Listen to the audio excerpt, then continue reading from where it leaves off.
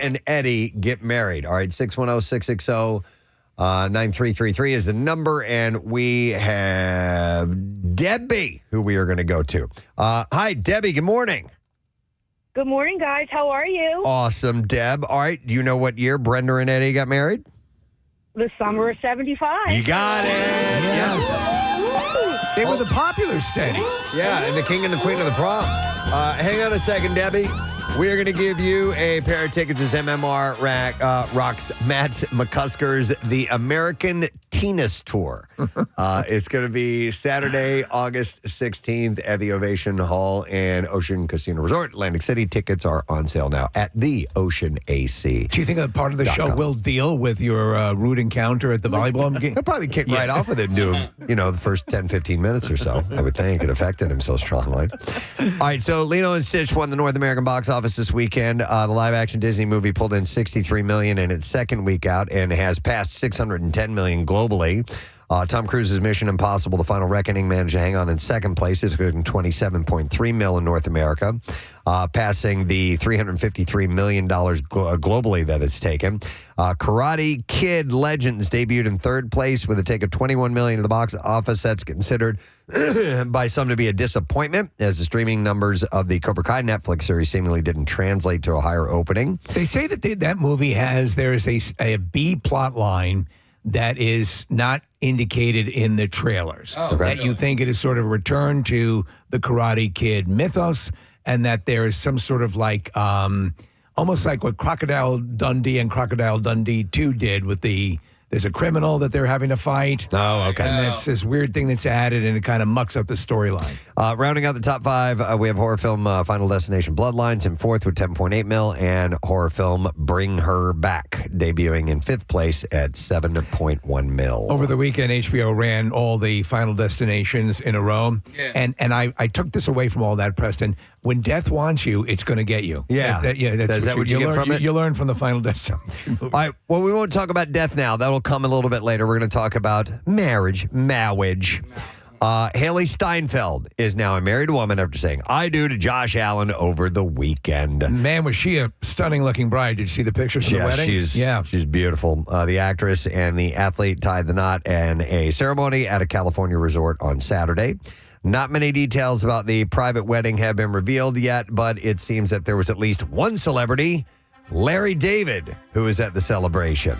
The newlyweds were first linked in mid-2023, and things were official 2 months later after they were caught on camera making out in a hot tub in Mexico. Oh, boy. So now it's led to marriage. So they've become a happy couple. I liked them as a couple. Yeah. What the hell was Larry David doing there? I don't know. I'm not sure what the connection is with them. He's her father. Okay. Oh, he is. Wow. I had no idea. Larry has weird celebrity friends all over the place, and I wouldn't be surprised if he and Haley Steinfeld developed a friendship along the way. That's an odd name to hear. My guess is Nicky made the wrong turn down a street. Ended up at the reception. Turned into a Curb episode. What am I doing here? So she got married, and also it may have taken them 6 years to walk down the aisle, but Robin Thicke and April Love Geary are now officially husband and wife. There they go. And the couple tied the knot in Cabo San Lucas on Friday. The bride shared a video of their beachside wedding on her Instagram, showing her in a white lace dress and her husband in a classic tux. Apparently the weather was tumultuous, and they were off and on for most of the day. They had been engaged since 2018, but the singer also got down on one knee again to pop the question just days before the wedding in Cannes. They shared 3 kids, 2-year-old son, Luca Patrick, and daughter Lola Elaine, who is 4, and Mia Love, who is 6. Wait a minute. The wedding in Cannes, it said they got married in Cabo San Lucas. He proposed in Cannes. Yeah, but it says before the wedding. Okay, I gotcha. I thought it meant the wedding in Cannes. No, it means he proposed just days before the wedding. Did he not get down on one knee? He did get down on one knee. That part we are clear. This just did. Clarify. We have a confirmation on that story concerning Robin Thicke.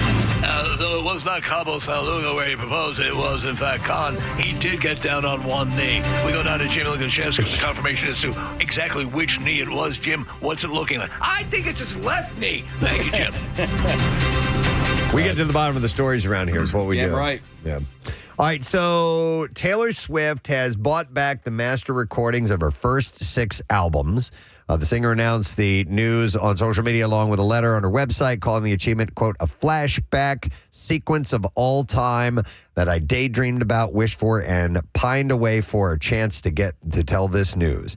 She confirmed that all of her work, music, videos, art, and more, now belongs to her.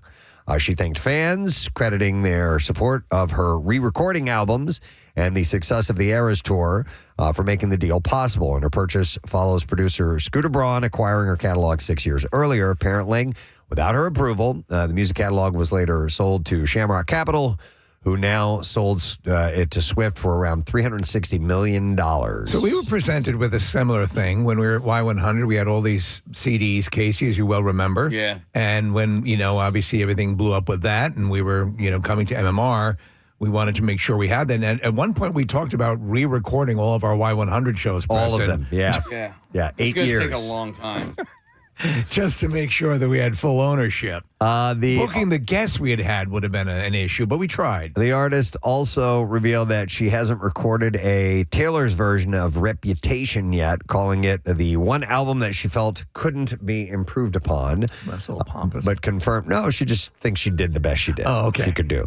I can't do any better. But confirmed that she has re-recorded her album Taylor Swift and loves how it sounds. Tay-Tay ended the announcement by quoting her song Mine, saying the best thing that have ever been mine finally actually are. The best things that have ever been mine. Which of her albums would you say most speaks to you or encapsulates who you are? 22. Because Yeah. I still Yeah. feel 22 to this day. Absolutely. Please. Are you kidding me? Absolutely. It'd have to be me as well. I mean, I think that's an album. I know Nah, it's the name of a song, Yeah. but 1989. That's my jam. That's right yours? there. oh, Yeah. was that it? Yeah. Is the song 22 on 1989? I don't know. Or is there an album called 22? Well, there's an album called 1989. I know. I'm asking you if there's an album called 22. I don't know. Okay, thank you.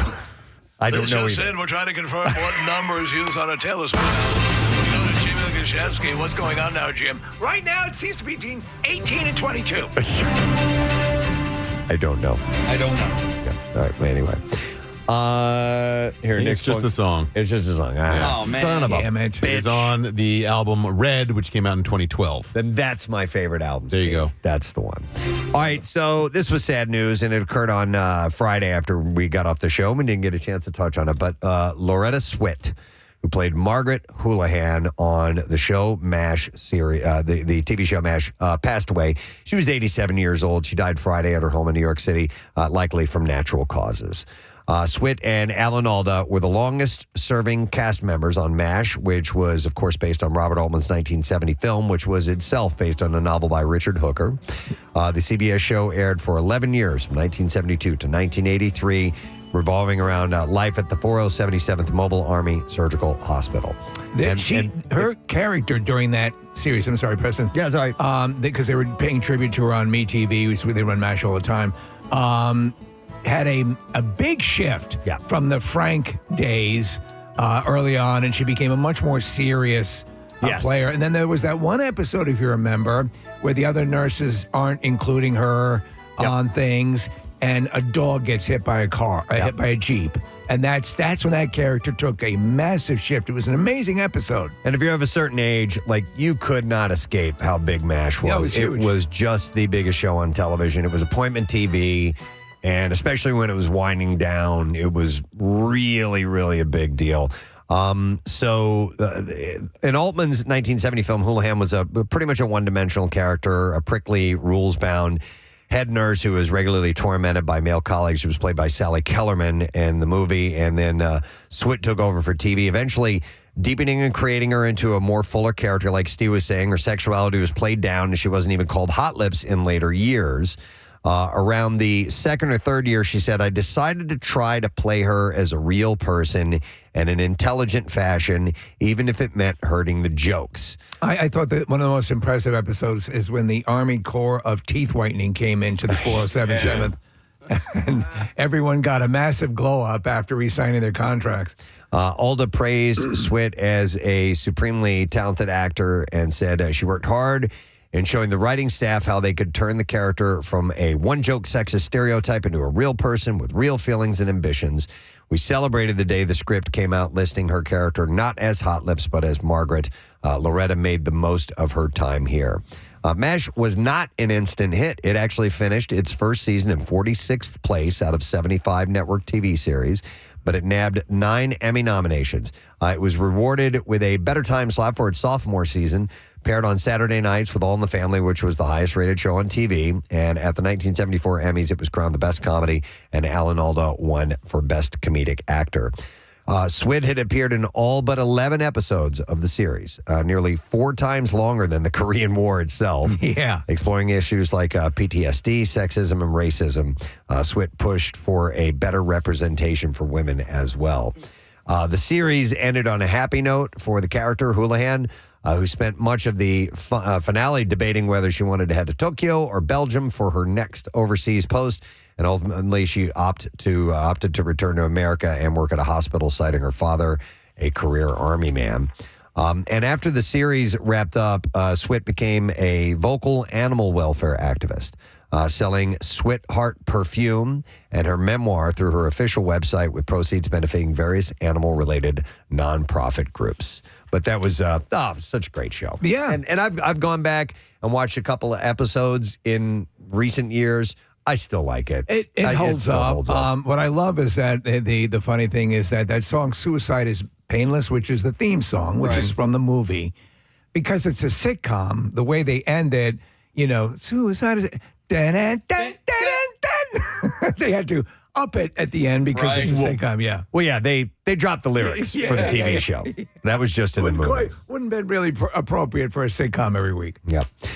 Netflix's massive celebration of fandom and culture-defining storytelling called Tudum, or Tudum. I'm not sure how you pronounce it. It's Tudum. Oh, like the Netflix sound. Get out of here. That's what it is. All right, Tudum. Yeah. Just wrapped up in Los Angeles, and the show was jam-packed with a wild lineup of performances, with Lady Gaga gracing the stage and Tony Chopper making his debut in One Piece. What's Tony Chopper?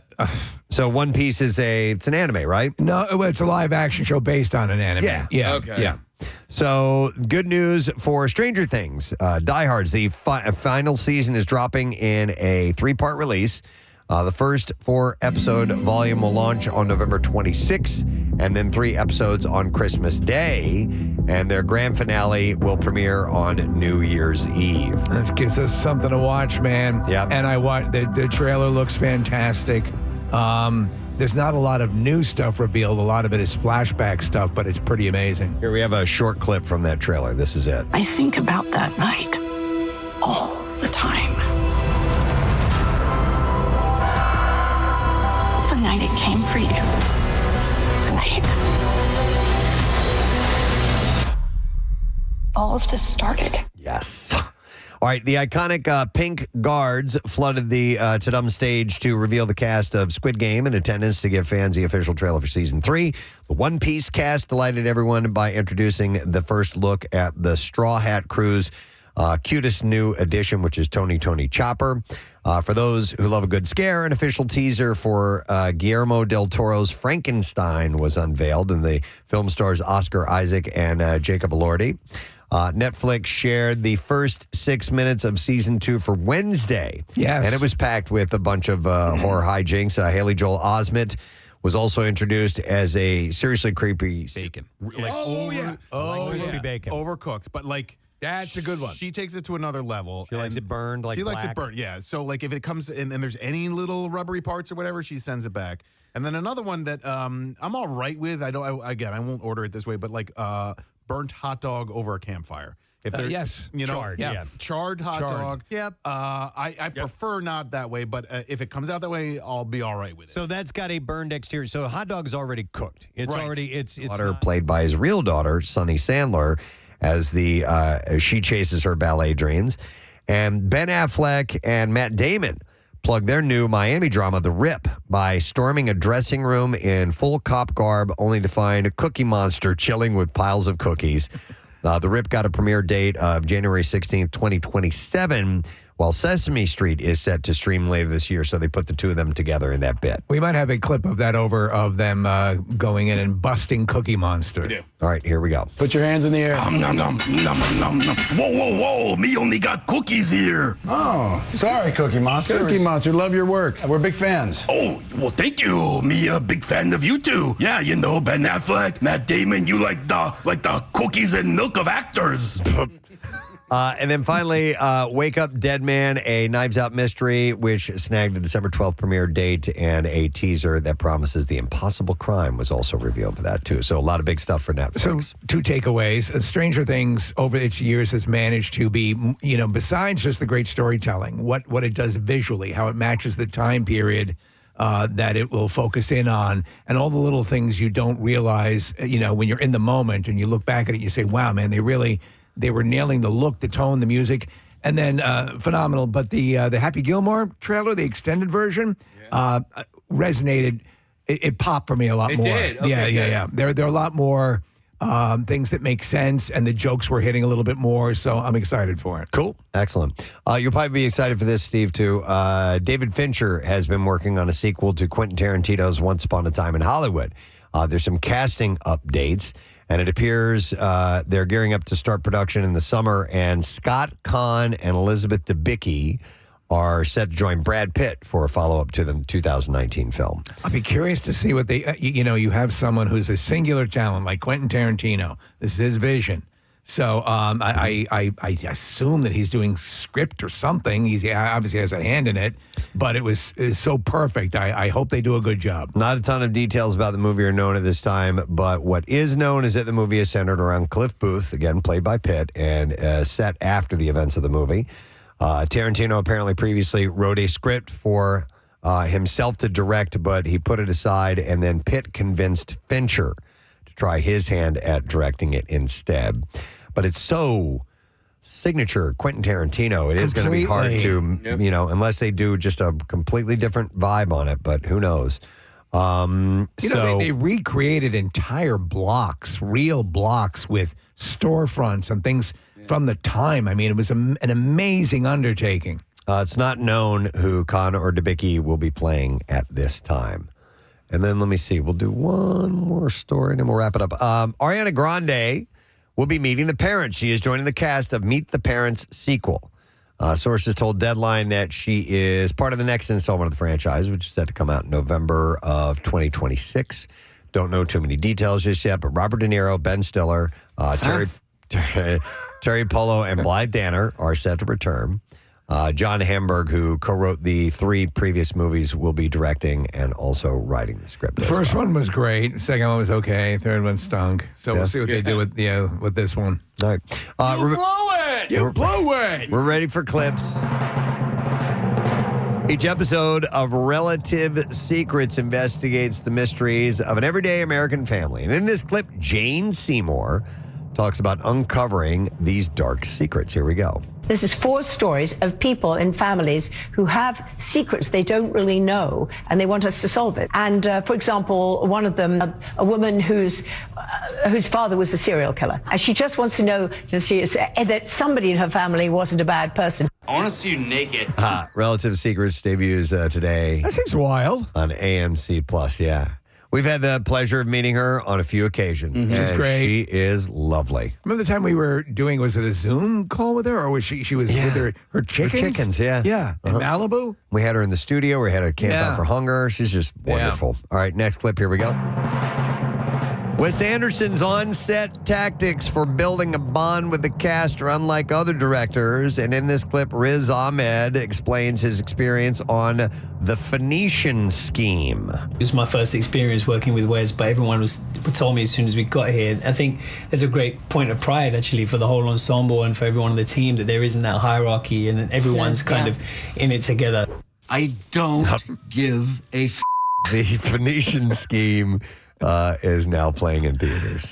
And they say that's classically Wes Anderson. If you love Wes Anderson, you're going to love it. But if you don't get Wes Anderson, stay away. Yeah, I'll probably stay away. Yeah. All right, and there you go. That's what I have in the entertainment report for you this morning. Happy you're on board with us. It's Monday. We're warming up big time this week. All right, so It was a little bit cooler and funky weather this weekend, but we're starting with 75 today, and we're moving to 85, then 89, then 91 as the days progress. We're going to be toasty by the time we get to the weekend. Whip us up a pitch of mint juleps. Ooh, that sounds good to me. All right, we're going to take a quick break. We'll come back in just a moment. Perkiomen Valley High School, you guys are voting for coolest teacher. It's you guys. All right, so text the word teacher at 610-660-9333. We'll send you the voting link. We'll come back in a moment and hang out for us.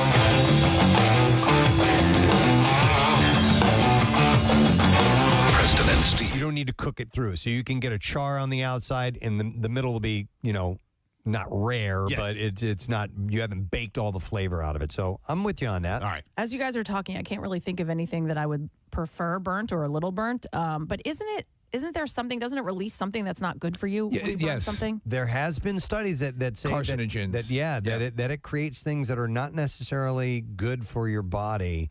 And that I think That's why I think meat more specifically, if I recall correctly. My tumors are always Stop it. rare. Yeah. All right. So here are some of the respondents, and feel free to call in if you want to add something to this list. 215-263 WMMR. Roasted or grilled ears of corn. I know a lot of people like corn well done. Would it be you? On the grill. Yeah. Yeah, and if it gets a little bit of black on there, I think that's yummy. And this person even add some lemon or lime juice, chili powder, and salt to top it off. Or propane. That sounds pretty damn good. Another one says, most vegetables taste better with a nice char. I'll agree with that. Like Either like asparagus. Brussels sprout. Brussels sprouts, yeah. Nummy. I like to throw stuff right on the grill and cook them that way. Oh, Yes, potatoes? Brussels sprouts you can bake. Yeah, potatoes. Well, and also home fries. We're looking at what appears to be home fries or something of that nature on the screen. But yeah, a little bit burnt. Onions, a little bit burnt. Yes. When you do the vegetables on the grill, do you do it with foil underneath, or you go right on the grill? You usually right on the grill. I'll get things that won't fall through. Yeah, that's my problem. Yeah. I use a splayed squirrel. Asparagus is tough. So if you get the little skinny ones, you're having a hard time with Sons it. of bitches.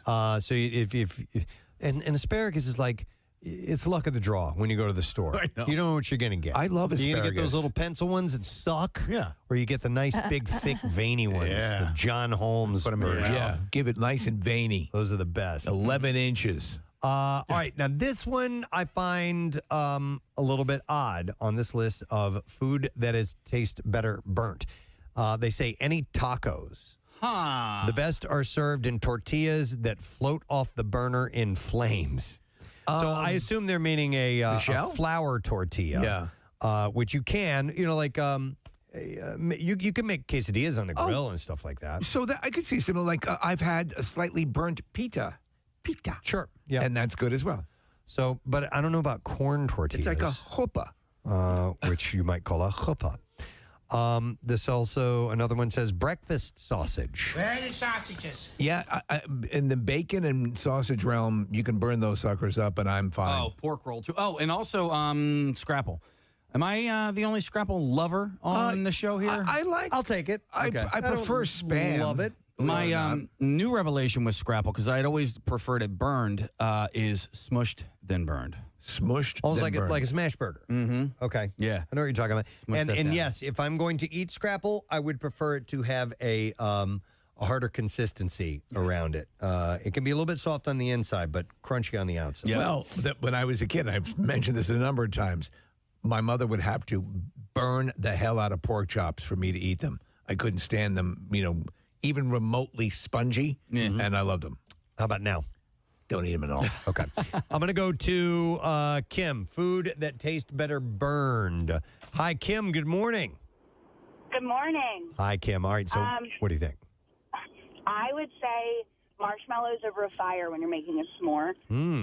Okay. Literally light it on fire? Yes, and then blow it out, peel off the outside skin, eat that, and do it again. So you'll peel off the black stuff. Yeah. And then put it on your s'more. Yes. Interesting. And then do it again and kind of layer it up. Kim, I'm right with you on that because it just comes right off. It's this it's a crispy skin, and it's wonderful. I do like that. I'm not big on roasting marshmallows anymore. I used to be as a kid, but I do have a method now when I do it that will get them golden brown. And I prefer them that way. Do you know what's like? I bring it up.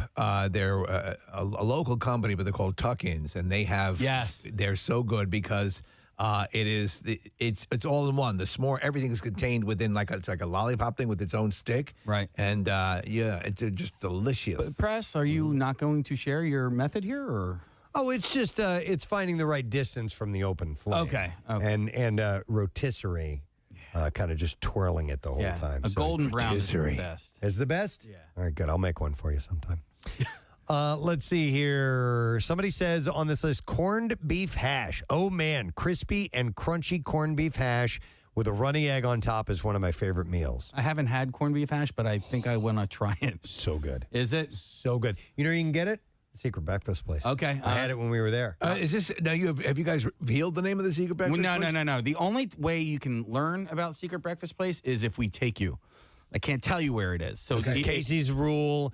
He wouldn't tell me where it was. It's like Fight Club. We finally had a free morning at the shore to spend time together. Okay. And I said, "You got to take me to the to the secret breakfast place." Put this burlap bag over your head. Yeah. And it was pretty awesome, I have to admit. What if somebody takes you guys? It's a greasy spoon. It's a hole in the wall. What do you mean if somebody takes us? Takes you out to breakfast. Like, will you reveal it to them? Like, you're saying you have to take them, but if somebody offers to take you out to breakfast, you could take them to the secret breakfast place. Do they have to do the thing that Steve said with the blindfold? A burlap bag over the head in the back of a van. Hit me over the head with a hammer. You just need an escort. That's it. And so don't email me. Don't. I can only take. You don't want to ruin this. It's something that you guys have. Yeah. But I told you though we were there, and Casey told the server that his method, and she's like, "Oh no, you can tell everyone about this place because we want them to come here. Seating is limited. A secret. We're hanging on by a thread." But he is right. It's only a bar. That's it. Okay. It's the only place you can sit is at the counter. There are no tables. There are no seats anywhere, and that's all. It's that small. And don't go there if you've got a party of 6 because you'll never sit together. You'll never sit together. We didn't. Yeah, we got lucky. How many seats at this counter? 20 maybe. No, I'd say 14 tops. Maybe let's go 15. Okay. Just okay. All right. That's closer to 14 now. Let me go to Joe. Hey, Joe. Good morning. Morning, Ed. Morning, Ed. All right. What's better? What tastes better, burnt? Soft pretzels. Soft pretzels? Yeah, you get them extra burnt and salty. My brother used to work for Bernie's Pretzels in the Bazaar. Wait a minute. Casey just shot. Shooting. Bernie's is. Casey just shot. Have a guy would come in and just order. He'd tell him to leave him in the oven. God make damn. another cycle. Bitch. And I got into it like that. So, and Casey, you want extra burnt scrapple? Put it in an air fryer. Dude, okay. So my buddy Jeff, he told me about air frying scrapple. He's got the perfect combination. I haven't tried it yet. Fries. Kind of like French fries, Air fryers for fries are awesome. Yeah, well, I'm talking about just burnt up scrapple in there and let it burn. Oh, I like that, man. All right, cool. All right, man. Thanks, man. Appreciate it. Have a wonderful day. You too. And by the way, Bernie's, there are a few places that are like Delco. Like if you were to go the top 5 Delco food places, Bernie's is probably top 3 at least. But there's a small chain called Bernie's. It's not that, right? No. So Bernie's used to be sold. You're thinking of H&R Block. Yeah, no. Bernie's was at the Bazaar. And I don't know if they also were in where they're at now, which is in Alden, but they're in Alden now, like on Providence Road. But that was the OG. Bernie's is top 3 restaurants of all time, Delaware County. Fooderies. I wouldn't even call it a restaurant. Okay, so not. It's a place that serves food for consumption where you can come in and sit down, but I wouldn't call it a restaurant. Well, I don't know if you. I don't know if. No, I mean it's just a place where you go and you get your pretzels and you get a bag of pretzels and. It's a standalone. It's a standalone. Okay, because the one that I'm thinking of, there's one in Glenside. But you don't go there for dinner? No, it's a soft pretzel place. Oh, okay, all right. But it's one of the top 3 fooderies. Fooderies in Delco. So it would they be take reservations? Bernie's, I don't think so. Bernie's, like Charlie's. I would throw Zach's in there as well. Okay, all right. Yeah. As a foodery. As a foodery. Not as a restaurant. Yeah. What would restaurants? Any idea? Or do you go to some of the finer dining in Delaware County or not? Fine dining in Delaware County? Okay, never mind. That's a stupid question. Let me go to Kyle. Hey, Kyle. Kyle, you're on the air. Good morning. Yo, Good Kyle, morning. what's up, buddy? Doesn't work. Oh, it's okay, Kyle. It's all good. What's up, man? Hey, sorry, cutting out a bit. No problem. For me, home fries and hush puppies. Home fries, we just so in the potato realm, I agree 1,000%. A burn on that. Hush puppies, I'll have to think about that. Yeah, I like well done, crunchy hush puppies. Not a bad idea, Kyle. Very good. You're talking about the food, not the shoe. I'd wait for your response, but it's going to take 20 seconds. But thank you for the call. Well, I think it's our phone lines, by the way. It was happening yesterday with callers that were calling in. I think there's a Really? slight delay. Okay, Yeah. there might be. Marissa pulled up some suggestions from the texts, which are people that prefer certain foods burned. Grilled pineapple. Kathy, you're all over that. Oh, She dear God. hates Ew. cooked fruit. I love grilled pineapple. I love pineapple though. I love pineapple. You ever had it grilled? Yeah, It's yeah. good. It's even sweeter. I used to despise pineapple. You know why? Because I was getting canned pineapple. When you get fresh pineapple, it's a world of difference. Peppers and onions cooked over charcoal, someone says. I love to eat charcoal. ABBA. And I guess, charcoal does give you a flavor. It gives you a certain flavor in the food. All right, so this was on the list, and somebody had texted in about this. Burnt Cheez-Its are great. Oh, really?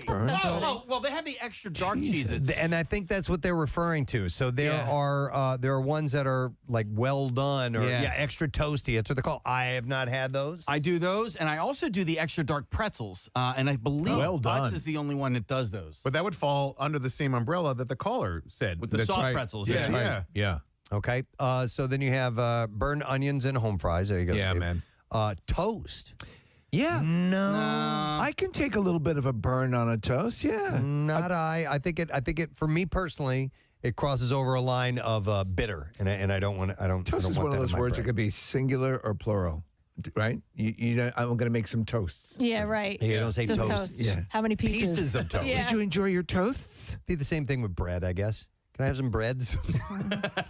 Various breads. I do like guess you how could. some toasts are dessert-like and some are meal-like. Like ones with raisins and cinnamon? Cinnamon raisins. Which, by the way, is Yeah, great for too. real. And toast that bread? Yeah. All right, here's one I like to do. Dude, our coolest teacher is called in. We put out the word on Friday for students at Interboro High School to reach out and let us know who this coolest teacher of the past year has been. And they did it. And we've got that teacher on the line. We made the announcement earlier this morning. We want to welcome to our airwaves Mr. Bill Lavery from Interboro. Hey, Bill, how you doing, man? Good, gadzooks. Gadzooks. Gadzooks to you, bud. All right, let's get this out of the way. You graduated high school with Casey Boy. Yes, I did. Yeah, here's the thing. Bill was a smart kid in high school, so we didn't have many classes together. I was the third tracker. My buddies took great yearbook pictures of you. Yeah, so that picture, So Bill's friend took that picture of you in your skimpy little bathing suit, which I made even skimpier with Photoshop. Yeah, and the part that sucks the most is the people that put that picture in the yearbook were my friends, and that was something they thought was funny. All right, Bill, before we get to you and your achievements, Casey, tell the story about in the lunchroom. Oh, yeah, so it was yearbook day. It was yearbook day, and this photo is very embarrassing of Casey, by the way. It's not flattering at all. It's not flat. It's my senior year. It's yearbook day. We all get our yearbooks. I haven't made it into the sport part of the yearbook yet, but I see my buddy Scott, and there was a picture of him. He was like, it wasn't even that goofy of a picture. But I said to Scott, I go, hey, I'm like, nice picture of the yearbook. And he's like, yeah. Same to you, nice picture in the yearbook. And I was like, wait, what are you talking about? Yeah. And he's like, page, I forget what page it is. Let's just say page 75. I open it, I'm like, oh my God. There's a picture of me, prepubescent, midair, in my Speedo at a diving meet. There's no hair under my armpits. I'm chubby, I'm small. While you're telling your story, I have the picture in my office. I'm going to grab that. And so that I didn't realize that my picture was going to be in the yearbook. But then, and you're mid-dive. I'm right? mid-dive. Well, I'm starting a dive. I am midair. And then so fast forward like an hour or two later, we're at lunch, and there's a kid at my lunch table who he gets the attention of everybody in the cafeteria. We're talking 1,000 people, So, excuse me, ladies Ladies and gentlemen, I have your attention, please. I would like for you all to open your yearbooks and go to page 175. I was like, you mother. All right, so now listen, I'm going to show this to our YouTube viewing audience, and now this picture was photoshopped by Steve to make it look like Casey's wearing like a G-string or something. Yeah. And also, it's a fake article that says, in Town Talk, local overweight diver makes a So I'm going to show this to our YouTube audience. I've had this sitting on my desk for years. It's one of my favorite things. And not a flattering picture of Casey. I'm sorry to eat up your time with that, Bill, but that is just such a great story. All right, so real quick, we did find out you teach Allied Health Physical Science. Can you tell us what that is? So right now I'm just teaching Allied Health. Allied Health is Introduction to Healthcare. It's a catch-all course. Anybody can take it. We introduce them to the healthcare industry by going through first aid and CPR and also the anatomy behind it, and then teaching them to be an assistant and a good person, and that anybody can work in healthcare. Nice. So you're not teaching them ways to game the system, right? You're That's the advanced class. That's the advanced class. Bill, how long right. how long have you been teaching at Interboro? Since 2001. All right, wow. Well, yeah, very cool. I mean, honestly, for something that's as unique a class as you are teaching, to be a student favorite is kind of an uphill battle. So what else do you think it is about you that makes you such a popular teacher? I host and advise the blood drives. In fact, that's how I know Greg, our student Greg, who called in a couple weeks ago. He's a blood donor. So that just puts me in contact with a lot more students. Is there a more popular kid in your high school right now than Greg Ferrari? I don't think there was before or after. For those who don't know, Greg Ferrari is the guy who actually filmed the Delco pooper as she was doing her thing on the hood of that car, and we had him on. He was great. That must have been the talk of the school when that happened, Bill. Yeah, it was. And then it quickly changed over to the Delco Pope. So that was right. Delco Pope or Delco Pope, and now you're back to Casey's diving picture. Yeah. Yeah, full circle. Well, that's cool. Progression. Well, Bill, I mean, being in this business for as long as you have, this industry for as long as you have, it's got to be really gratifying to see that the students are, returning the thank you. I'm sure you thank them because they fill your life with joy. It's a job you like doing, but it's got to feel pretty good knowing that they've acknowledged you as a person that they trust and admire. Yeah, I really appreciate it. It keeps me going. Seeing the alumni support over the weekend on Facebook, the old person social media, that was great. That's cool, awesome. man. You deserve it. It's a good way to finish up the year. Do you have any plans for the summer? Driving the kids around. I have a 17-year-old. We'll be looking at colleges, going on vacation, driving kids around. Cool. Excellent. All right. Yeah. Well, enjoy. Bill, on behalf of the students, we're going to give you a $50 Dunkin' gift card. They're our sponsor. And, of course, you get the pièce de résistance, the Preston and Steve official coolest teacher of the year coffee mug. So that is yours, my man. That's great. Can I give a shout-out to our softball team? They're playing the state playoffs today. Oh, they are? They're playing the state playoffs today? Yes, they are. Nice. All right. Well, home game. All right. Perkiomen Valley is the home of the Fighting what? No. He's at Interboro. I'm sorry. That's the next. Yeah. I'm sorry. Interboro is home of the Fighting what? Buccaneers. Buccaneers. All right. Go Bucs. Yeah. All right, Bill, congratulations. Have a great summer, and thanks for doing what you do, my man. All right? Thank you. You too. All right. Bill Lavery. Seems like a nice guy, Case. Yeah. Really, really great guy. And so, yes, at Interboro, and I apologize, Perkiomen Valley High School is our next school. And they're also home of the Fighting Bucs. That people are voting for. And make sure that if you go to Perk, make sure that you text word teacher to 610-660-9333, and we will send you the voting link. I think they're the Vikings. Vikings, yes. So who would win in a fight, a Viking or a Buccaneer? The Vikings. Vikings. Yeah.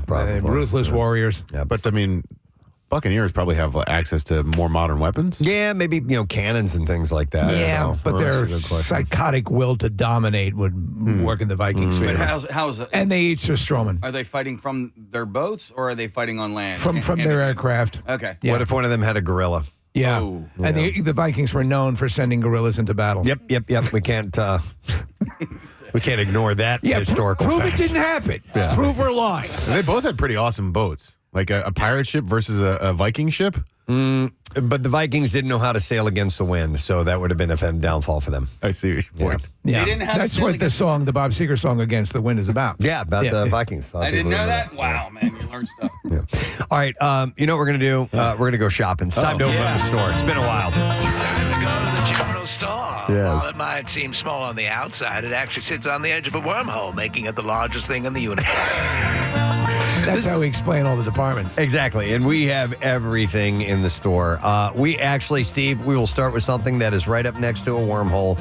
We'll start with our aerospace department section. It's right near the tires. Yeah, actually, it's about the cosmos. So, no, this was pretty cool. Saw this story, and I didn't hear any reports of viewings last night or appearances last night, but the Northern Lights, there's been some solar activity and possible activity last night, maybe even tonight. We went looking for it last night because my wife is obsessed, and we were lucky enough, all of us were, to see them a few months ago. Did not see any last night, and it was gorgeous out last night. It was so nice and comfortable, and It was wasn't fun. cloudy? Not where we were. No. And so we had some clear skies, and but no spottings last night. By the way, it was light to like 8:35 or something. I love that. That was excellent. So NASA posted what it called a rare, severe geomatic storm watch on Saturday, the day after a powerful coronal mass ejection erupted from the sun. Same time I was having a mass ejection, you know what I'm saying? The storm in question, possibly a G4 on a 1 to 5 scale, has the potential to disrupt power and satellite navigation systems and to ignite spectacular shows in the night sky.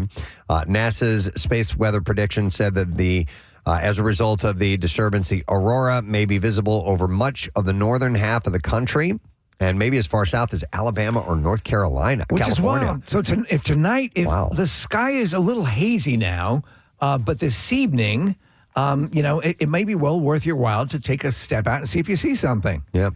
But you're waiting when the lights go down in the city, Preston. So solar storms, commonly called sunspots, can eject massive quantities of charged particles and magnetic fields that stream towards Earth at ultra-high speeds. And then the interaction of the solar material and the Earth's magnetosphere creates the colorful, undulating curtains of light that can vary in color from green to pink to reddish to purple, which is what we saw last time, which was so incredibly cool. So when I saw it years ago, it was green, and you did have the ribbon effect, the undulating ribbon effect, which was amazing. Yeah, I really want to see that. The polar regions are the most frequent venue. However, the stronger storms can drive them toward mid-latitudes, which we might get. We'll have to see tonight. So if you get a chance, pop out. And it doesn't give any particular time. Last time, it was fairly early in the evening. Yeah. And then we stayed out for a while, and they never really reappeared. When we saw them early, we were like, "Oh, this is going to be a great, sky show for a long period of time." Turns out it was just the early version, and we didn't get much later. And by the way, if you're a peeping Tom, this gives you great license to walk around the neighborhood with binoculars. Sure. Yeah. Yeah, nobody's going to ask you any questions. Just looking at the What are you northern doing? lights. Yeah, exactly. So, all right. Aurora Borealis. At this time of year, at this time of day, in this part of the country, localized entirely within your kitchen. Yes. Mash it? No. What? From The Simpsons? Yeah, it's Principal Skinner and Super Nintendo Trollers. All right, we're going somewhere else in the store. Huge, remember. It's huge. Yeah, in fact, we have an entire baby section. Yes, where you actually sell babies. Yep, we're going to go into that section. We're going to talk about baby names. And this subject comes up multiple times throughout the years, but this is Google's most searched baby names of the year so far. Do you know why this is this topic? You'll hear this topic organically pop up at just about any gathering where there's a lot of people. Someone's having a baby. It's a common topic. Yep. So baby name the Aurora Borealis. Baby name consultant. Sherry Suzanne. Wow, that's an occupation. Right? Yeah, that's a job? Apparently, says most searched names don't always become the most popular names. Many times the searches are triggered by names in popular culture. For example, Athena likely became more interesting when Princess Beatrice of England named her daughter Athena this year.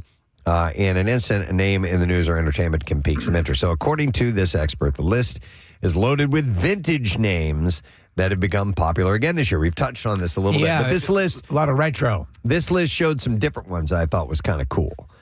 So Google's top 10 trending baby names of 2025. We'll start with number 10, Lincoln. That's number 10. That's my middle name. That's Nick's middle name. I looked at you, Casey. Your middle name is Kavanaugh. I had the wrong person. But yeah, Nick's middle name is Lincoln. Named after my great uncle. Okay. So that's up for first name, I guess, or people are searching. Yeah, my middle name is, I'm named after my pretty good grandma. What is that supposed to mean? He said it was his great uncle. And I was named after my pretty good grandma. Yeah. I didn't get that at all. So dumb. No, it's Monday, man. You need to ease into it. I enjoyed it very much. Number is anyone here? Number 9 is Milo. Milo? Huh. Yep. Or would it be Milo? No, it's Milo, right? Yeah. It depends. Yeah. What was the movie? Milo and... Yeah, that's what I was trying to think of. Milo and Otis. I almost said Milo Otis. and Stitch. My little scrotum. Yeah, my little scrotum. That's what we called it, yeah. But you also have Milo Ventimiglia. That's true. So You're better than that. Oh, jeez. You're not Stitch. He played better than that. Rocky's son. You're an alien. In that scene. You're an alien. That's not you. That ain't you. Wow. You're from another planet. So Milo or Milo is number 9. Number 8 is Zion. Zion. Yeah. Interesting. Yeah. That's biblical, right? Yes. Yeah. There's a basketball player named Zion Williamson. He plays for the New Orleans Pelicans. I wonder if that has popularized it at all. I mean, it's not Is like that the guy who eats fish whole? I mean, he eats a lot of stuff whole, Steve. He's a big boy. He's a big boy. Yeah. Was there just an allegation about him? Oh, I don't know. Okay. No. So Zion is number 8. Number 7 is Violet. Violet's a pretty name. I like that name. Yeah. Yeah. I just always think of Willy Wonka, though. I was thinking that. Violet, Yeah. Violet. I was thinking that too. Willy Wonka yeah. kind of killed that. Number 6 is Aria. That's a great name. Aria. It's a musical movement, right? So It's better than Fugue. Number 5 is Athena. Number 4 is Amelia. Haven't heard that name in a little Amelia Bedelia is what I think of when I hear that. Yes. Remember that series? Amelia and Arya both have Game of Thrones ties. Amelia Clarke and Arya Stark. Oh, yeah. But, that show's been off the air for quite some time at this point, so I don't think there's a Game of Thrones connection. Right. Number 3 is Sadie. I always thought that was a nice name. Yeah, I like that name. Sadie, Sink? yes. Sadie Sink, Our yeah, girl. from Stranger She's Things. amazing. That is correct. And the whale. Number 2 is Theodore. And I think of the Chipmunks. Yeah. I think of Theodore. And number 1 on this list. Number 1 on this list, cool name, Sutton. Who just had Sutton Foster? Sutton Foster is the Hugh Jackman squeeze, right? Yeah. Who was the guy who was the in the? I was just watching the documentary, and I know I'm misremembering the name. Okay. About the trip down to see the Titanic, the implosion of the. Oh yeah. Was his name Sutton as well? Nick? Oh, I don't remember. Okay, it is a multi-millionaire, if not billionaire. Right. And the documentary is fascinating. It was so impactful on me that I can't remember the guy's name. So even though these are the most Googled names, doesn't necessarily mean that people are like they're not part of the name registration. So, No. but it's the ones that people are kind of taking interest in. So Stockton Rush? Stockton, that's it, yeah. Stockton Rush. And then also to answer your question, Casey, yes, Zion Williamson had allegations of rape levied against him over the weekend. Wow. Yeah. Okay. Yeah. Well, I'm leaning towards Sutton then. Yeah. Well, then go with Harvey Weinstein. All right, let's go to another section of the store. We're shopping around today. And we were headed to the therapeutic section. It's not your conventional general store. No, there's a lot here. Yeah. It looks old and small, but on the outside, but on the inside, it's voluminous. Yeah. As Steve said, it's sitting next to a wormhole, so we can pretty much pull anything out. It's true. There's something called sea therapy or blue space therapy. I've heard this mentioned. Yeah, and I believe in this. It is about the healing properties of coastal environments and the water. So and what it can do for you as a human being. Yeah. The second I get listen, you both now are able to enjoy, the beach and the shore often. It is regenerative. It is restorative. There is something about it. I think it's because it's so. I mean, we came out of the ocean, you know? Yeah. And if you're lucky on a Friday night, you go back in. You come into the ocean. No. You know what I'm saying? It's just in our DNA. There is something about that. See, and what it made me think of a scene in the movie we were just talking about, the one with Nicolas Cage where he's an angel. City of Angels. City of Angels. And you know how the angels would all gather at the sunset and they would just be They would just be gazing out into it in a trance of sorts. Right. It's almost like that when you're in front of a beautiful water view. You just whatever it is, you just take it in. There's an ineluctable constant to it. Like no matter what you just left a few blocks in, that waves are going to keep coming in, and they have, and they always have, and they always will. And there's something I find reassuring about that. Just the sound, just the audio quality of what you're picking up is enough to soothe you. But then also, when you're breathing that salt air, it actually is beneficial for you for respiratory health, immune function, and just overall well-being. I had to look this up because I thought there were therapeutic, physical therapeutic ED stuff. But the salty air contains minerals like iodine and magnesium. Yeah. It can help clear the lungs and sinuses. A lot of times allergies. there's just actual medicine and syringes strewn about the beach that might help you. There are so many medicinal properties. Those are free. You just pick them up. Hey, look, someone just left some medicine. They wash up on the shore. And an hypodermic, I could use that. Dr. Thea Gallagher says that sea therapy is a real concept. She is associate professor of psychiatry at NYU Langone Health. She said the beach allows for mindfulness because it facilitates being more present when you are watching the ocean, as it's repetitive and allows for greater connection to the present moment while keeping us engaged. Do you know who's one of the best at describing the ocean? In fact, if you read the book Islands in the Stream by Ernest Hemingway, or listen to the song, he describes what it is that draws people, what draws him to the ocean. Okay. And the passages are beautiful. Gallagher points out that spending time at the beach can have profound effects on mental well-being. This includes benefits like reducing stress, boosting mood, improving sleep, and even helping with cognitive restoration. Spending time in the sun also helps the body produce vitamin D. We talked about that last week, too. It need not be the ocean, a creek, a river, a lake, a damp sponge. A puddle. What are you doing? I'm just looking at the sponge. Oh, a brook? We'll leave you alone. A brook of some sort? A brook. Yeah. An eddy, an estuary? Babbling brook?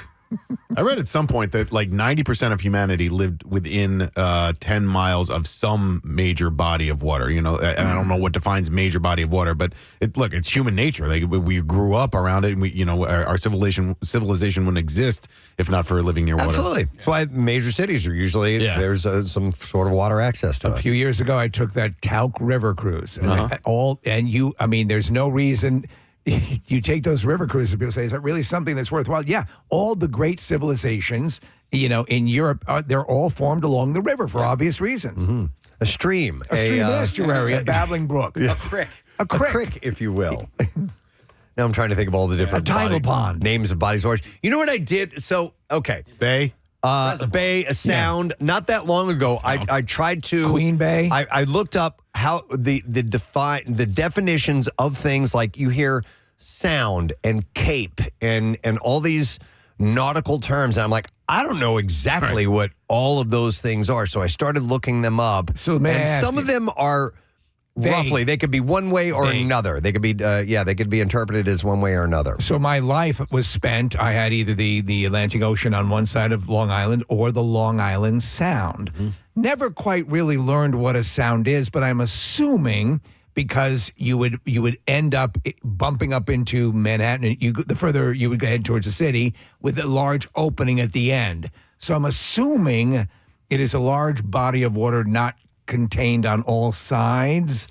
I have forgotten. Yeah. I looked it up. A sound. Yeah, we are forgetting fjord. Yeah. And also bight, B-I-G-H-T. Now, I know what a fjord is. Yeah. That's completely surrounded. It only has one. It's usually a body of water. I think it's salt water. It has to be deep and steep sides as well. Yeah, steep sides and only one entrance and exit point to it. But yeah, there's bays and gulfs. Oh my God! Now we have a full list and an arroyo. Yes. a bay, a bayou, down on the bayou. A bite, a bourne. Oh, these are in alphabetical order, as you can tell. A burn, a canal, a channel, a cove, a creek, a delta, the distribuary. Wow, that's a mouthful. Distributary, a firth. A fifth. A fjord. A fjord. A gulf. Harbor, a kettle lake. Never heard of that. Lagoon, lake, marsh, moat, ocean, pond, puddle. Puddle? Puddle? Well, it's still a body of water. This is true. Sometimes I just like to sit on the edge of a puddle and think about things. Reservoir. We got tons of reservoirs around here. Swamp, stream, spring, sea, and river. I love my reservoir that I live near. And I've been like watching it because we were having watch the reservoir, honey. big time drought issues. No, Is it back up? Yeah, it is. Okay. It is. And so, Steve, when you drive past the reservoir, Springton Lake Reservoir, there's a like a tower in the middle of it, and you can see water lines on it. And when we were having no rain, I just kept watching the water level go down and down and down. And then, like on the other part of the reservoir, it was like you could just basically see land. I was getting nervous, right? So now my family's making fun of me because I'm such a dad about these things. I'm like, oh, look, the water level's going up, guys. I'm 100% with you. I did this all the time when I was a kid. We would drive past it a lot. My grandmother and grandfather lived in Wallingford and Media, and we lived in Paola, Casey, so it would be on 252 when we drive over that dam. My dad got arrested for swimming in the Springton Lake when he was a kid. I remember that. That lake has a connection with my family as well, and I always watched the levels growing up. Wasn't there a celebrity connection to that, too? What was it? Davidson. William Davison. Davison? Damn! Bruce Davison. Yes, the actor who is in X-Men. Yes. He knew about that story, and there was a connection between Bruce Davis, and he grew up in our area. He was the senator, Preston. Yeah, and he grew up in this area, and so he knew about Springton Lake, and so we connected over that. Senator Kelly. That's right. Okay. All right, here's a sound, by the way, for a body of water. It's a smaller body of water, often a narrow sea channel or ocean channel between land masses or lagoon, and examples include Puget Sound in Chesapeake Bay. Okay, all right. Hey, can you pull that graphic up again that had all the water things? Okay, so channel is in there. All right. So sound, and then it has a couple of other sound definitions. Sound signals in navigation are short or long blasts from a horn that can be used to communicate intentions between boats. And sounding as a verb, I don't think I'll get into that. No. What about docking? It's similar. It's similar. Only something goes into your urethra. You just know each other better. With sounding. Anyway. The Long Island Sound was always very cool. One of the most wild experiences I had, we were out in about a 20-foot runabout, just kind of, cut the engine, and we're just kind of floating halfway between Long Island and Connecticut. The water starts to bubble about 70, 80 yards away from us. And like more than bubbling, big bubbles. The conning tower of a submarine Get out comes up because there was a submarine base. There still is. Cool. So it was a military submarine? It was a Navy submarine. Awesome. Coming up. I'm like, wow. Did it kind of scare you a little bit? It scared the F out of us. Yeah. But once we knew what it was amazing. Wow. Yeah. That's pretty cool. All right. But essentially, being around the water is healthy for you. It's good for you mentally. It's good for you physically as well. Simply being near the ocean, walking, listening to waves, or breathing in the air can promote relaxation, of course. And then, as Casey said, some of the stuff that you take in, breathing as well, is good. If you don't make it a habit, or at least if you find that the stresses of life get you down or whatever, try that. Try going sit lakeside or sit. Yeah. It is such a release. Yeah, especially larger bodies. It's a great place to throw your garbage. Larger bodies of water. There's something about that expanse, that flat, open area that gives you an unobscured view. It's pretty awesome. Real quick before we move on to the next section of the store, Erin grew up in Cape Cod. She wants to tell us what a kettle lake is, because Yes. I mentioned that in that group of bodies of water. Hi, Erin. Good morning. Good morning, guys. How are you? Awesome. Yep. So I grew up obviously near a lot of water, and something I retained from 7th grade earth science. Growing up in Cape Cod, we have kettle ponds everywhere. We call them ponds. Not usually as big a lake, but they're formed from glaciers that form the land masses, and chunks of glacier fall off and create these craters. And then they melted over the ice age and created ponds and lakes, and that's what they're called. I don't know why they're called kettle ponds or lakes, but that's what they are. Maybe they're because they're self-contained. I I don't know. Yeah, they're very self-contained. Like you could be walking down the road, and and there'd be one on one side of the road and one on the other, and the two shall never meet. But they're two separate ponds with their own separate feeds. Then, Erin, I encountered one. We were in Vancouver. This is many vacations ago with my wife, and we went up to a glacier. It was a lake. I assume it would be like a kettle situation formed by a glacier. Huh. This was Preston. It was one of the quietest places I've ever been, with the cleanest, clearest water of any body of water I've ever seen. Wow. It was amazing. Love that. Yeah. Nice. All right, Erin, thank you so much. You're welcome, guys. All right, we'll see it. But one of the cleanest bodies of water that I've ever seen, Steve, was Jackson Hole. And Nick, you've seen those lakes out there at the base of the mountains. Yeah, they're incredible. And it's just as clear as you can get. It's like drinking water. And it's like a lake full of Dasani. I was there in the fall, and I so wanted to jump in the water, but it was freezing. There's something about jumping into a mountain lake, though. Like, even if it's freezing, if you've done a hike and you get to the top of some place and there's a mountain lake there, it's the best feeling in the world. We swam in an alpine lake, and the alpine lake is just because of how high up it is, I guess. I don't know at what level, but we were in just outside of Bryce. It was freezing. Yeah. It was a little rope swing. We jumped in. You were doing the ice baths for a while, right? I tried it for a little bit, and then I didn't. All right, can I do one more? Yeah, one more. All right. We're going to the collegiate section of our store now.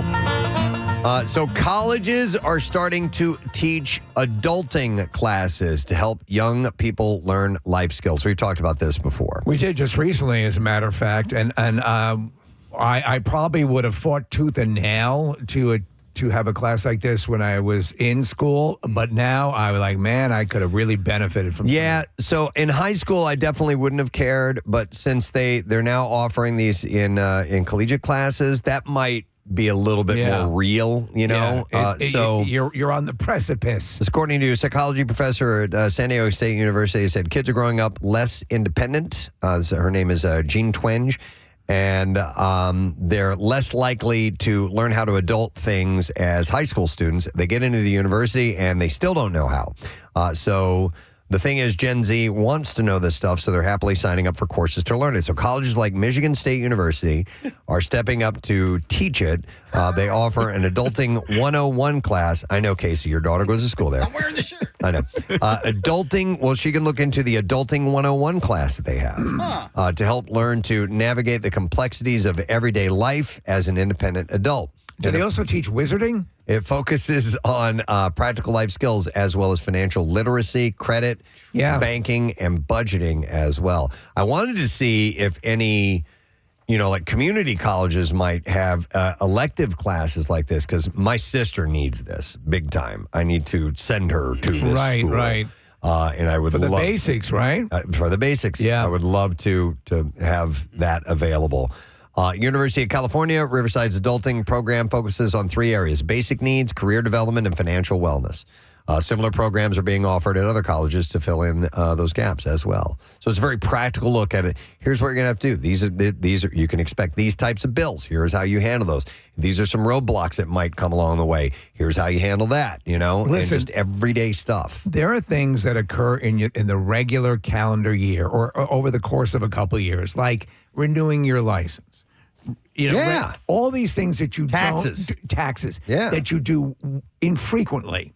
So you may do them on a schedule, but when I'm like, okay, what do I do again? How do I, and so it is one of those things where the earlier you can get a grasp of it, the better off you're going to be throughout life. Yep, most definitely. So look, and if that sounds interesting, maybe some colleges around here offer up those programs. Or just leave the country.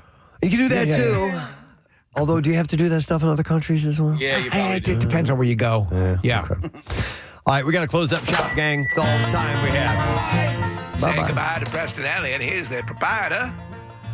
Wave goodbye. Wave harder. Bye-bye. Sorry. I'm trying harder. All right, we do need to take a break because I collected some bizarre file stories for you over the weekend. I will present them to you. And keep in mind, we have a new Word of the Week prize this week. If you're a fan of auto racing, we got this cool hookup with our friends at Pocono Raceway, and we want to make sure you don't miss out on that. So letter of the day coming up at the end of the program.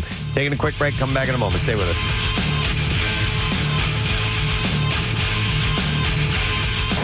Preston and Steve. Time charred lettuce, believe it or not. So you take a head of romaine lettuce.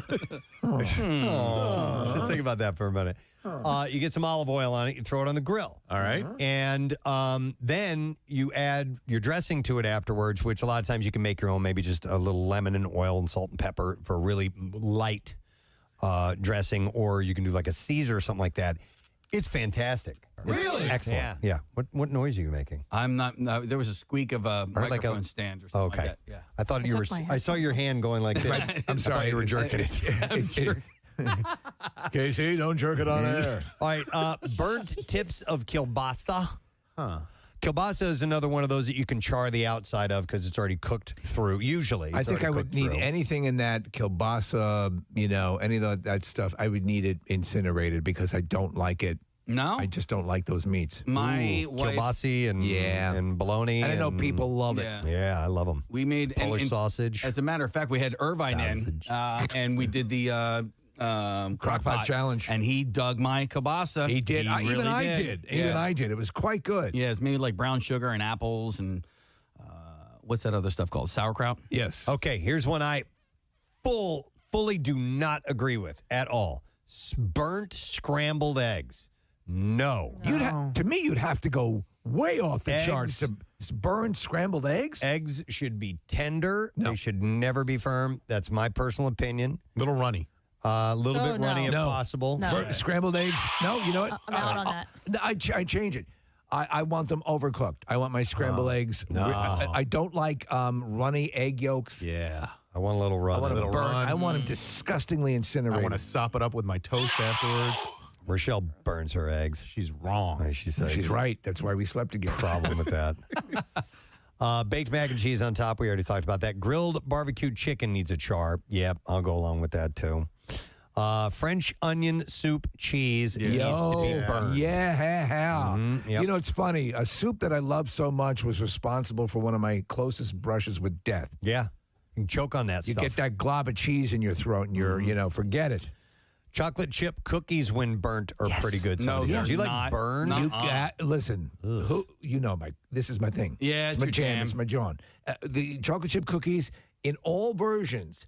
A little, I don't want them incinerated, but a little burn around the edges with some milk adds a different taste complexion. I'm down with it. Okay, let me brownies even. Well, brownies is on this particular list, and I agree. A little, I do like it needs to be moist inside. Yes, but a little crunch texture on the outside is pretty good. We will go with Brent. Hi, Brent. Good morning. Good morning. How are you guys doing? Wonderful, sir. We're talking about foods that might taste a little bit better when they are burned. What do you think? I think the burn ends in the veggies, especially like you said, the asparagus. Okay. Yeah, when you get the tips that are burnt a little bit. It's so good. Yeah, and they get crunchy. I do my own barbecuing, and a lot of times they're crunchy, but they're not overly cooked. And the benefit of the asparagus is what your piss will smell like. Later on. It's so amazing. It keeps on giving. It's like beets. You pee red later on, Yeah, it's like a reminder of a great meal. Only for a split second you think you have a testicular cancer or something like that. I'm going to go to Dave. I'm rotting from the inside. Oh, it's the beets. Hi, Dave. Good morning. Good morning. What's up, Dave? To bother you guys at work. Hey, thanks. First-time caller here. Awesome, man. All right, and we're talking about foods that might taste better burnt. What do you think? Well, along the same lines of lettuce, cabbage. Ooh. If you guys ever use cabbage, you cut it in steaks, like portions of steaks. Okay. Soak it in olive oil, salt, pepper, oregano, whatever you want to use. Hot, like say maybe some hot pepper or something. Huh. Burn it on the grill. You're gonna love it, Dave. Dude, I will try that. That sounds really interesting. You say you're cooking the cabbage like a steak? Yeah, you can cut it thick enough and it'll hold together. Cabbage is really wound together tight. Hey, Dave, do you do the same thing with the artichokes ever?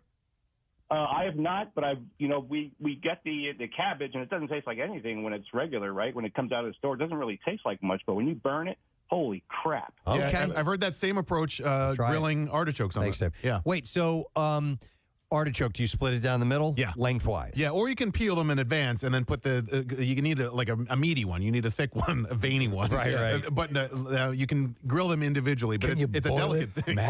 Artichokes are a tricky thing, man. They are. Because they've got that fibrous material when you get towards the heart. Yeah, you're not getting them much anyway. Even on the best ones. It has a heart. You got to work really hard to get very little on an artichoke. Do you guys like it when people say okie dokie artichoke? I do. Okay. I say it sometimes. Yeah. Usually the next step is you put into a home. Right. I like a hunky-dory chicken tandoori. I've never heard that. I've never heard that one either. Let's see. All right, we already got to that one. All right. Let's go to Ed. We got a couple of Eds. Hey, Ed, good morning. Hey, good morning, guys. Good morning, Ed, sir. All right, food that tastes better burnt.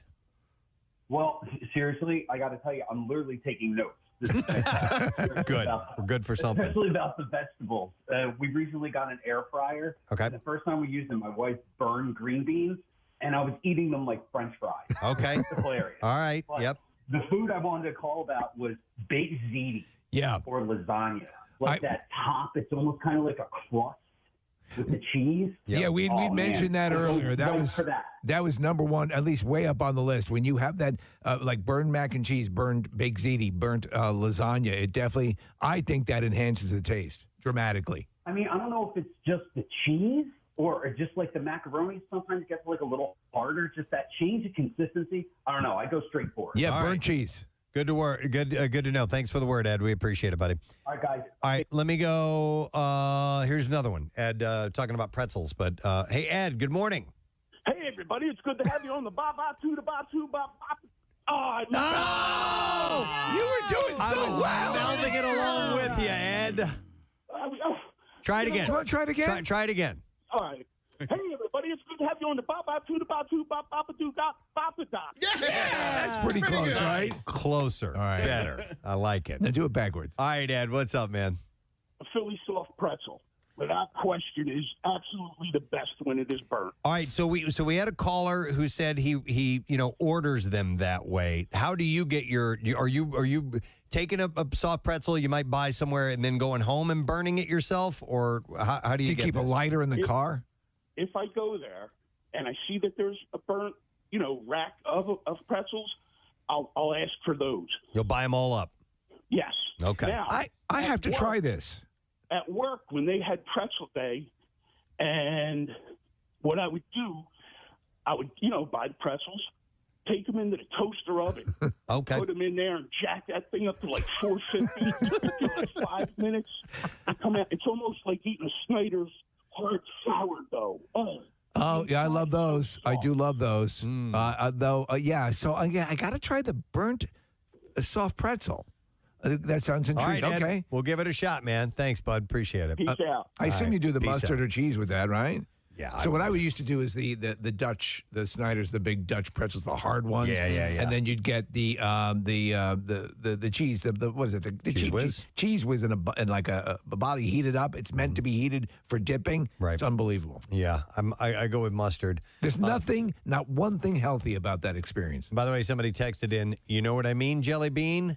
Sure do, Peanut Chew. Thank you. All right, we'll go next to Bob. Good morning, Bob. Good morning. You guys rock. Oh, thanks, man. Thank you, Bob. All right, so a food that tastes better burnt. Well, first of all, like that one Ed said, I'm taking notes. Cheese curls. I never heard that. I'm going to try that. All right. All right. I fry oatmeal with olive oil, and I burn that a little bit. You fry oatmeal with olive oil. I have never heard of that. Yeah, before you put the gravy on it. Where did you pick this up? I made it up myself. Okay. And my oldest son, I'll tell you, he goes nuts. If I'm home and I'm making it, I got to make him some. So oatmeal usually needs to be softened up a bit by water. So what's the consistency like? Are you using a lot of oil? Well, what you do is first you make the oatmeal like normal, the instant oats. You put it in the water in the pot, and you get it normal. And then what you do is you get the olive oil in a frying pan, and you get that nice and hot. Yep. And you put this in there. You just make sure you leave it in there long enough just to burn, just a little bit brown. Are you making like little patties, like little crab cakes out of oatmeal, or what?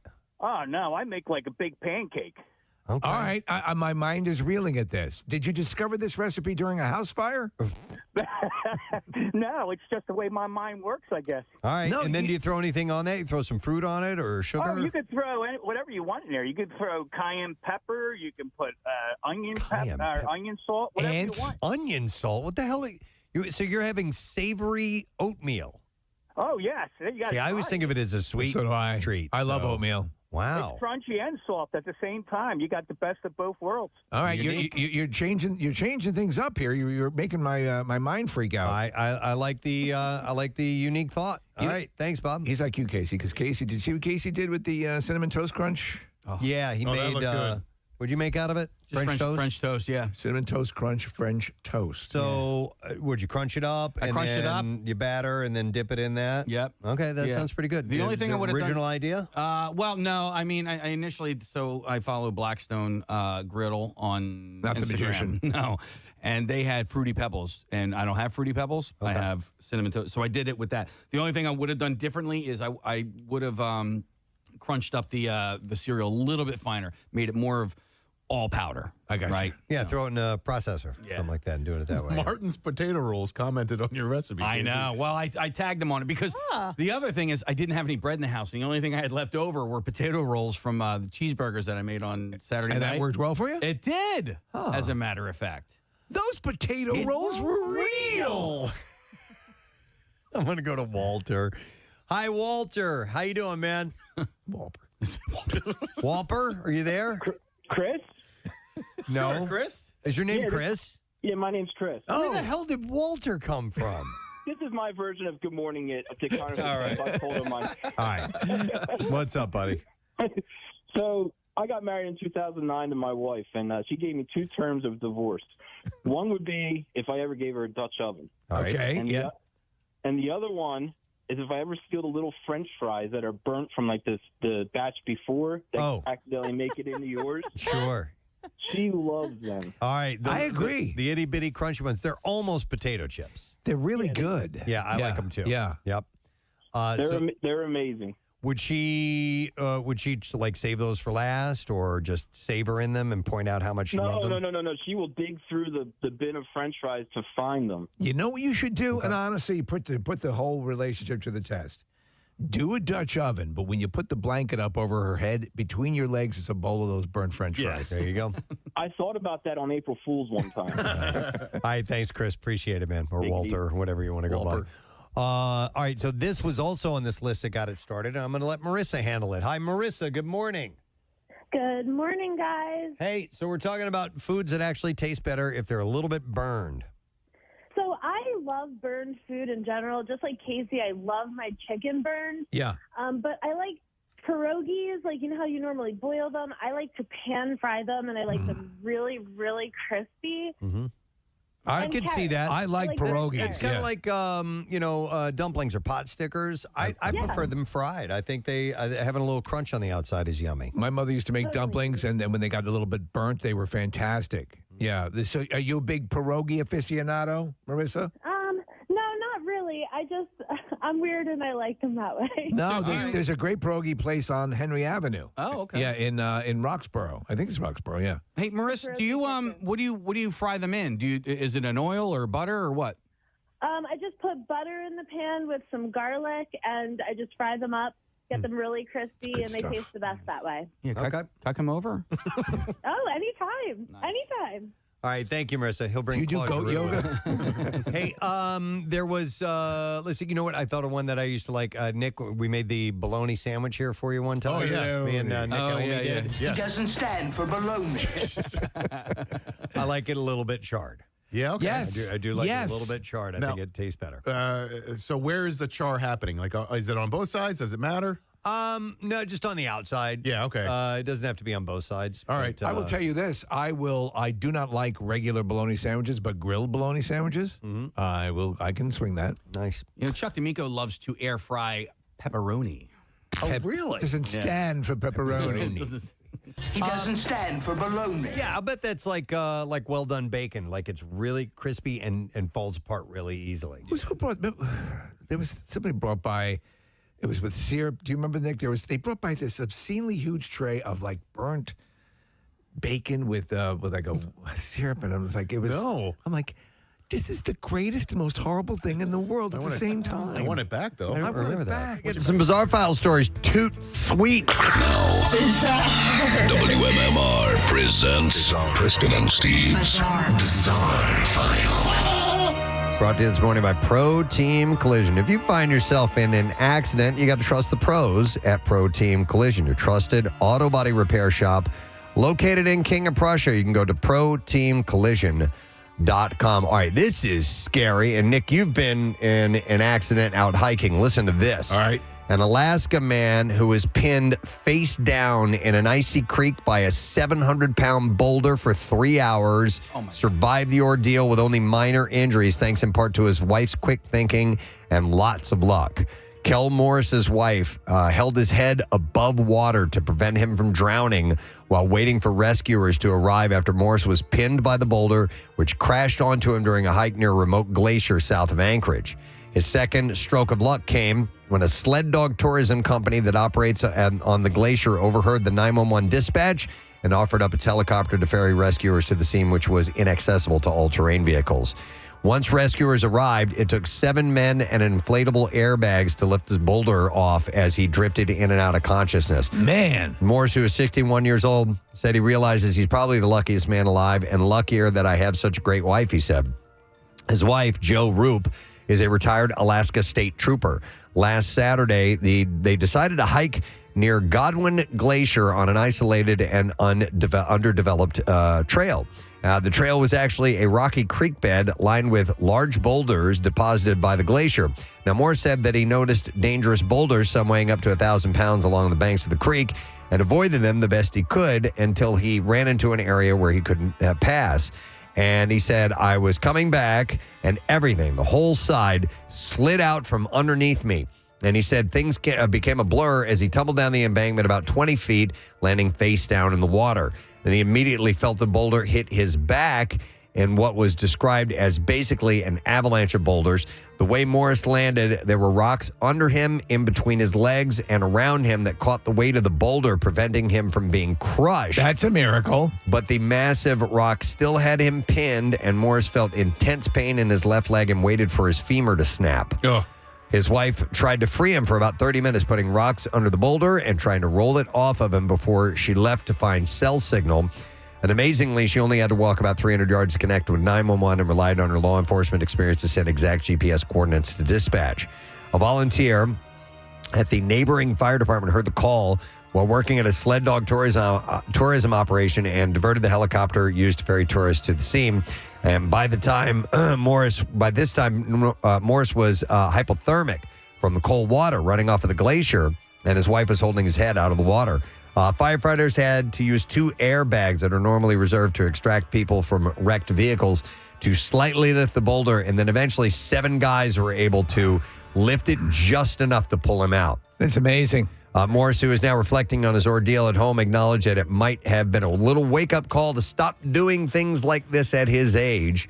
When he and his wife go hiking this weekend, they're going to stick to the established trails. He said, we're going to stop trailblazing. They're saying he could have died if, after his wife didn't finish her lunch at Applebee's, hadn't immediately called 911. Right. Yeah. Yeah, but it was miraculous, of course. So a Louisiana woman allegedly used sugar and chocolate syrup to wreck a vehicle in what was believed to be a feud regarding a shared romantic partner. Shreveport Police Department wrote on Facebook, Mel Ridney Robinson turned a car into a dessert buffet and demolition site all in one go.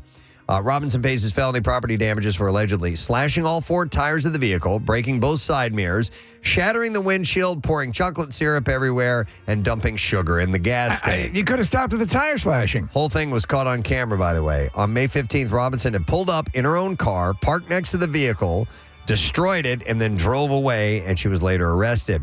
Depending on the value of the car and its damages, if convicted, Robinson could face prison time and a fine up to $1,000 or more. She also may be ordered to make full restitution to the owner of the property. It's unclear whether the romantic partner to whom police allude in their post was the owner of the vandalized vehicle or whether it was someone else. A German cathedral chapter apologized this week for hosting a performance featuring semi-clad dancers waving plucked chickens wrapped in diapers. All right. And they did this at the cathedral. Yeah, the chapter of Paderborn Cathedral expressed sincere regret that the performance by the dance ensemble Body Talk offended religious feelings. Earlier this week, we had a performance in which semi-naked chickens wearing diapers were flung around the church. We're sorry about that one. We're not going to do that again. Such an effect was never intended, they said, and does not correspond to our expectations of this place with its special religious, historical, and cultural significance. We're watching a clip from the show. It's actually kind of very David Mamet-like. The chapter insisted that it had been unaware of the specific content of the performance, which marked the opening of an exhibit entitled 775 Westphalia, celebrating the 1,250th anniversary of Germany's historic Westphalia region. During the performance, two shirtless men and a woman wearing a form-fitting sleeveless white top lifted ready-to-cook chickens out of the metal bowl in front of the cathedral's altar. The altar was set with a cross and 6 candles, but the performance did not take place during a liturgy. One performer sang an a cappella version of Live is Life, a 1984 song by the Austrian pop group Opus, while cradling a chicken like a baby.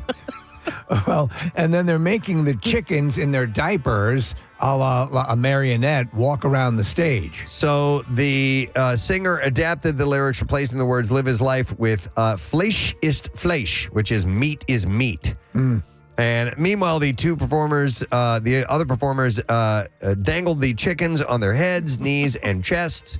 The 3 dancers then whirled the chickens around vigorously in circles in the sanctuary of the 13th century cathedral and threw them in the air before catching them while an instrumental version of Live is Life played on the background. All right, hear me out on this. Next year, RBQ side stage. Yeah. I love it. According to Body Talk's website, their performance was an excerpt from a project called Westfalen Side Story, a play on the German word for Westphalia and the musical West Side Story. The project's themes include animal welfare, sustainability, and the meat industry. A spokesperson for the ensemble reportedly explained the performance by noting that Westphalia was a traditionally agricultural region.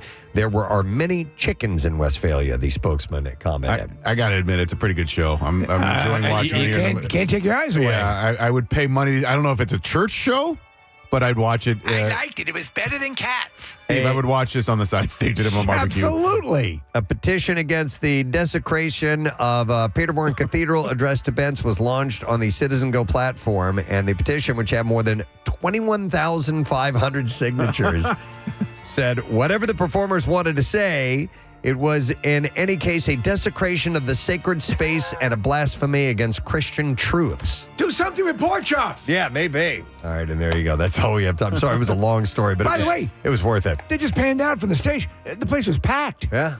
Yeah, a lot of people. A standing room only. And that is what I have in the bizarre file for you this morning. All right. We'll take a quick break. We'll come back in just a moment, so make sure you stay right where you are, friend.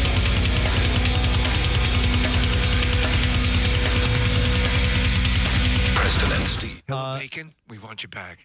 They, what was it? The farmers, Founding Farmers? Yeah, Founding Farmers. Yeah. They have these things called bacon lollies. Oh, which are it's on a little stick and it's a piece of well done bacon.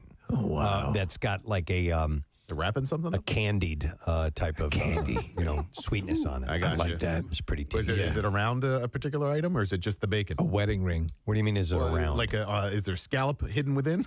No, no.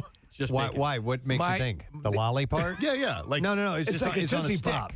It's on a stick like a lollipop. I would stick a scallop in there and then wrap it with bacon and then make that the pop. I like that too. That almost becomes like a blow pop, but a different version with meat. A scallop pop. Yeah. Because a blow pop had gum in the middle of it, right? Yeah. Or layers. Tootsie Roll. Tootsie Pop has Tootsie Roll, yeah. Right. Remember Tootsie Pop drops? Those were. I loved those. Yeah, I like scallop drops. They were my favorite as a kid. Candy covered scallops. These are great, Mom. Yeah. Do they make Tootsie Pop How drops many licks anymore? does it take to get to the center of a scallop pop? These are birth control pops. Wow. All right. Anyway, clearly we could talk all day about this because our text messages are lighting up like crazy and so are our phone lines, but we have to take a break. But I thought it was an interesting look at foods that might taste better with a little burn on them, if you will. By the way, do you say burned or burnt? I would say, I say burnt. You know, I don't know. A burned, I guess, and burnt is adequate as well. All right. Anyway, thank you for your calls. We appreciate it. We're going to take a break. We're going to come back in a second. We'll dive into the bazaar when we get back. Stay with us. Tuesday, today's chance for you to win a Preston Steve tattoo. So text word tattoo to 39333, and that is from Floating World Tattoo and Piercing. Just wanted to mention that Nick saw a bare naked booby in the wild yesterday. In the wild. In the wild. And not a bird. Because if you go to a strip club or something like that, that's like going to the zoo. Okay? Yeah. No big deal. You get to appreciate, and you can look longer than you normally would. Right. But when it's in the wild, there's something more exciting about that. You just don't expect it. Right. Yeah. Even though you've set up a blind and have binoculars. Right. And Steve, I did not at all expect it, so much so that it was, I believe, a triple take when I spotted said booby in the wild. I was at a grocery store, and this she was probably mid to late 30s, maybe early 40s. Very attractive woman. She was coming out of the bathroom, and I was walking towards where the bathrooms were. So we were walking in opposite directions, and she had a nice breasts. And, she had a nice breast. This woman, so I'm in the supermarket, and she's got a nice breast. She'd paid for these breasts. Oh, after factory, as they say. Yes, so they were sort of on display to begin with. Right. It was a low-cut top. Right. And so she was coming out of the bathroom, and so the part of the reason why I brought it up is I'm curious, Kathy or Marissa, like how this could actually happen, because she was clearly not wearing a bra. And my guess was, when she went to the bathroom, when she was in the facilities, maybe she was lifting her shirt back up, after tucking her pants back in or whatever. Where was the boob hanging out from? It was left boob under.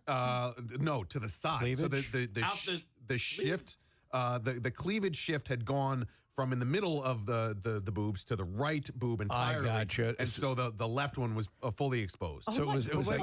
I don't understand. Hold on. The left boob was coming out of the cleavage part, the V? No, I'm sorry. The left boob was coming out of the left side. So like the like the tank top. Was it a tank top? It was a tank top. Yeah. Okay, It was a low-cut tank top. Okay, I'm sorry. So the armpit hole had basically shifted over a little bit.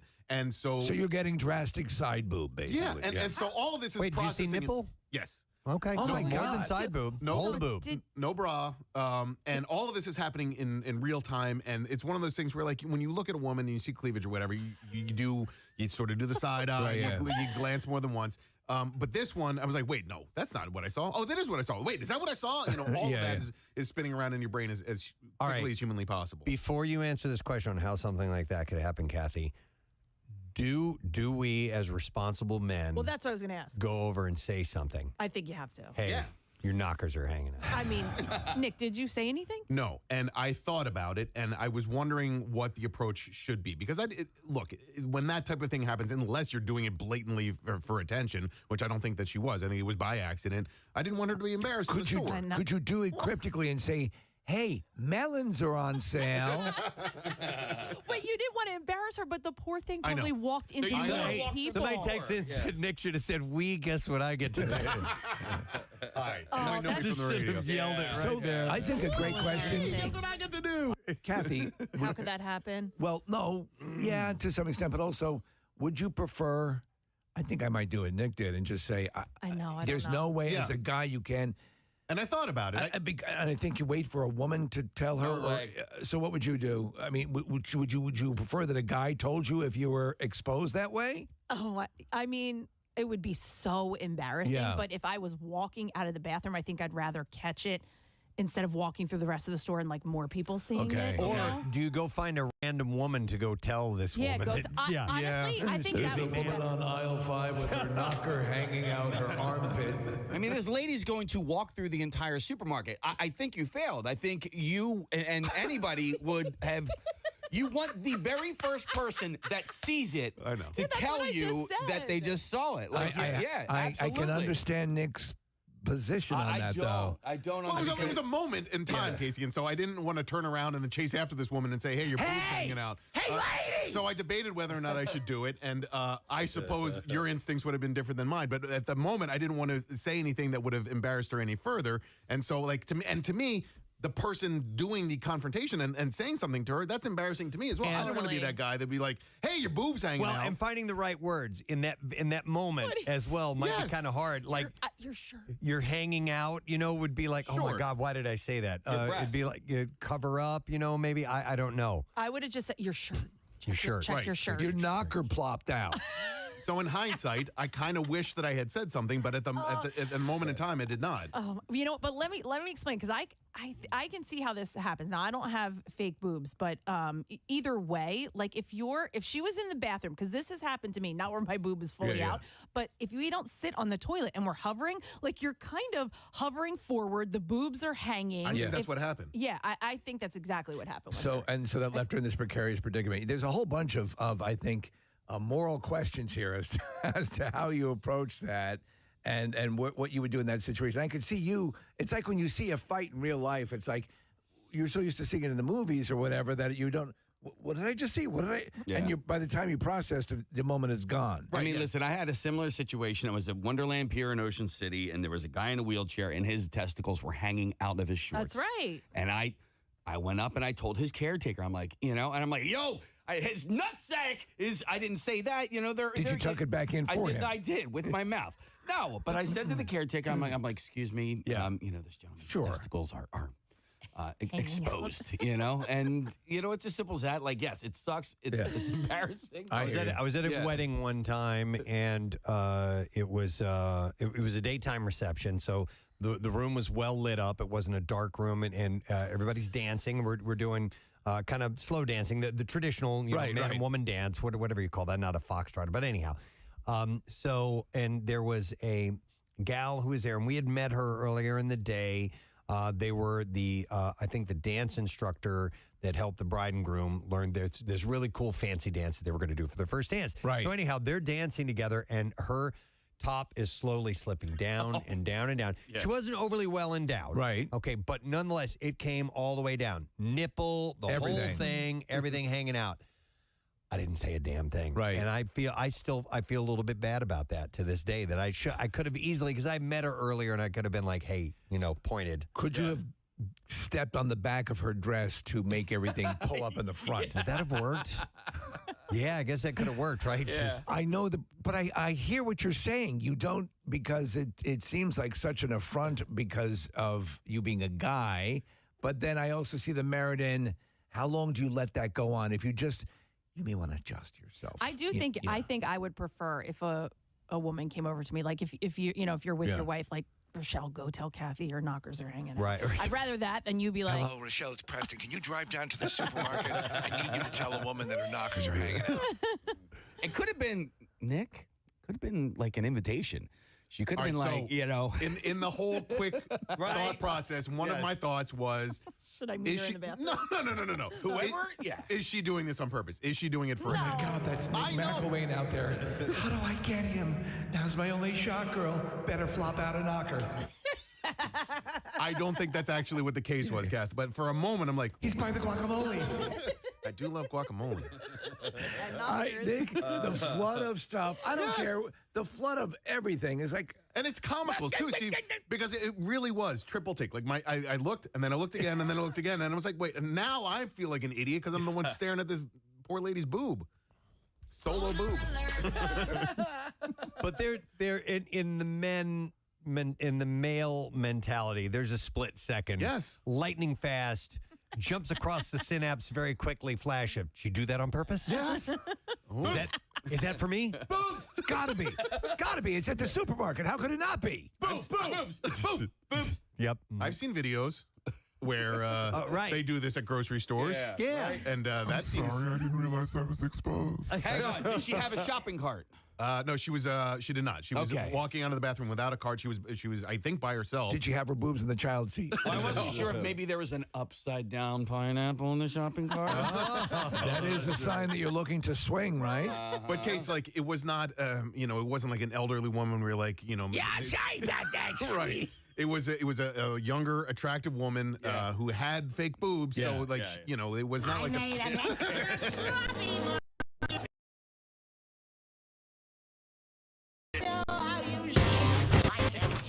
to the fanatic. It's biblical, yes.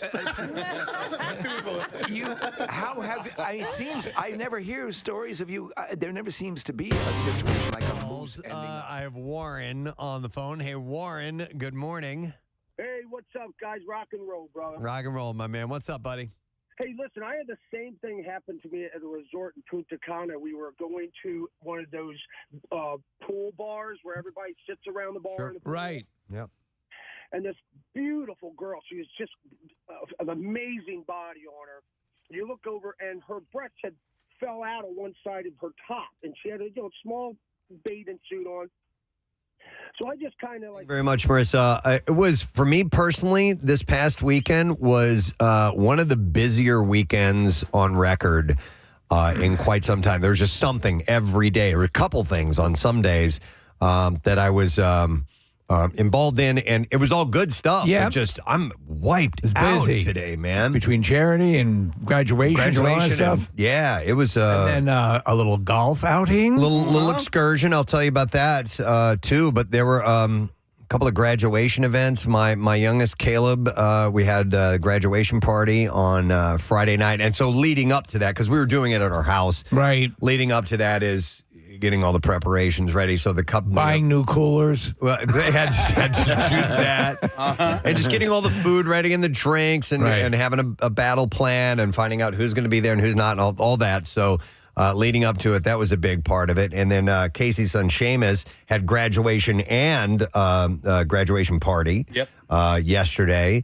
So really busy with that. Yeah, and charity events and all that stuff. So... we'll just kind of recap a little bit of our weekends because there was some good stuff that took place. So you had the walk a mile, which I unfortunately was not able to make on Saturday morning, but you said it was a great turnout. It was awesome, man. It was so yeah. Well, you know what? Let's start with that, and then we'll get to graduation party. So there were two charity events over the weekend that we were involved in. Nick had his before mine, which was the big climb. Yeah, Subaru Park. Yeah, Subaru Park. I got up early. I was there a little before 8:00, and on the drive there, I was like, "Oh man, is the weather gonna hold? Is it going to be rainy or whatever?" Because it was kind of crummy out early on Saturday morning. And then, man, it stopped raining. Like the moment I got there, the clouds parted. It could not have been a better day. And the climb itself went really, really well.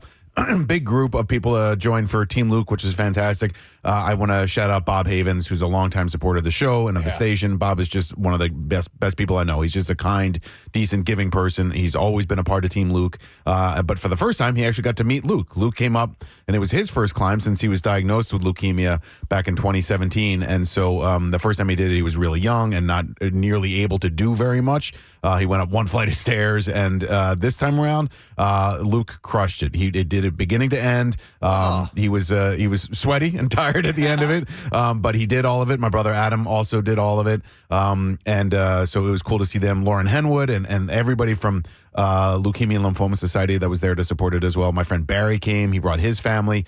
Barry's daughter was recently diagnosed with leukemia within the last 5 months, so Barry is going through now what my brother and his wife went through 7 years ago. And that's why LLS is there. They're there to help families, people, anybody that's affected by leukemia or lymphoma. My friend Barry and your buddy Preston, Damien. Yeah. And we'll get to what your adventure was. But Damien joined my team last week, and that was my first time really hanging out with him for an extended period of time. So he just came to be a part of Team Luke. And I can't say enough good things about Subaru Park, about the Union. The Sons of Ben were on hand. And you guys know, like, when there's a Union match going on, they never stop. You know, they're playing drums at the end behind the goal the whole time. For this entire big climb Philly, Sons of Ben just playing the drums. Oh, wow. And hooting and hollering and cheering people on. They're the best, man. It's awesome. Terrific. And Steve, like, I got down one set of steps where the Sons of Ben were set up, and they're doing the drums and dancing and having a great time, and they're like, "Hey, what's up, Nick? hey, tell Preston and Steve we say hi." And so they love the station, they love the show, and so it was cool to see them. Is this going to be the new home? Well, so what I didn't realize was a couple of things. First of all, it's a little more affordable to do it at Subaru Park than it is the Link. But there's also some soccer matches, speaking of the Union, some soccer matches that are happening at the Link this year and next. There's FIFA World Cup 2025 and the big World Cup next year, 2026. So that's why we couldn't do Big Climb Philly at the Link this year, and we won't be able to do it there next year. So it'll be back at Super Park again next year in all likelihood, and I ain't mad at that. It was really a great location. It's the perfect size for something like this. And yeah, it was a really fun event. And so we'll get totals as to how much money we raised later today or later this week. But thanks to everybody who came out and participated. Excellent. Nice. And then later on was my event, which is the Walk a Mile in Her Shoes event. I say my event, but I was hosting the event for Laurel House. And it's where men put on high heel shoes and walk a mile. And so we were on the beautiful Ursinus College campus. Have you ever been on that campus before? I have. Okay. Yeah, a couple times, but I haven't done like the whole campus area, Casey, but it's gorgeous. Yeah. We were getting rain, so they decided to move it inside. Dude, it was great. See, Steve, so you've been there in the past when we had rain. We had to do it in a parking garage. This was an indoor track. Oh. It was so much What better. I would not have given to the, That an actual track. Yeah, that track didn't exist when I went to school there. So is that like a new, like a whole new athletic facility past your time there? Yeah, Helfrich Hall, which is where the track is located. They expanded upon that, and they just made that whole athletic complex. Oh, wow. So nice. It would have been nice to have that when I was there. But. So this was the 10th anniversary of the event, of the Walk a Mile, and it was the biggest yet, and it was an amazing turnout. And I got to mention a couple things. I want to thank Brad and Melissa, who came by here on the show to promote the event. And there's a whole group of people that organize everything, but they're kind of ringleaders.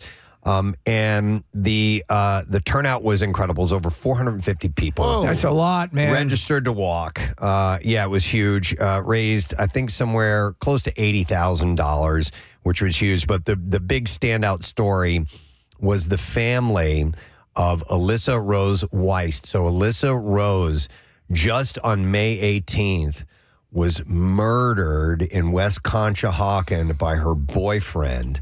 It was just this horrible story. So Brad and Melissa had come by to promote the event just a few days after Alyssa was taken. And there was a gal, and you guys know how bad I am with names. I can't remember her name. I think it was Marianne or Mary Ellen. I can't remember. But she's just a resident in West Conshohocken. And she heard Brad and Melissa on the air with us talking about it. And so she put word out in a West Conshohocken Facebook post. And they had over 100 people sign up and were a part of the team. Wow. And the family came out. I mean, this wound in response this wound is fresh. Yeah. I mean, I can't believe that they came out and did this. And I met a bunch of Alyssa's friends and family members, and it was just a big showing. And they obviously they're a community that's hurting, so they want to do something, and they got out, and this was kind of healing for them. Yeah. So it was really special. Like, I'm getting a little choked up thinking about it right now, and I was when I spoke to the crowd too. It was just very difficult, but I want to thank everybody who was a part of it, because it was so successful and went really well. Our buddy Charles Sassy, he's the best, was there as well, and he was the sign holder for Team WMMR. And a few of our regulars are part of the team member. All came out. This guy Mike, who desperately wanted to win the top fundraiser event, but he was up against this 17-year-old kid. And like he could have contributed more money and beat the kid, and I think he held back on purpose so this kid could win it, who was awesome. But next year the gloves are off. He's going to kick some ass. But it was great. It was a huge event, and I want to thank everybody who came out for it. You think it'll be back there again? Yeah, I think it'll be at Ursinus again next year. Yeah, I mean, that sounds great. It was a perfect location for it. It looks like everything was set up within the track parameters. So yeah, everything was inside there. So we ended up doing it entirely indoors, and I thought it was a great way to go. So wonderful event. Real quick, let's go. Bob Havens is on the phone, so we can talk to him. Yo, Bob, what's up, buddy? Hey, guys. Good morning. Good morning to see you. All right, yeah, you wanted to give us a little bit of your perspective on the big climb. Oh, yeah. It's a great event, and I really enjoy being part of Team Luke every year. And like Nick said, I was ecstatic that I was able to meet Luke and Adam for the first time this year. And on Friday, you guys asked Luke if he had any embarrassing stories that he wanted to share about his Uncle Nick. Yes. So I'm going to give Nick a little bit of juice here because he had a cute little sack of potatoes that he was carrying for most of the walk, which was his niece. And she was walking through the stands, And then a lot of times when I turned around, he was carrying her. So his legs might be a little more tired than ours. Yeah, but in fairness, Bob, because I was carrying Janie for a lot of big climb, I didn't go up and down the steps quite as much as everybody else did because she just wanted to look at spider webs, which I found to be fascinating as well. So we counted as many spider webs as we can. So we didn't go up and down nearly as much as you did and everybody else who was doing big climb. But thanks for the excuse. I appreciate it. I was just trying to give you a little bit of cheer. Thank you. Love it.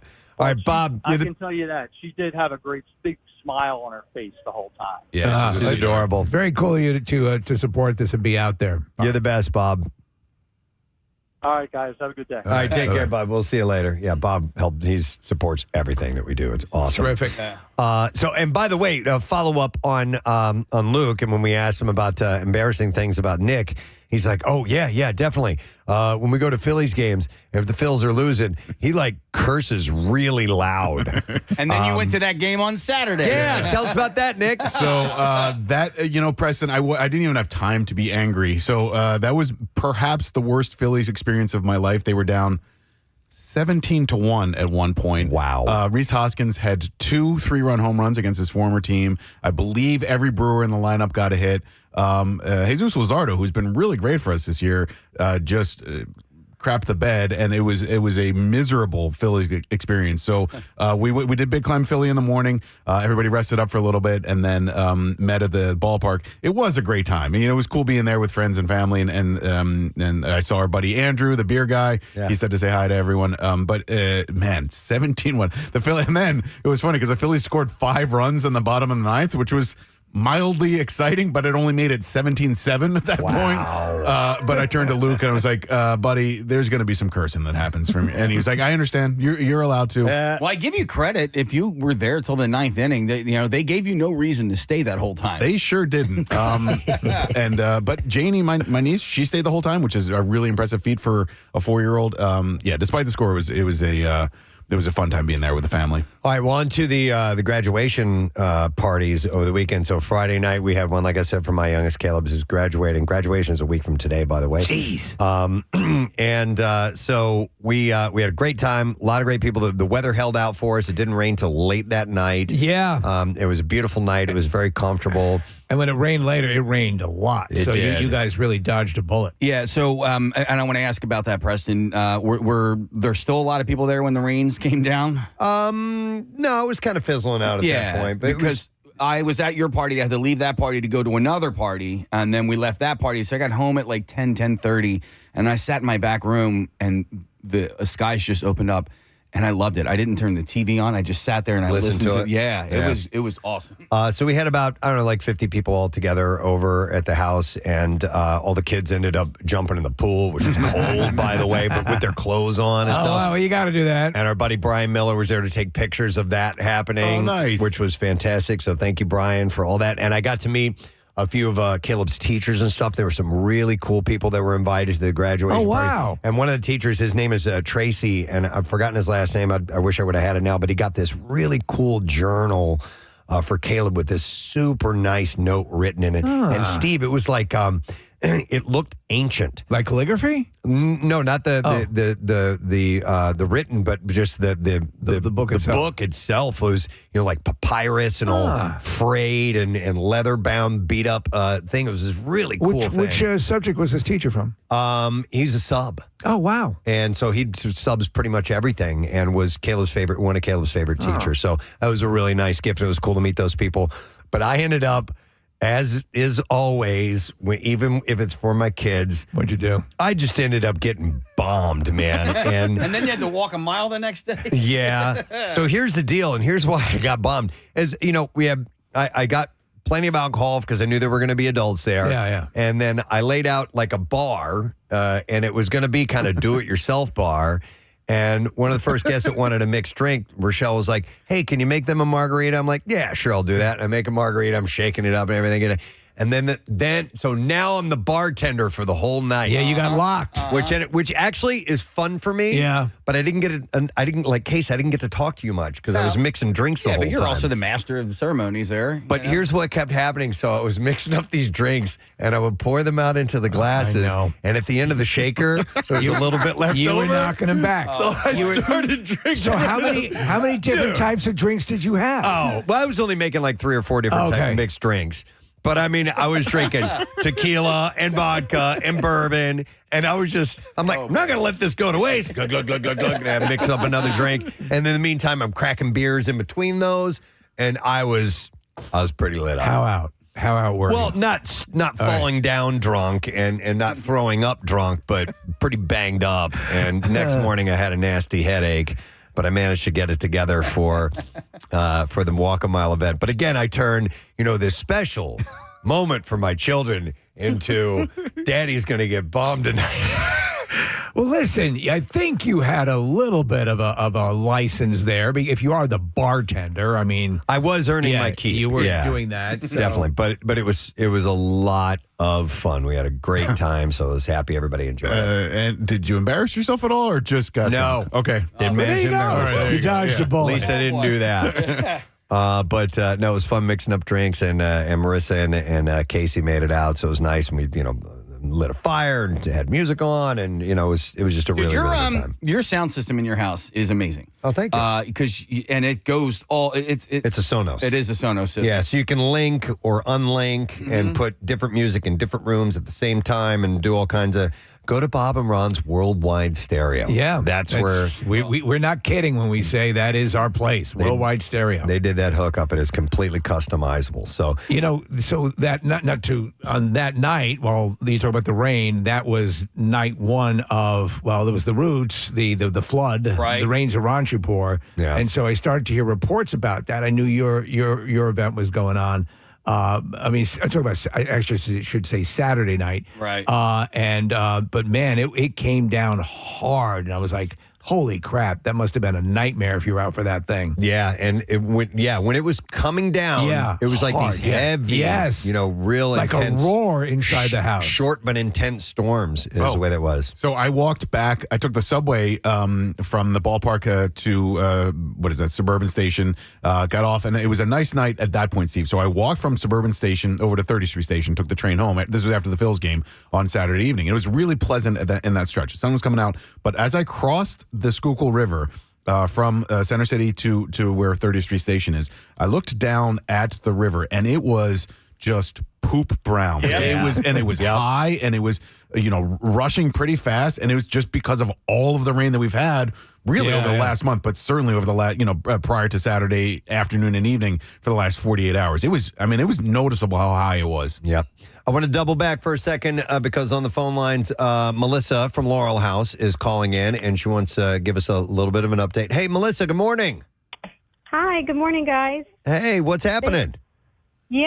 First of all, Preston, thank you so much, as always, for emceeing. You did a fantastic job. Thank you. Also, to the entire show for, showing your support, talking about us a lot on the radio. I think that really helps bring awareness to the event.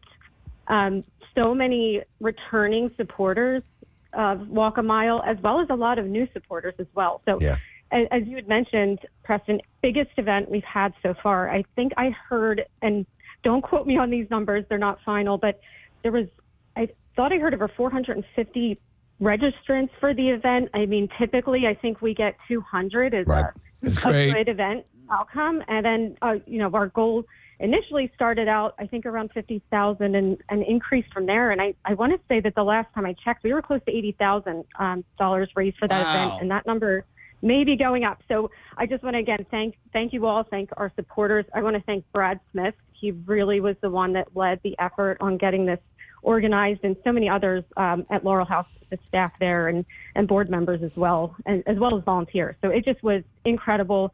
And as you mentioned, Alyssa's family and friends were just wonderful, very supportive, and they're really doing a lot to try to keep her legacy alive. And they do have a GoFundMe page, I believe, that they're collecting money for a scholarship, for STEM scholarship. Oh, okay. For a young girl. So Yes. to really carry on, her passion and her work. So Yeah, she was a again, scientist. it was just It's pretty amazing. Yeah.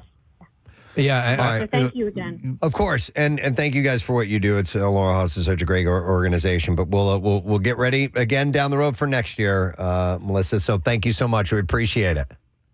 Thank you. Looking forward to it. Take care, guys. All right, you too. Bye bye. Yeah, it was great. And then Casey had Seamus graduate on Sunday. Yeah, and so There's so much going on this There was a lot going on. So yeah, we had all those graduation parties on Friday. You could just see it in my neighborhood. You could see a lot of stuff going on. Yeah, and and then, clearly, we're in the throes of it right now. So graduation was yesterday, but we had a baccalaureate mass on Saturday night. So we had to do that, and then afterwards we went to La Colina.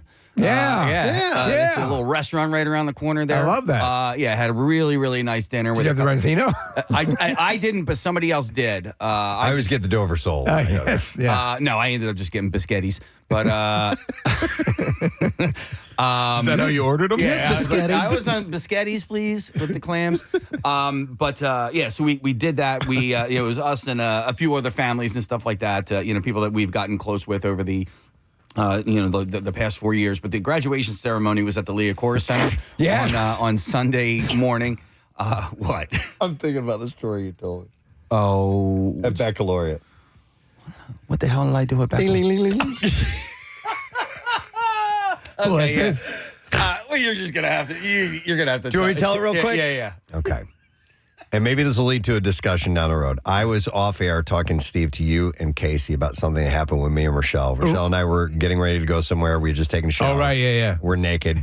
I'm walking through the bathroom, and I'm still just a little bit, my body's still a little bit moist. And so as I'm walking by, I grabbed my junk, my boy, and I kind of shook it a little bit because, just airing myself out. Sure. And so it was kind of like, ling, ling, ling, ling, like that type of thing. And she kind of looks at me like, the hell was that for? And I'm just like, I'm a guy. We do this every now and then. And so I told you guys that story off air. Casey is at baccalaureate. Oh, my God. A baccalaureate mass. And they're blessing the body and blood of Christ. And when they do that, the priest will hold his hands over the wine and he'll go, take this, all of you, and eat it. This is my body. It will be given up for you. And then somebody is supposed to ring a bell. Yeah. Ling, ling, ling, ling, ling, ling, ling, ling. Okay. Yeah. So he does this, but there's no bell. Yeah. Right? And I just think of Preston going, ding-a-ling-a-ling-a-ling. And I actually laughed out loud. At the most solemn part of the solemn part of the entire mass. I forgot about that. I was so happy to hear that when he told me that. Ding-a-ling-a-ling-a-ling. So thank you for that. Anyway, that was a good laugh. It made it more special. It made it more special. But so the graduation ceremony was yesterday. It was great. They usually have it at St. Joe's at the Hagen Arena, but I think that's under construction, so they did it at Lear Corps Center. The pictures look friggin' awesome. It was awesome. And, they go through... But each one of these and the way they do it, it makes me realize how badly rooked I was at my graduation. it was horrible. So they don't necessarily they don't have a valedictorian, but the person who spoke at the graduation ceremony is the class president. This guy, his name is Will Vokalos. This is the guy. He's like All-American, plays on the football team. He's the class president, had the lead in the play. Yeah. He's the nicest person to everybody, just like. That's this is what you want your kid to be. Right. And his speech he just knocked it out of the park. It was really, really good. And then when they did the handing out the diplomas. Julie Jerkoff. Forgive me. Jerkoff. No, it was really, really funny because there are a couple, I guess, faculty or staff members whose children were graduating. And so normally what they'd announce the kid's name and it was the principal and the president of the school would hand a diploma off, but when it was when they had a parent, they would have the parent give the diploma. Oh, that's cool. Which is really cool. But every time the parent would hand a diploma, they would hug their son, and the entire student body would go, "Aww," and it just got funnier and funnier every single time. So the crowd started amping it up a little bit? The crowd, the kids were doing it, and the crowds were just getting such a big kick out of it. All right. I love it. But I want to give a shout out. St. Joe's Prep. We had such a positive experience these last 4 years. It was such a bittersweet thing to experience yesterday because I loved my son's experience there. Yeah. He loved his experience there. I want to give a shout out to a couple of the coaches from Seamus's rugby team. Tom Dugan, he's stepping down after this year. What a great, my son's favorite coach. Yeah. And I've coached him. Wow. Yeah. I've coached him in baseball and basketball. And you And he's did like, no, great. Dugan's my favorite coach. And then also Brian McCloskey, who is also a rugby coach, and he works admissions at St. Joe's Prep.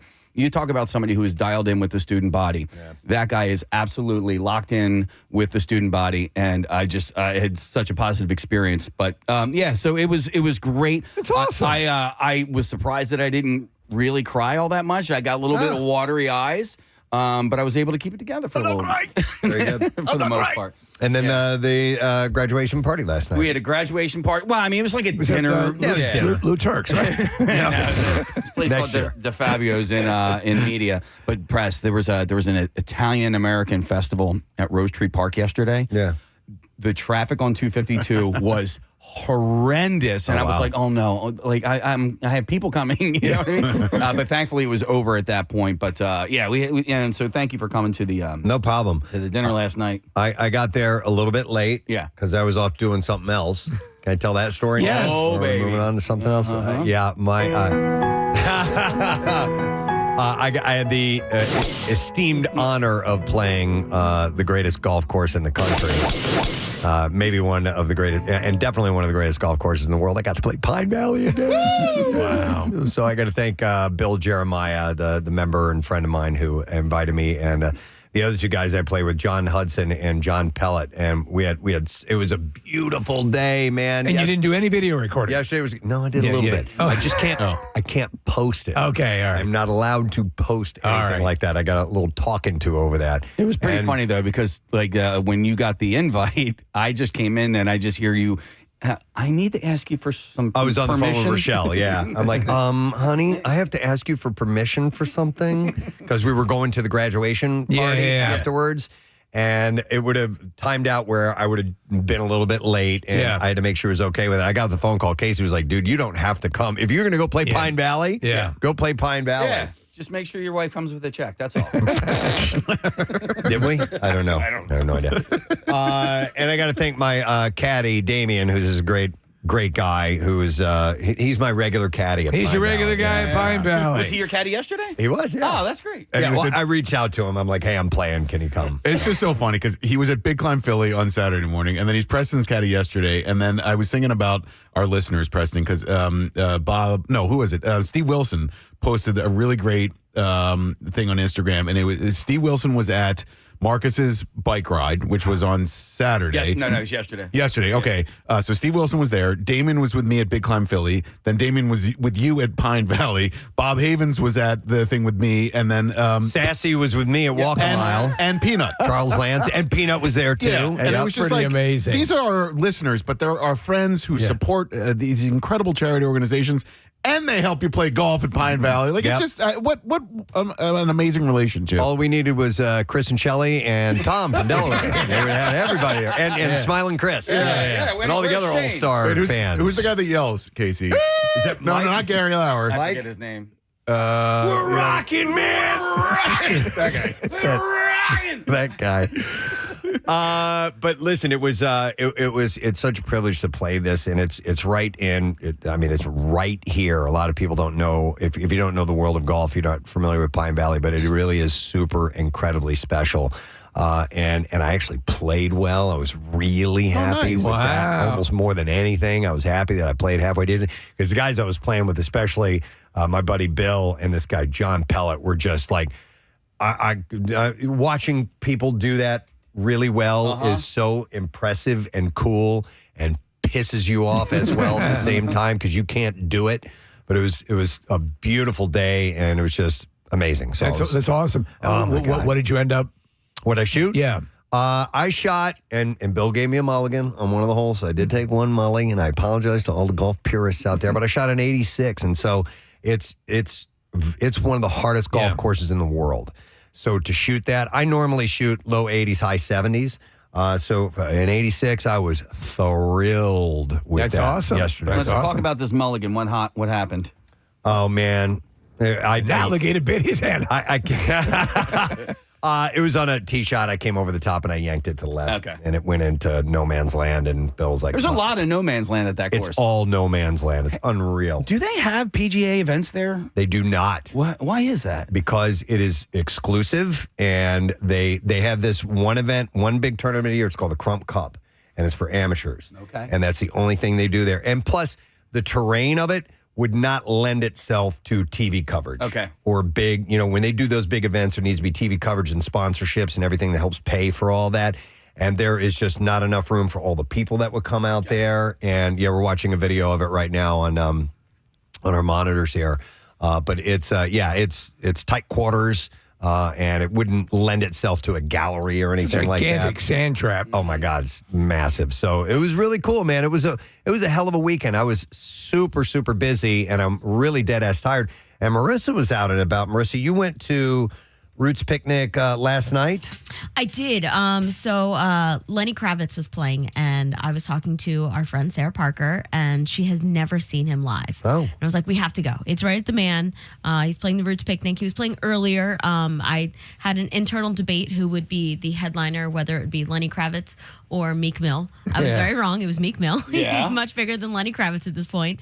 But it was amazing. And all the news started coming out about Saturday and the weather because of all that rain. And the Man is all mud. So when they set up the Roots Picnic, it's not necessarily just in the Man Center as we know it. They take all of the parking lot area and turn that into other stages. The best I could compare it to is like Warped Tour when it used to be in the parking lot of like the Tweeter Center, the Center, whatever it is. Right. That's what the Roots Picnic is. It's all over that full campus of the Man Center. So they had to take hours to really like cover up all the mud and put wood chips down and make it safe. It was a disaster from what they were saying, and then there were a lot of people waiting to get in, Yeah. who had. Listen, they issued apologies. The people running it seemed to really jump on it, but there was just no way they could get the word to everyone who was waiting, not quite sure what was going on. Yeah, I think it was supposed to be doors at 1, and then they said, we'll do it by 2, but then they didn't really open up until about 3 or 4. What I felt bad was a lot of my friends, they turned it also into like a food festival this year. So they had like 40 or 50 food trucks. So a lot of those guys had food prepped that they didn't have their first customer until hours after was expected. But I talked to a lot of people on site, and they said Saturday was disastrous, but anybody who hung out and came on Sunday, it was a beautiful day. Did Lenny mention anything about that at all when he was on stage, or you just stay away from it? I heard during his sound check that as he was playing, he looked up and he's like, "What's a festival without mud? You got to have mud at a festival." Wait, we're looking at a picture. Is he? I've not seen Lenny Kravitz in years, and he's gotten the dreads are in full form. Yeah. Oh my God, he has a great follow on Instagram. He's a beautiful specimen. Yeah. He is a Human being. good-looking man. Yeah. That dude is definitely a styling individual. And awesome. His whole band, the drummer, it's the same band he's had for years. And just so fun. And he was having some technical difficulties, and he just kind of kept owing it up to, he's like, I'm such a purist and I love the music so much, but I will put that aside just to enjoy the moment with you guys right here, and we're just going to keep playing. Marissa, I've seen him a few times over the years, and more than once he came out into the crowd, kind of like Evan Rossdale did at Emma Barbecue. Did Lenny come out? So unfortunately not this time. Okay. The stage itself doesn't really lend it. It was just, a stage in the middle of the field. But I'd seen him at the Man before, and he walked along that, there's like these boxes in between the front and the outside. And then the last time he played the Met, he climbed up into one of those boxes and performed from one of those and kind of ran around that area. So he still does hold that up, but this one unfortunately didn't lend it to itself. Didn't lend it to that. Okay. It's cool though. So they came back. They pulled it back. Yeah, no, it was amazing. And just like the vibe of the Roots Picnic is great. The fashion is awesome. People look incredible. I saw our friend Alex Holly. She says hello to all of you guys. I saw Big Dom there. I think probably some Eagles players were heading out. Sure, to the show. Speaking of the fashion, I saw a video of a gal who was going to the Roots Picnic. She had this really cool denim outfit, and it was, well, I know this is odd little fashion trend, but one long leg pants and one short. And it was really cool. Yeah, like cutouts and all are really in now with denim. Wow. Yeah. So, but more things going on. My niece got baptized. I never told you guys. I had a niece, and she was born on my birthday. Whoa. Yeah. Wow. So coincidence? So you had Yes. So you had the baptism this weekend the too. baptism was this weekend. Was yesterday. In Oh man, I wish I would have told you that ding, ding, ding, ding, story, so you would have laughed at that too during this. But it sounds like we all had a bunch going on this week. Did you get anything, Steve? Well, there's Vampire Weekend. So my wife went to that, and then we had a dinner thing, which was nice, but it was low key. And then my wife had about 5 migraines. Not fun. Yeah, it was a little less wonderful, but yeah. Yeah. All right. Well, hopefully, everybody had a halfway decent weekend. We're headed into, I know we had the nasty rain, which caused some problems for a lot of people's plans over the weekend, but it is going to turn warmer and sunnier this week, like getting up by Thursday, like 90 degrees. So we dived straight into summer. Yeah, listen, I do like a little bit of the chill now and then. So it made this weekend so nice. Besides the crappy rainy weather. So hopefully, we go back and forth a little bit and don't lock into the 90s. I hope so. Yeah, as well. And a nice transition would be nice, but we'll see what we get. Listen, just to have, I was saying in the commercial break, to have a week of sun is going to be such a wonderful departure because I'm done. I'm done with it. It will be revitalizing for sure. So, all right, why don't we take a quick break, come back in a moment. A reminder that Perkiomen Valley High School is up next for Coolest Teacher of the Year. So if you go to school at Perk, then you need to text word teacher to 610-660-9333. We'll send you the voting link. Coming back in a moment. Stay with us, please. Preston and Steve. The Jaws music. Swim on over. And I said to her, hey, adjust your top. So just to get it clear, Warren, how did you phrase it? You said, did you make it like a hand gesture and say, did you quietly say you adjust your top? Well, at first, I was just kind of staring, like my eyes were real big, and I'm looking down and looking up at her, and looking down and looking up, and I'm like, hey, trying to just go hey, look, it's floating. It's floating. It's a coconut here coming over to the bar. You actually said these words? No, in my mind. Oh, in your mind. Okay. Wow. Okay. So how did you delicately say it to her? But what come out was, hey, adjust your top. Okay. All right. That's good. I think that's right. And did she seem to appreciate that, or was she mortified? Oh, well, she looked at first. Well, she looks down, and I mean, literally, we are in a pool, so I'm not joking when I say it's like floating away. It's floating away from her like a buoy. He stooped her in and tucked it, and she's just like, "Oh my God, thank you so much." All right, that was my question. I wanted to know if she appreciated that. And if everybody's wearing bathing suits and you're drinking at a swim up bar, it's like, this is Another I got that again. Oh, I got it. Right. Let me get that for you. Yeah. So I was at a Phillies game years ago, and I told you this story before, but there was a woman, a young woman whose sundress was in the back. It was crammed up the crack of her ass. So half of her ass cheek was hanging out. And I was talking to my friends, and I was pointing it out. I'm like, somebody's got to go tell her that her, and so her friend catches me looking over, and now she was very buxom as well. And so she catches me looking over there and kind of like gesturing and pointing, and her friend, being her friend, looks at me and she goes, "We know she's got big boobs, right?" And I was like, no. Your friend's ass crack is hanging out. It was like, and I was going to be a little bit more diplomatic about it, but then, her friend was such an a-hole. By the way, I had a text come in and says, talking about this woman who had her boob out that Nick saw, and they said something along the lines of, oh, she knew. It's like your butt crack. You know when your butt crack's out. No, you don't. I don't think so. I have seen so much ass crack. Yeah. Even in the cold, and it's like nobody knows when their butt crack's hanging out, and I've seen a lot of it lately. And I think if you're, and it's interesting that you would say after factory, because I think, like Kathy, you're naturally say, I think over the course of your time or life, you know what things feel like when there's an extra breeze on it. You know what I'm saying? Like you'd be more aware. Yeah, but I could easily see this. You could easily see it? Like mine, that bathroom, that hover position, like mine have been like way out of the tank top. Like, you know what I mean? Not nipple or anything like that, but too much. Now, when you're at the grocery store, I'm betting that there wasn't a mirror in there because typically there'll be a mirror above the sink, so you're washing your hands and then you adjust. Adjust yourself. Yeah. By the way, do you think that breast implants are less sensitive? That women don't. I have no idea, but I think have boob awareness. If you have newer equipment, perhaps you're not used to what it the feels sensation is when you're just still getting used to it. Right. I mean,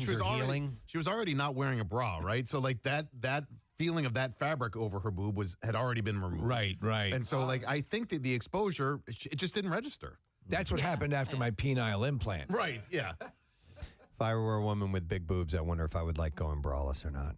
Kathy, I mean, that's the you point hate that, right? Well, yeah, because I can't. If I had breast implants, I would probably never put a bra on again if they were perky like that. Because they Yeah. Going They to the don't. supermarket picking up some succulents. Why are you dressed like that? If I took a bra off, Case, it would be like that lady from Keenan. Oh, yeah. The lady from Keenan's. Remember the one year when Casey and I used to drink a lot, and some woman, what did she say to me, Case? Well, I think she said, "Do you want to see my boobs?" I don't even think she asked. This was after Keenan's, and she was just flopping them out there for everybody to see. I mean, like her top was off. Like I saw her boobs, and they were very pancake-like and hanging a little. Right, and she just started like slapping them. Right, like you did, Kathy. Yes. Yes. Casey was standing next to me. I had for those of you who think Kathy is this prudish gal that she plays off, you haven't seen the real Kath. It's one of my favorite memories.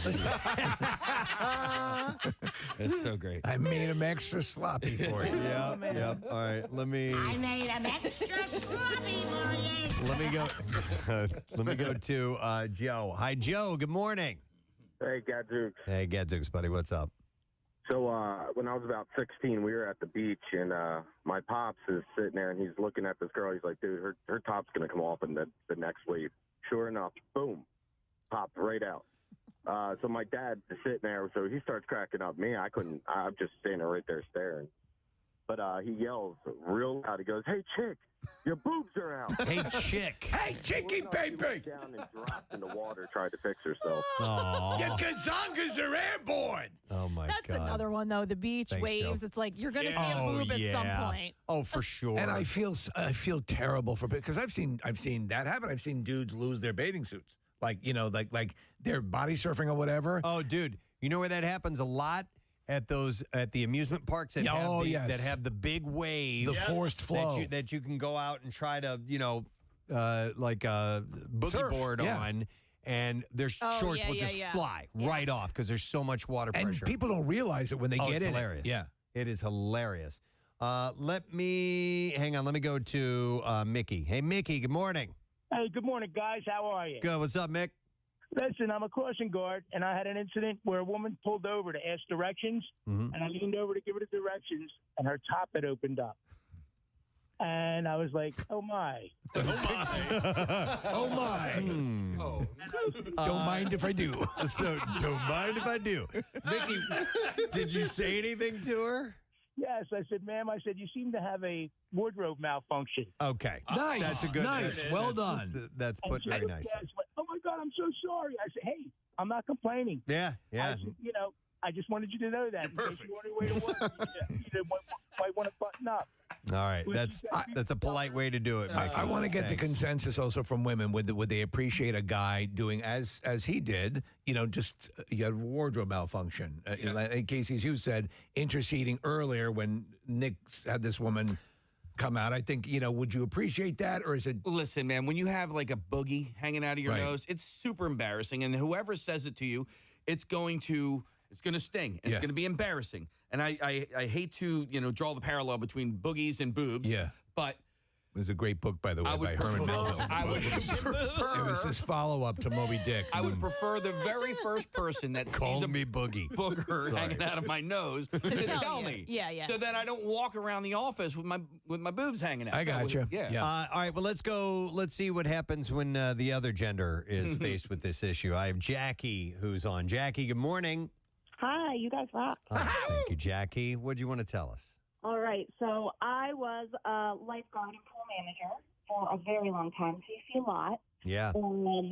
But so I was very early 20s at the oldest, and I was the manager, and one of the moms came up to me and said, hey, there's a guy over in the pool, and he's like having his daughter swim under his legs, and he had his legs spread so his daughter can swim under his legs, and the moms are all there able to see everything hanging out the bottom. Oh, God. What was it like coming out the side or? No, he was wearing running shorts, those real small. You can't swim in those. Yes, instead of a bathing suit. Yeah. So, I'm the manager, so they asked me to talk to this guy. Well, Oh, the worst. Well, Jackie, that's extra creepy that he has his daughter's. So he didn't know. I know. I don't think he had any idea because I had to pull this guy aside and talk to him, and he was super embarrassed, and I didn't, Yeah. everyone was super embarrassed, and I mean, I basically made up a rule that he had to wear a bathing suit. Yeah. You have to do that. Instead of these running shorts because he's like hanging out, and he's like, there's kids swimming all around. I have to impose a draconian law here. You must wear a bathing suit in the pool. Wow. Yes. Yeah. Yes. And, I didn't see anything, luckily, but, he's there in front of, I'm sure all the pool moms are like, you can imagine them lined up along the edge. It's the real shallow section. Would you say, Jackie, that if you could have, would you prefer that a guy had gone and done that? Well, maybe. Or just, I don't know. Yeah. You're the manager. You're the manager. Dads hanging around. There weren't many guys. I was like the head lifeguard and Right. a bunch of girls around. So, All right, so Jackie, in all your years of being a pool manager, what would you say? Did you see more boobs or more dongs? actually probably more dong. No kidding. Guys man spread. They man spread. Oh, Let it all Right. hang out. Yeah. I think There are cases, and Jackie, maybe you'll concur with this. There are cases where I think dudes knowingly go and right will So they're there's- getting a little quasi exhibitionism out of the way. There's a guy at my Thank you, Jackie. Who Appreciate it. He is enormous. Okay, his junk. His junk is. But he wears a Speedo, and I'm like. Why are you doing That's why. that? Why? Like, That's why. You know why? I know exactly He has why. a huge. And it's, dog. I mean, it is massive. Oh my God. I cannot express to you how gigantic. And Is it a two-hander? It would be a two-hander for Andre the Giant. And I'm like, why is this guy doing this? Like, why. That's why. Right, Yeah, of course. that's You why. wear a Speedo because You he gotta wants to take put on a pictures show. of this this summer. You got to somehow or another get a picture Where is this that he shows up at? at his pool. At my pool. Not okay. You don't say what pool it is. I'm not gonna but- say it but yet. try to get a picture if you can. I don't think. Okay. Is he single? You know what? I'll look for a ring the next time I see. You know what, Case? See if you can tag him, and we'll follow his migratory pattern. Wow. All right, let me go to Laura. Hey, Laura. Good morning.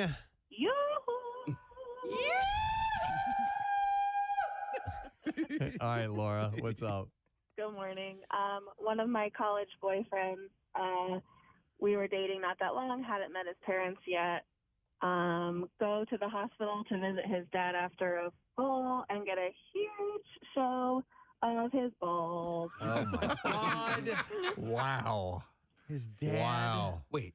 Yeah, so I hadn't met the parents before, so I'm like, hi, nice to meet you. I'm your son's girlfriend, and there's your balls. So he was in getting.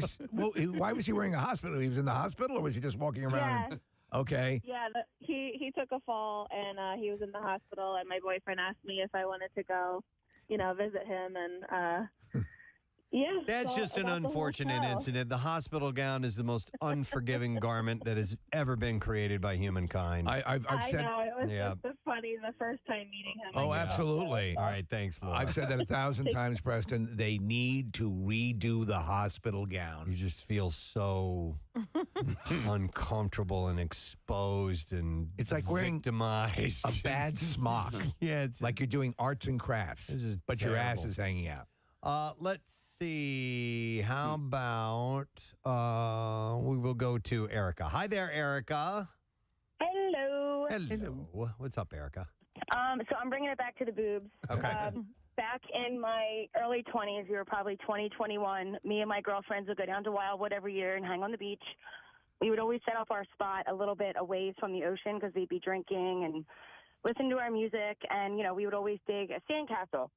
So we're all hanging out. There's about 6 of us. And we noticed this guy, staring up, maybe 20 feet from our blanket, staring at us. And we're, all looking at each other, what is this guy staring at? What is he staring at?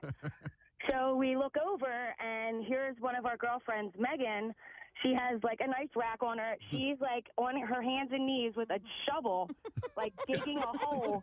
And her whole boob is just out flopping around. And if she's on her hands and knees, I mean, it's hanging as low as it can. And she was doing work. She was really getting in there. So this guy's staring, and we're like, Megan. And she's looks and then looks away. Here she has headphones in. So we're like, Megan. We're screaming her name. Finally, she pops her headphones out.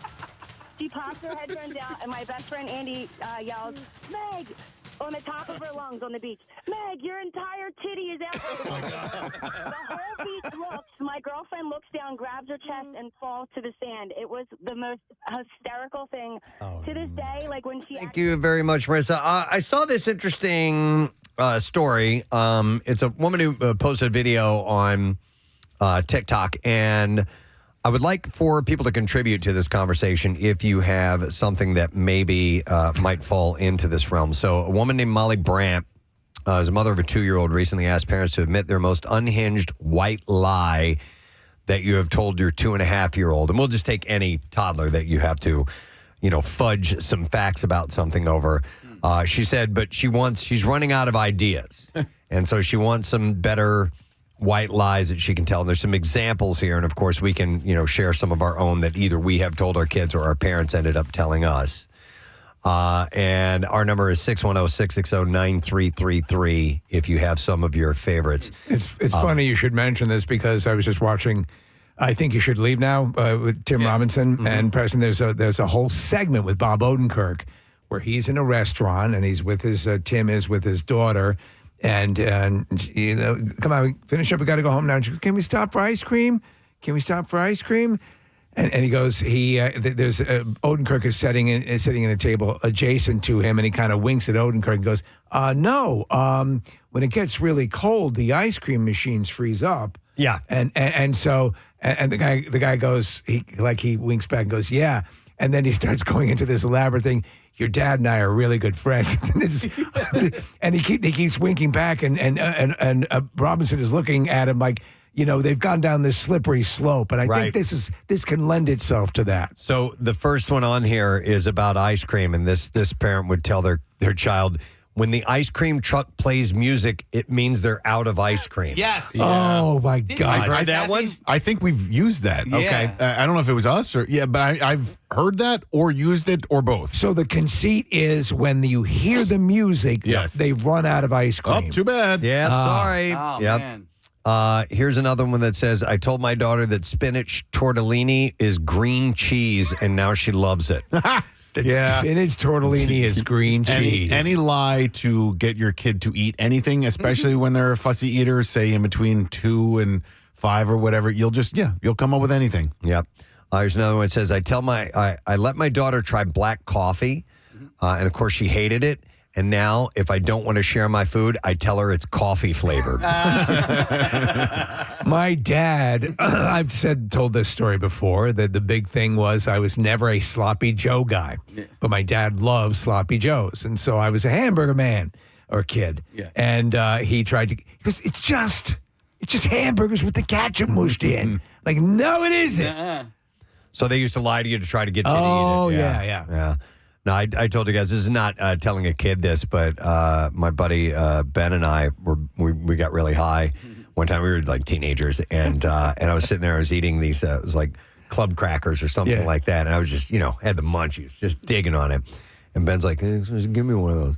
And I knew that he hated anything with nuts in it. Right. And I went, no, man, these are nut flavored. You don't want to. And we sat there in silence as I'm eating for about 3 minutes, and then he just turns to me. He's like, No, they're not. Come on, give me one of those, man. I'm sure it's nut flavor, man. You're not going to like them. Hang on. I'm going to go to some calls already. I have John who's joining us. Hey, John, morning. Good morning, fellows. How are we? Good, buddy. All right, we're talking about a really unhinged or awesome white lie that you would tell the kids. Yeah, so this one wasn't mine, but a friend of mine and their kids would go to the boardwalk when they're down the shore, and the kids loved it so much they wanted to go every single day. So they came up with, sorry, the boardwalk's closed today. We can't go. The entire boardwalk is closed. Like, okay, guess we can't go. Yeah. And I can see something like that taking for a little bit. Yeah, something that's a simple. Until you realize. That's a simple one, but can be quite effective. Yeah. That reminds me actually of my my friend Thanks, Dennis and his son in the car. I might have told this on air. Kid friggin' loved Chuck E. Cheese. Loved Chuck E. Cheese. And there was one in particular. And where we were, and if we'd go out and, we'd go out and do stuff and the kid would come along. Yeah. It would always be in the vicinity of this goddamn Chuck E. Cheese. So finally, driving along, I want to go to Chuck E. Cheese. And he goes, we can't. I didn't want to tell you this, but it blew up. It blew up. And you could hear like this, like the processing coming from the back seat, like, how? No one knows. Wait, what? It blew up. I'm like, how long before you're going to be driving by? Yeah. Because it's right in the neighborhood. Yeah. Good luck with that one. That one's a commitment. And you remember the classic one that Kathy used to tell us, which was her mom would tell her if they would go by the gumball machine or whatever, yeah. and Candy, she would tell them that there were bugs in it. There were bugs in it. You don't want that because there are bugs in it. I mean, that scars a kid. It does. I mean, but there probably are bugs in there. At some point, perhaps. Yeah. Yeah, it's usually born of you're in the moment and you don't want to deal with it, correct? Yep. Marissa? What's the ruling on helping somebody you catch in a white lie? Because I did this the other day. I'll tell you what happened. I was at the dollar store, and a woman had a kid in the cart, and she's like, can we go to the toy aisle? And the person who was pushing her said, oh, they don't have a toy aisle here. And the little kid was like, nuh-uh, I bought slime here. And I kind of turned, I was like, you were here the day they were selling toys? You are so lucky. So you jumped in on it. I jumped in and helped. Yeah. All right, and what kind of reaction did you get from the parents? It was too quick. I didn't want to turn around and find out. I just kind of did that and let it slide. I think that's Who's this hooker? I think that's a very neighborly thing to do. Okay. Yeah. I think that's I'd say that's thumbs up. But now you're part of this web now. Yep. Yeah, I did pass him in other aisle. I passed him in the candy aisle, so I felt terrible. The web of lies. Chuck D'Amico, our program director, is sauntering into the studio. Good morning, everybody. This theme music playing. Is this one that you used or was used on you? It's one that I used that I'm pretty proud of, actually. Okay. You know the ASPCA commercials with Sarah McLachlan music? Oh, yes. Yeah. My kids were they're watching 9 one. minutes long. Yeah. My kids are watching one. Yeah. It's very, very sad. Yeah. So I told them that the animals in those commercials are just actors. Very good. Yeah, it just came from nowhere. I'm like, wow, I'm pretty proud of it. I started talking to try to get out of it. You're trying to save them the pain. Yeah. I did that. If you would see a dead animal on the side of the road, I would say that they're sleeping. Yeah. Oh, no. Yeah. Oh, Chuck, free cat. Get well soon. Oh, my God. That's terrible. Yeah, they're just actors. Here is a text from somebody. It says, the Tooth Fairy didn't stop by because it was raining last night and didn't want to get their wings wet. Yeah. Okay. That's pretty good. That's, They're just covering their asses at that That's point. exactly what they're doing. Tooth Fairy blew up. Yeah. It blew up. She blew up. Let me go to. Hang on, I need to find out what this one is all about. We have. Is this Christy? What line is she on? Because it doesn't. Hang on, I'm going to try this. Hi, is this Christy? Yeah. Hi. Hey, what's Morning, up, Christy? guys. Morning. Huge fan. Oh. Huge fan. Love you guys so much. Thank you. Yeah. So me and my husband are volunteer firefighters in the county out here in Feasterville. and I have a 2-year-old and a 5-year-old. And we go to the firehouse all the time. They love playing on the trucks. They want to be firemen when they grow up. And when I don't feel like stopping, I tell them that the fire trucks are sleeping. That they need their rest. Yes.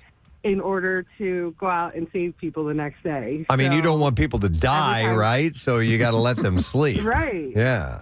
And Exactly. they're in college.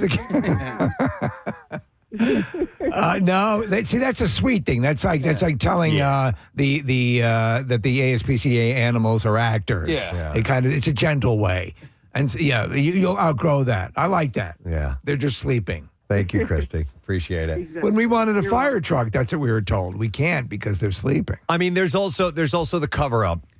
Yeah, lie, which is the classic. we took the dog to a farm and to play with other dogs and shot it there. We hung it actually. There's a whole. They all keep the corpses big clothesline. No, that was pulled on me. Yeah, it was totally pulled on me with our dog. My dad really? took the dog or it was our cat. I don't remember. I mean, I had so many pets throughout the years. But I remember hearing that they took him to a place where he would be happy. Yeah. And runs around and plays with other animals. At the end of the day, they strangle him. I'm like, we weren't consulted on this? Yeah, I know. I mean, it should have been a family decision, right? But it's traumatic. God, that episode of Friends when Ross realized, I know that's what parents tell their kids, but mine actually did it. There was a farm. They really did. Upstate. That was great. Here are a few more via this article. This one says they told their child, we can't watch Baby Shark at bedtime or night because of child labor laws. Sure. It's complex enough that they don't understand, but it seems legit. Another one said, every person has their own swear word. So if you hear a grown-up say one, it's theirs, and you can't use it. You have to make up your own words, and then they would make up a nonsensical word as opposed to saying a real curse word. What the F is that? They were thinking that it is exclusive to that particular person. Here's another person that would tell their child, you can only watch cartoons in cars. That's why they're called cartoons. So to keep it from being on TV all the time. That's inventive. In the house, it is. Let me go to Rachel next. Hi, Rachel. Good morning. Good morning. Thank you guys for my morning laughter. We're doing what we can. All right, Rachel, is this something you've told one of your kids? Yeah, my oldest, when he was probably 4 or 5, he didn't like spicy foods. So he would see my husband drinking soda, and he would ask for some, and we would tell him it was spicy so that he wouldn't want to drink it. That seems like a good deflection. Find out what they don't like, and then apply that to whatever food you don't want them to eat. Like Preston. It worked for a while. Yeah. When was that? I assume that was eventually discovered not to be the case. Correct? Yeah, eventually, unfortunately. Now, do you have to explain your way out of that, or do you just chalk it up to, hey, I was trying to keep you away from soda? No, we told him the truth that we just didn't want him drinking it. All right. He was like, okay. All right, yeah. Maybe you just stick to it. Just keep Thanks, Rachel. Appreciate it. Yeah. Yeah, No, it that's is. spicy. You must have some sort of condition. All right, this one is Mike that we're going to go to next. Let's get him on the line. Hey, Mike, good morning, bud. Hey, guys, how are you? Good, man. What's up? So it's not even about me. It's about my uncle. And the lie is just a normal lie that you would tell. So this is probably 60-something years ago. My uncle's 70 now, right? So they were going to go family dinner at, one of the aunts or uncle's houses. And he didn't want to go, flipping out, throwing a tantrum. Is Uncle Joe going to be there? And his mom, my grandmom, she says, yeah, of course. Okay, so they go. Uncle Joe's not there, right? So he's all annoyed. Well, he's telling us this story like last year, and he holds a grudge, and he's like, Grandmom's a liar. Everything she told me is a lie. And then he starts telling these other stories, and we're like, dude, these are normal things you tell kids to get them to go places or do whatever. But it's bizarre, right? It's like we can't figure it out. It's like insane. So he took it as a sign of a major character flaw. Yeah, the fact that he remembers that 60-something years later, and that, yes, he's calling her a liar, and she died like 5 years ago, and he's like always bringing these things up. That woman So I lied. think- Freaking liar. Lied all the time. Just came from pissing on her grave. I swear to you, that's how it goes. It's bizarre. Wow. All right. So he was burned Yeah. and never, ever got over it. Thanks, Mike. Oh, my God. The reaction when you find out about this stuff, if you happen to run the duration and not know that what they were telling you is inaccurate. I think when you're an adult, you chuckle or you say, oh, or, when you finally find out, oh, I get it, I understand. To hold a grudge because you went to an event and an uncle who was promised wasn't there over decades is a little weird. All right, here's one via text. It says, we had a hamster that died, and it was during COVID. So we told the kids the hamster had COVID and had to be quarantined back at the pet store. That was about 5 years ago. My 9-year-old asked about it like 3 weeks ago. She said, does our hamster still have Yes. Still holding out hope. Yeah, it's long COVID. Turns out, yes. Yeah, it's long COVID. Long hamster COVID. Oh, it's the worst kind. Hamster COVID. Wow. Let's go next to Lisa. See what she has to say. Hi, Lisa. Good morning. Hi, good morning. Hey, we're talking about little white lies you may have told kids or have been told to you. I know these stories are cracking me up. I'm over here laughing. I forgot my story. My mom, it's about my mom. Okay. When I was about 8 years old, I asked my mom, where do babies come from? And she told me, you have to sleep with someone. And I didn't know what that meant. Right. And I immediately thought, oh, my God, I'm having a baby with my cousin Teresa. My God. You have to sleep with someone. Well, that's pretty candid. Yeah. Do you think that she figured you would know what was meant by that, and so she could kind of slip it on through there? I don't know what she thought, but I honestly thought that you physically sleep with somebody. You just sleep in the same bed. And I'm knocked up. Yeah. Wow. I'm knocked up. I got to drop out of the third grade. Lisa, do you remember the moment it dawned on you when you realized that they weren't the same thing? Probably like the following summer when I started telling my friends this who had older brothers and sisters. And we're like, no. Yep. I know what you mean. And so they told me. Thank you. It's pretty funny. Appreciate it, Lisa. Yeah. If you were told one of these things, and I can't remember specifics, but I know it's happened in my life where I would repeat that to a friend and they'd be like, what are you talking about? Yeah. Then you feel like an a-hole. You know what I mean? My good friend growing up, his mother, and this isn't like she was lied to, but she was the old belief that the animals would genuflect on Christmas Eve, in the manger. Yeah. Right. She'd had 2 kids at that point, suburban housewife, and she believed Still, the as an animals adult, were going to genuflect, that all the animals would kneel right. in the barns all around the world. Yeah. I was like, No, probably not. nah. Yeah. I will go next to Joe, who's joining us on the phone. Hi, Joe. You're on the air. Good morning, bud. Hey, good morning, guys. Hey, so you got a white lie that you would tell? Yeah, so I took my son to his first Phillies game when he was probably 3 or 4 years old, and I was hoping to get him through, I don't know, maybe 4 innings of the game. And I also knew that as soon as I got him ice cream in a little helmet, that he'd be done and stop paying attention to the game. Mm-hmm. So the game was to see how long I could prevent buying him ice cream in the helmet. So we went up to get a hot dog and pretzel, whatever, and he saw ice cream, one ice cream immediately. So I told him, I looked at the light, the power light on the front of it. I said, well, ice cream's not ready until that red light goes out. How long did that light stay on? I asked, I told him, I asked the manager, and they said they were going to text me as soon as the light goes out. I knew otherwise he'd be asking every 5 minutes if the light was out yet. Yeah. Meanwhile, the kid sees the guy over there pulling the handle, pouring the ice cream out. Yeah. You that light's still on. What about that, Dad? We lost lost him. Yeah. Lost him. Sorry about that. And it's funny because you have this moment that you can try to explain it to your children exactly, truthfully, be honest with them.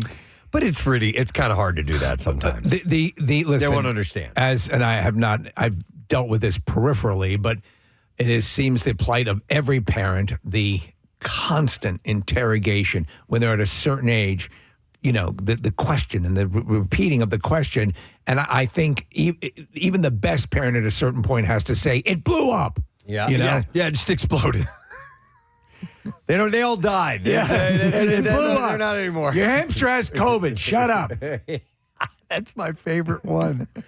Here's another text that says, just a couple of weeks ago, my 4-year-old grandson wanted to go to McDonald's. I told him McDonald's was closed because a fat kid came in and ate all the hamburgers and McNuggets, so they wouldn't be open for 2 days. Wow. That kid sucked away a lot. He said the funny thing was, a few hours later, while we're at Walmart, we see an overweight little boy about 10 years old, and my grandson pointed out and asked me to pop up. He asked me, I guess pop up, maybe is what he was trying to say. Is that the fat kid that ate all the food at McDonald's? Oh, man. Some fat kid came in and ate everything. I mean, it's great for McDonald's sales-wise, but we're SOL. Sucks for the customer. Yeah. All right, this one is actually not bad. We'll go to, for actually trying to pull this one off. Hi, Marissa, you're on the air. Good morning. Good morning, Ed. Good morning to see you, Marissa. All right, what is this? Yes. What is this little white lie? So, my husband's best friend growing up, his parents told him that he was allergic to tobacco, so he wouldn't try cigarettes, and he believed them till he was, I want to say he was over 18 or 19 years old, until he actually believed that he was not actually allergic to it. Listen, that is duplicitous. That's pretty good. But it is, I mean, in a perfect world. I have a 2-year-old, so I've got a long time until then, but I think I might have to use that lie when she gets older. Well, think of all the things that have been told that are similar to you'll go blind. Yeah.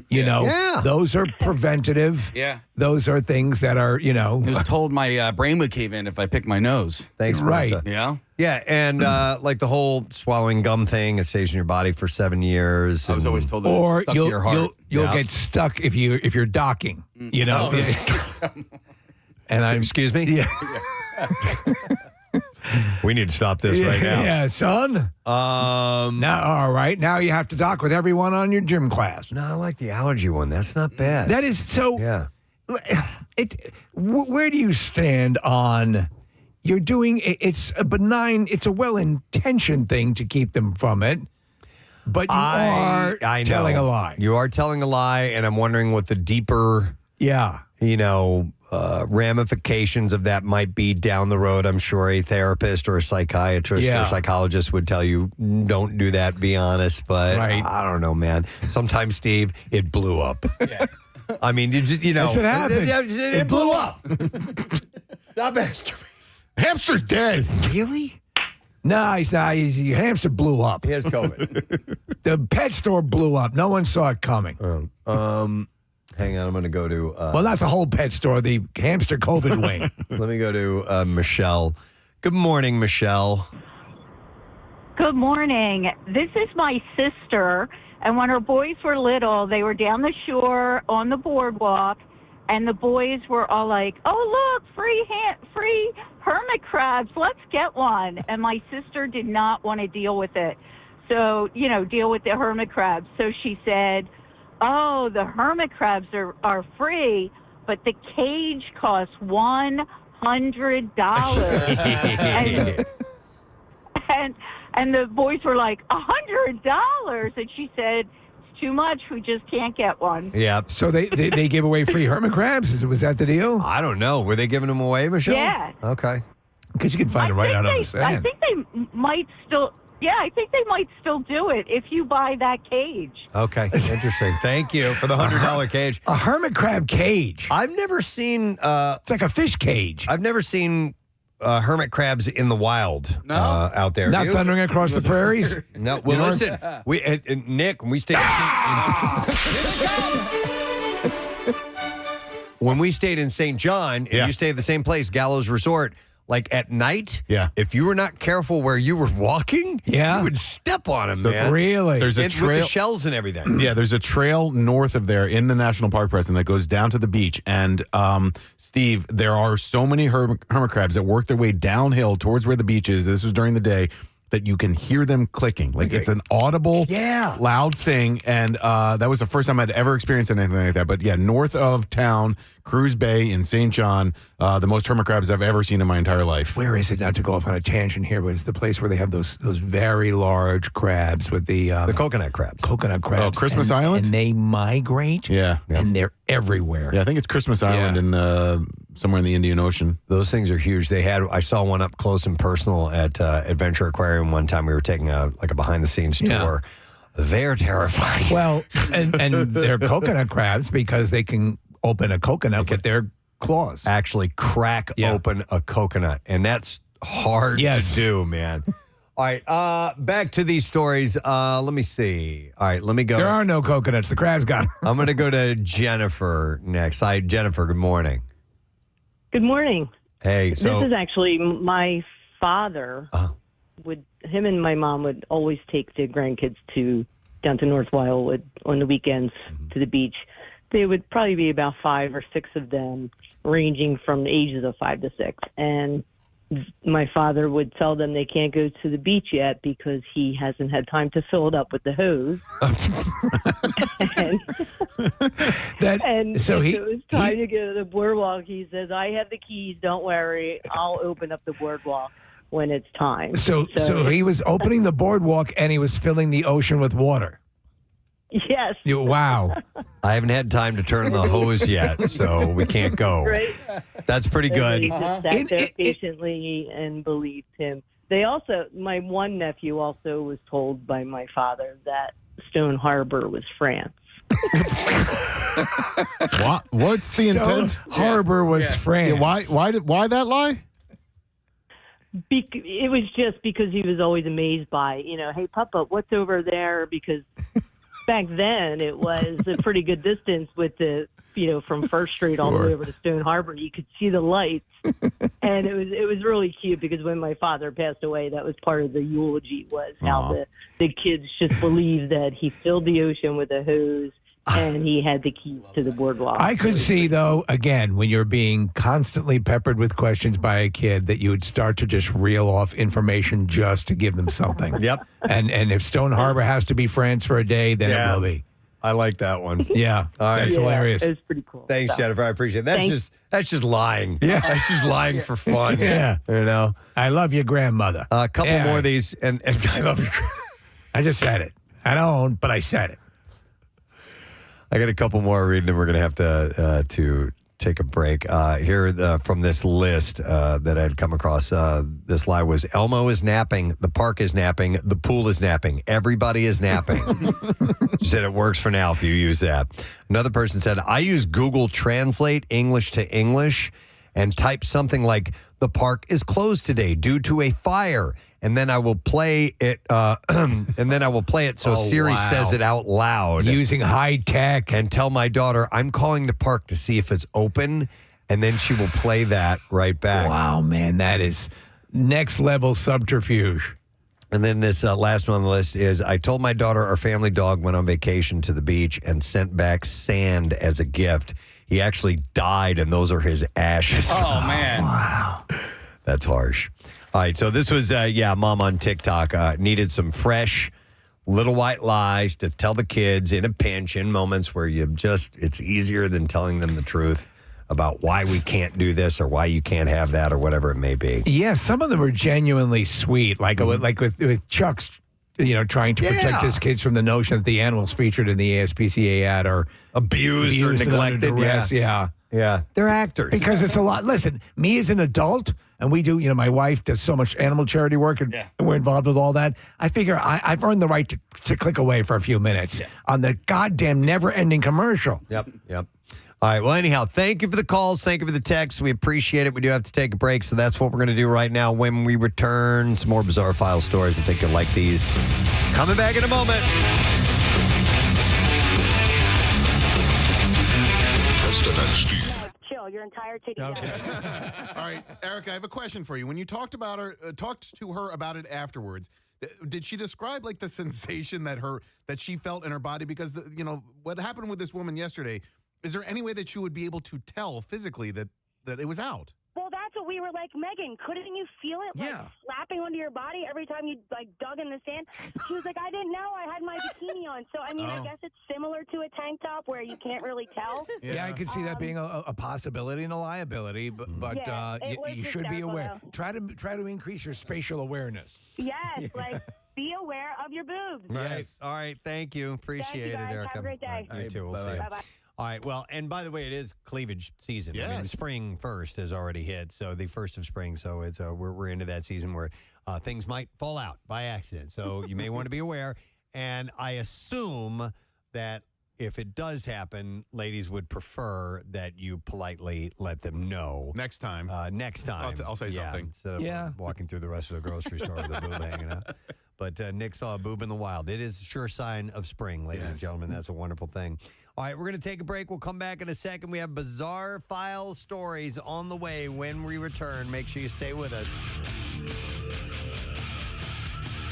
Preston and Steve. On 93.3. Today is National Cheesesteak Day. Yes, it is.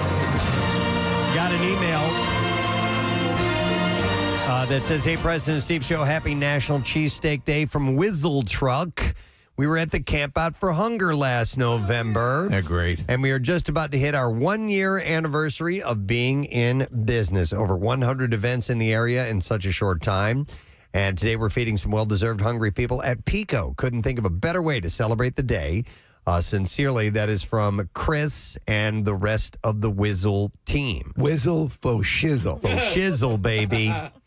I'm not going to have a cheesesteak today. I'm kind of watching what I'm eating. I'm trying to hit some weight goals. I hit my little goal earlier this week, and I want to hit my medium goal by tomorrow. So your weekend, though, you give yourself a little latitude. I think I'm gonna. Weekend I always give myself a latitude. We've got a Pudge's nearby us, which makes a great cheesesteak. So I might go by there and celebrate National Cheesesteak Day a couple of days. It's been forever since I've had a classic. Really? Like a classic cheesesteak that are you can find them anywhere. Here we live in Cheesesteak Central, but calorically it's always a tough thing to reconcile. But if you're going to go all in on the weekend, you give yourself a bit of a cheat. I have to think now where I want to go, what I want to get.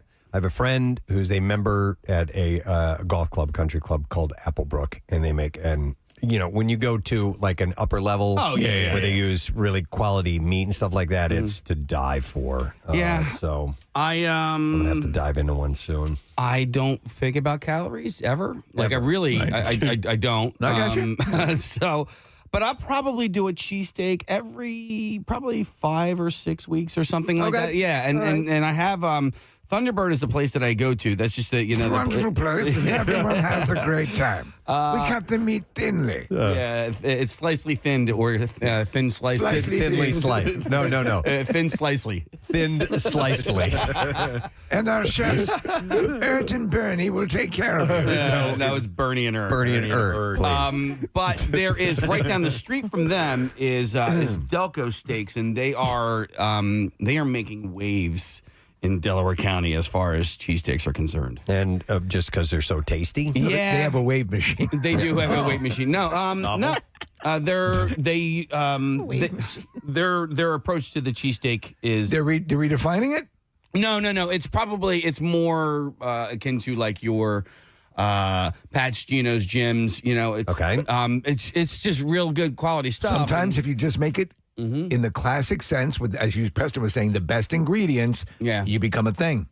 But they're also not far from each other, so you really can't go wrong. But so National Cheese, is it National or is it Philly Cheesesteak Day? Today's National Cheesesteak Day. That's how it's been quantified. I don't think it's National Philly Cheesesteak Day. So there'll probably be some sort of ceremony at Arlington or something. I told you when I see the words Philly cheesesteak, I'm like, that's not the real deal. No. Just immediately I think of that. But whatever. Yeah.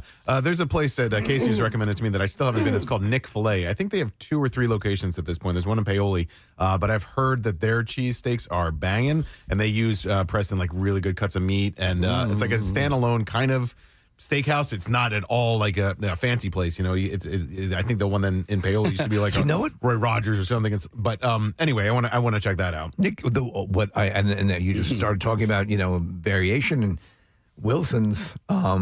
Oh man, they were here yesterday. Yeah, apparently they stopped by and had some goodies. Meatless. They're you like the Impossible one, yeah. Holy effing it's hell! Good too. It doesn't taste like a regular cheesesteak. It's something different. Yeah, and it's fantastic. It's funny, Nick. I've recommended Nick-fil-A, but I've never actually been. I've only ridden my bike past son it. of a Wait bitch. a minute. No, you'll recommend places you've never been to? No, I didn't actually recommend. I probably just asked if he's ever been because it's Nick. No, you said it was the best place you'd ever been. That's you a were like, lie. I love it so much. You will eat nowhere else but this place. But there's it only looks really good from the outside. two locations that I know about. One is in Paoli on Route 30, and then there's another one right on Beach Avenue in Cape May. Now I'm trying to think if I've ever recommended a place I've never been to before to somebody. I'm sure I have at one time. And you need to go there. Great. Never been there, but you need to go there. I did on this show one time. What I had it? recommended Flex ice cream in the villas. And then somebody was like, you ever been? I'm like, no, I haven't, but my cousins have been there. My cousins have been there. We don't, well, we do know. But I have been there since. All right. You ever recommend a movie that you haven't seen? No. I probably have. Yeah. But hey, I heard great things. Yeah. So anyhow, thank you to Wizzles for getting in touch with us this morning. And National Cheesesteak Day. So get out and celebrate and enjoy, if you will. There's a wealth of places to go to. We're very lucky. We had the one guy who had rated 1,000 of them. You remember? Took 3 years, something like that, and eventually got through all of them. And I did have the full list printed up here, and I'm like, what am I doing with this? I'm never going to... What, are you going to will it to your kids? Yeah, I'm never going to go through this. I eventually threw it away, but there's some good suggestions there. Well, sometimes I fall, though. Again, it's been years. Well, no, I've had the Wilsons. So that's still a cheesesteak. Yeah. Yeah. So I amend my statement. Yeah. Speaking of eating, I saw this interesting survey. It was done in the UK, but could definitely be tailored to pretty much anywhere.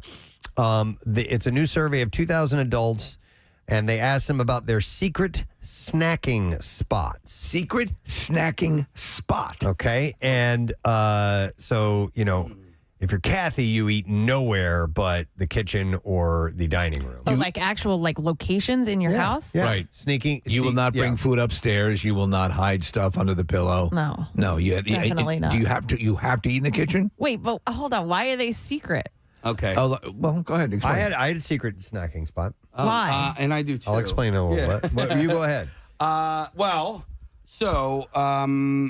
Sometimes we won't have sweets in our section of the house, but my mom always does in the basement. So Okay, so you sneak down there? I will sneak down there. Okay, all right, and it's all right. even better if she's not there. I got it. Because then I will go absolutely crazy. Then you can put a bra on. That's stealing is what that is. Does she come home and she's like, what happened to my... No. She has more sweets than she can handle. Okay, I mean, she's like a bird anyway. He's like Norman Bates in the basement. That's funny.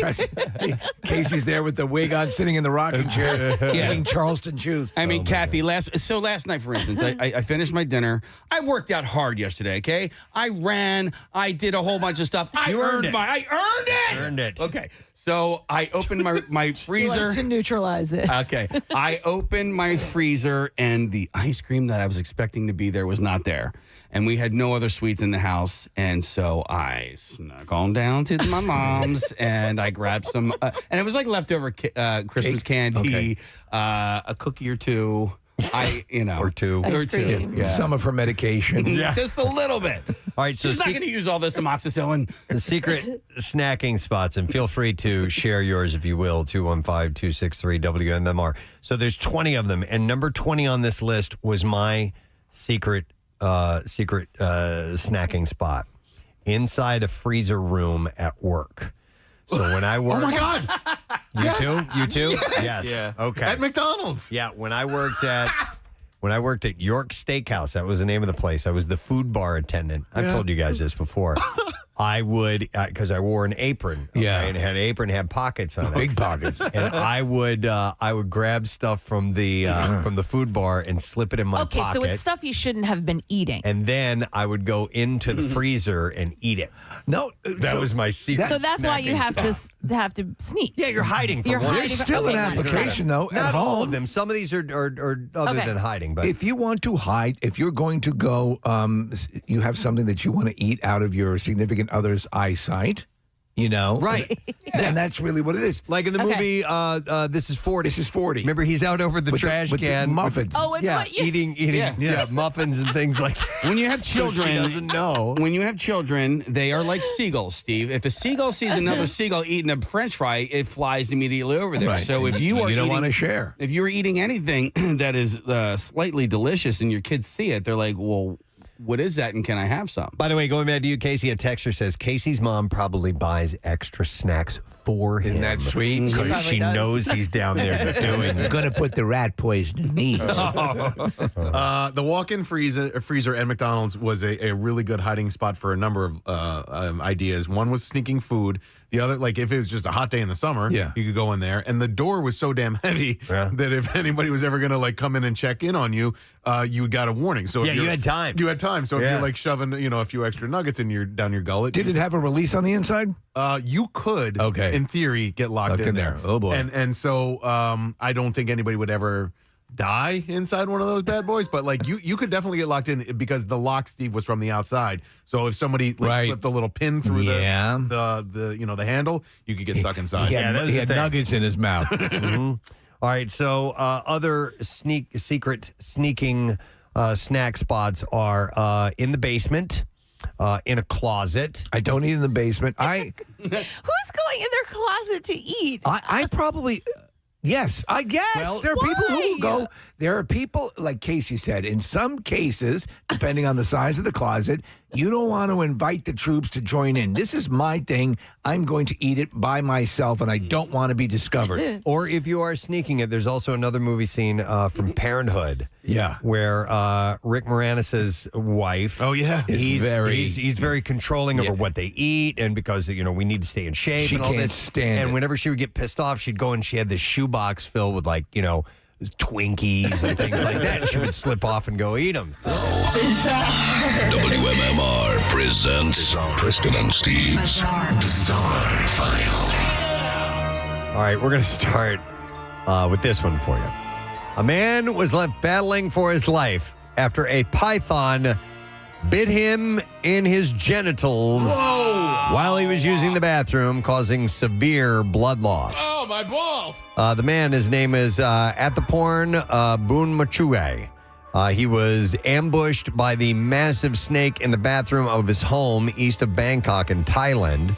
Man! And reports suggest that he felt a sudden sharp pain and reached down only to discover the python's jaws clamped onto his manhood. Oh, my balls! Man, I'm better hung than I thought. In a state of panic, Athaporn shouted for his wife and wrestled to free himself from the 11-foot-long beast. 11 feet. Before passing out, he managed to tie a rope around the snake's head and secure it to the bathroom door to stop it from slithering away.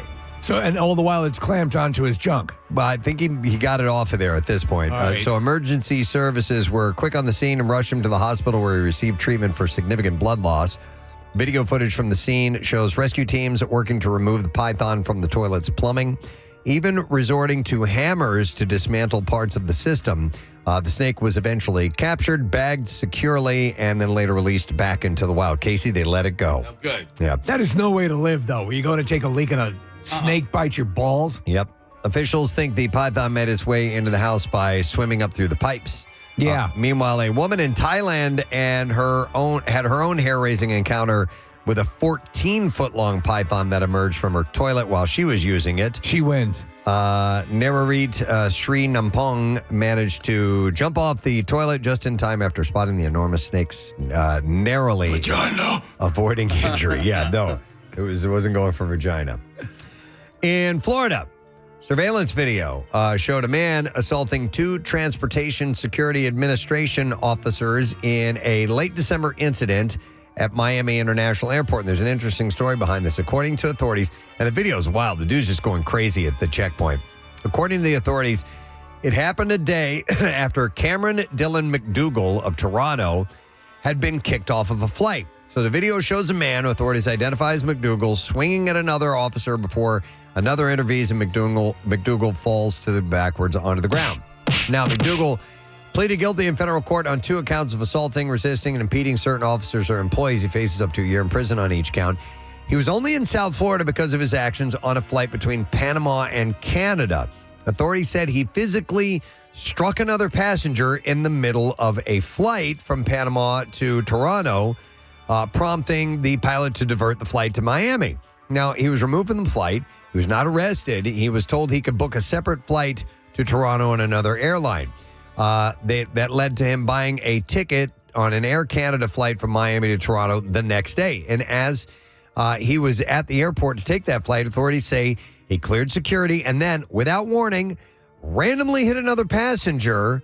It's like 6:30 in the morning, and it was right after he went through security. He just went nuts. Yeah, we was watching the footage. Just no reason. Yeah, prosecutors said he then struck an airport security guard who tried to intervene and then went back to the security screening area and threw 3 punches at a TSA supervisor who dodged the blows. Another officer intervened. He then fell to the ground, and the second officer tried holding him down, and he hit the second officer in the face at least 3 times. I don't like the look of your neck pillow. Yeah, he was arrested soon after by officers and is scheduled to be sentenced in Miami federal court, but he just went crazy for whatever reason. Wow.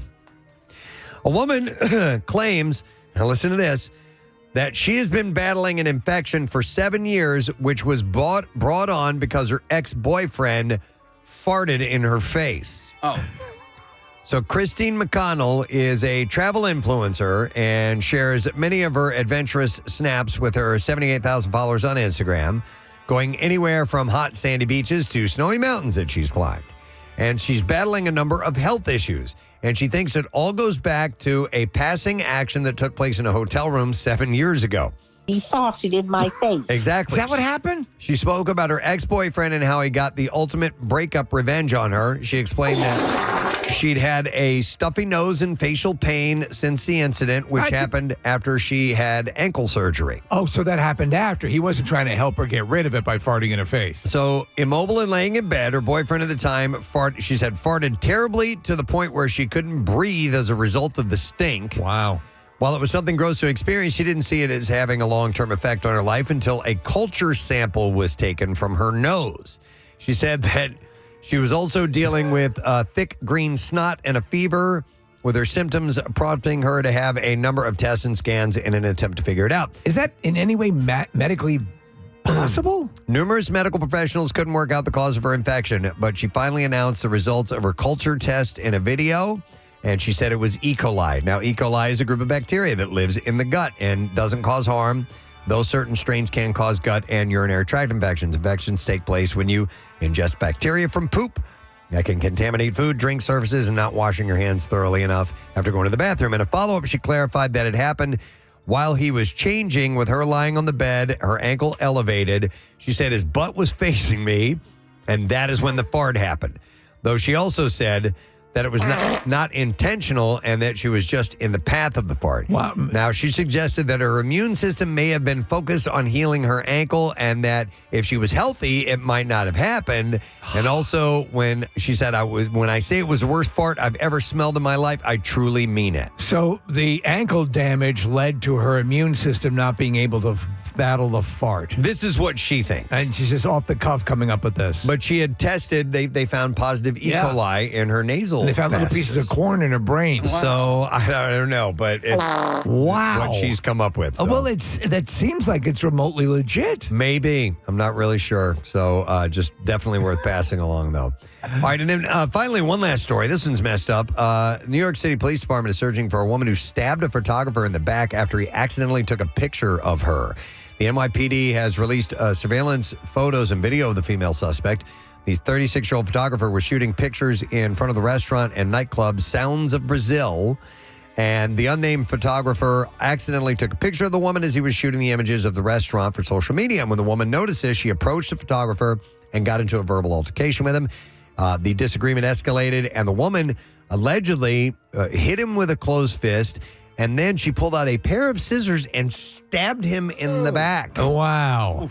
The woman fled the scene. She walked south, entering a nearby subway station. The photographer refused medical attention. I think if you're out in public and someone takes a picture of you, that's legal. Yeah, so authorities are now looking for a woman with a light complexion, wearing black shoes, black jacket, and carrying a black bag. And that's kind of all they have to go on. So we'll see. Yeah, I don't think there's any law that allows you to stab them with scissors. Yeah, I don't think so, but we'll have to check the statutes and make sure. But there you go. That's what I have in the bizarre file for you this morning. All right, we got stuff to give away with the lesson question. When we return, we'll find out what that is, and we'll see if you've been paying attention this morning. Trash and music news up 2. We'll be right back.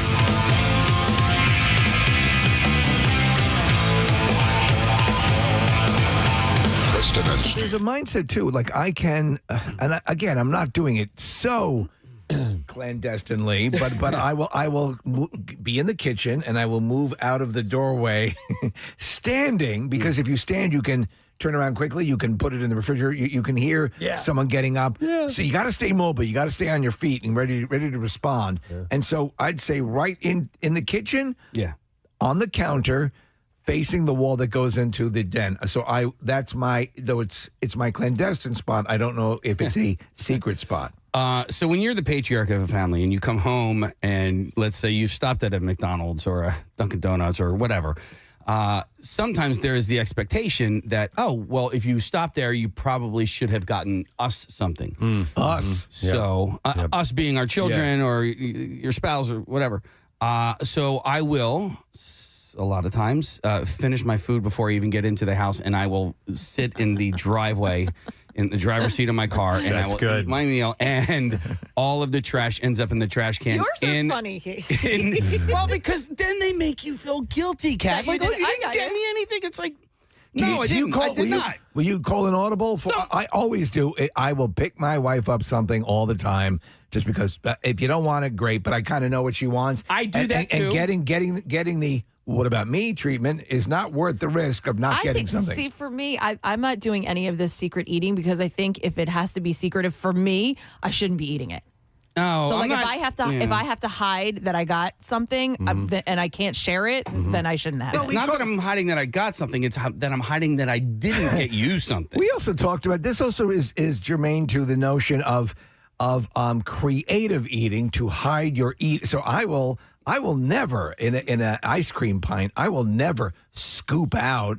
I will shave off top layers so that optically from the top stays flat. Even and if it's split like parts chocolate, parts vanilla, I will reconstitute the line so you can't quite tell. By the way, Casey, I know for sure there are people that do exactly what you do, that eat every last crumb, clean it up, finish, make sure there is no evidence left over that I stopped anywhere on the way home. Oh, and it's even better if you can crumple your bag up into a tiny little ball. And the top trash bag in the trash can has a little bit of an opening that you can squeeze Cram it in there. They'll never know. Who's going to go digging around in that trash? If you can crunch it up big enough to put it in a cup. Yeah. Even better. Yeah. And then crumple the cup. Just drinking. What, I can't drink? Yeah. Let me go to some calls. I'll come back to this list, but it's secret snacking spots. And I have Brittany who wants to chime in. Hi, Brittany. Good morning. Good morning. Hey, what's up, Brittany? So I had a secret snacking spot until about 3:30 this morning. Oh. I have a drawer underneath my bed. Okay. That's meant for clothing. So, but I have some clothes in there, but I also have some snacks. Well, it was about 3:30. I heard some crinkling, and it turned out to be a mouse. A mouse was in your snack stash. I heard it. No food upstairs. No food in the bedroom. Yeah. So I got up at 3:30. I took all the snacks downstairs. I put them in a bag, put them in the fridge, and I threw out any trash. And I vowed to not do it again. No. All right. Well, I could see that. I could see that being the end of that for you. But that is. Yep, but maybe like putting it in an airtight container, or you have to be like yes. No, she's out. Brittany's out. It's done. By the way, the number one place on this list that people have their secret snacking spot is in bed. So that's where people like to do that. So a lot of times, if you're up in bed, you don't want to at night. You don't want to take the walk down to the kitchen and get stuff. So I bought Claire a mini fridge for she's on another floor in the house. She never uses it, So it's one of those things you don't want to get out of bed. And I kind of subscribe to your notion, Kathy, too. It's good to have that distance to stop you from going and getting it. Will she eat in bed?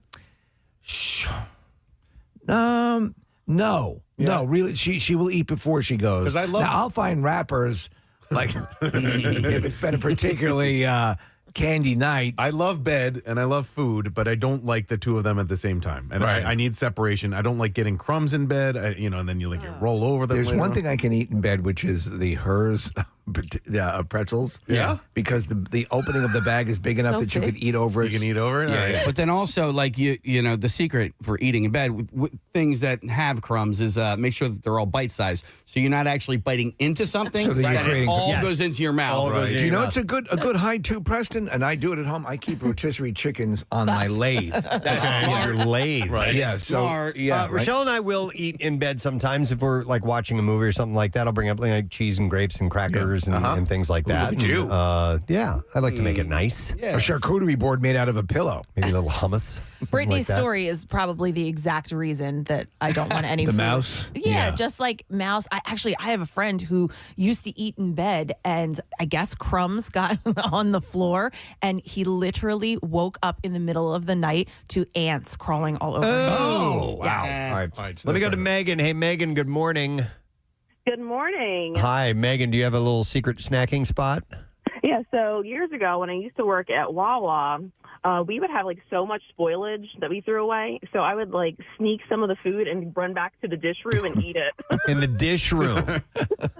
What's the dish room at Wawa, by the In the way? dish room at Wawa, What is the dish room? I'm not familiar. So basically, back behind the deli, we have an area where we wash all the dishes that we use. Okay. All right. So yeah, And so I'd you run would back there you would and- slip back there. Would you do it? Would you be kind of hiding? And did everybody ever catch you with your mouth full? Yes. Uh-huh. Crawford. If you work in a place though like that happens to have you says as you say, Casey, Megan. mouth, small, biteable like nuggets. Yeah. Duncan was great because Duncan, the nuggets, The donut holes. You can pop those nuggets. Close your mouth. You can have 2 or 3 of them, and the munchkins. Don't you know though? Like Yeah. when you're done chewing, like Yeah. you think like, oh, they probably don't know. They know. They know you've eaten something. Yeah, I just got a text from my friend Jen from college. She just said, I literally rolled over onto a honeycomb this morning. Let's go to Lisa. Hi, Lisa. Good morning. Good morning. Hi, Lisa. All right. So your secret snacking spot. Okay, so I used to work in a diner, and sometimes the cook would give me a scallop or a shrimp, and of course it would be too hot to eat, and you'd be busy. So I would put it in a souffle cup with a lid, put it in my apron, and I would eat it in like 10 minutes when it was cool. so to the outward appearance, you would just simply be drinking out of a cup, but you're actually eating shrimp. Actually eating shrimp or scallops. Yeah, it was I have to imagine little that there's hors nothing better d'oeuvre. than diner shrimp. Yeah, diner scallops is probably better. I gotta deter these things. Thank you, Lisa. Appreciate it. I will when I go to the grocery store. I do this now, and I always felt kind of guilty about it, but. Grapes are a crapshoot, man. Sometimes you get them and you take them home and you eat it and you're like, oh, what the hell? This batch sucks. Why am I alive? Well, they're sour. Yes, And I hate that. I do too. So I will put the grapes in my cart. Give it a little taste. I will be walking through shopping, and when I'm alone, I'll snag one of those bad boys and take a quick Just bite. one? Just one. Okay. Listen, What, like a fistful of grapes? No, I just wasn't sure. that if was you a great snacked movie, on by the them. way. Fistful of Grapes for Clint Eastwood. And I feel kind of bad because grapes are sold by weight. I wasn't sure if they were sold They by are. the bag. They're Okay. sold by weight. So if I sit there and ate a bunch, I'm stealing Is at that it point. inappropriate? I don't think it is. If you're in the produce section and you take one grape to sample, I've seen people do that. I I'm sure don't. people do it all. I the don't think time. that's frowned upon, is it? I don't know. Is it? I'm not going to find out. If you're in the meat section, can you cook a piece of meat over a lighter just to see how good it is? I don't want to get banned from my grocery store, so I hide it while I'm doing it. Yeah, I can't imagine. You think somebody would say something to you if they saw you eating a grape? Especially your big celebrity. Sir, don't eat the produce. Let me go to Mr. Elliott. I didn't recognize you. Let me go to Colton. Hey, Colton, good morning. Good morning, Ed. Good morning, Ed, my man. All right, so secret snacking spot. Well, I mean, I think every guy has it at least. I mean, I'm a car guy. I'm a garage guy. I mean, everybody's got the garage. Everybody's got the beer fridge. I mean, you just, hey, I got to go do this. Like last night's garbage night. Yep. You go out, you're doing garbage. You have a beer while you're out doing garbage because you know you're not going to get interrupted while you're in the garage. Yeah. So it's just a nice place to have, that one beer that you got to have at night or whatever, and you're not interrupted while you're doing it. Yeah, so you do it. You pick your area. You come up with your cover story. I'm going to go polish this turkey in the garage. Colton, are you slamming that beer while you're out there? No, I mean, that's why you have to make up a good enough backstory that, hey, I'm going to be out there for like 15, 20 minutes or so. Like, it can't just be like, hey, I'm going to go grab a, 9mm wrench and come back. Well, you said take out the garbage. Taking out the garbage takes about 30 seconds for me, so. Well, no, because I have a garage can that I have to do. I have recycles that I got to. So there's I'm going to straighten up a little while. WMMR Runaway. It's 13 minutes after 10 o'clock. Monday morning, we'll bring along that first letter for our Word of the Week prize here in a little while, very, very soon. Ryan Shuttleworth filling in for Mr. Robert today, so we will get that from him in a little bit.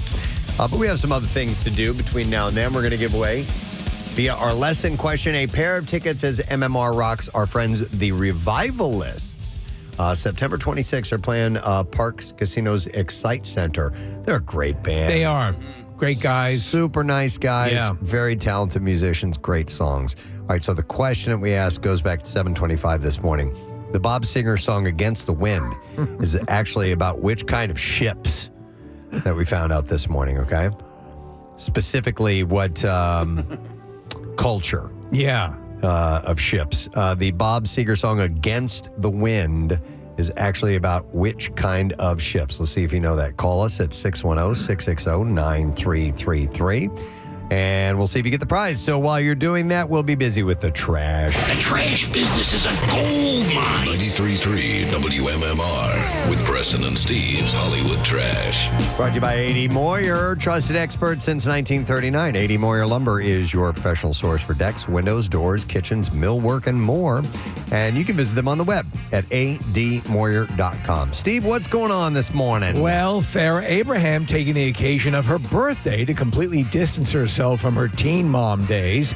Abraham says that was another lifetime ago before she moved on to selling photo sets of her butthole. Oh, my God.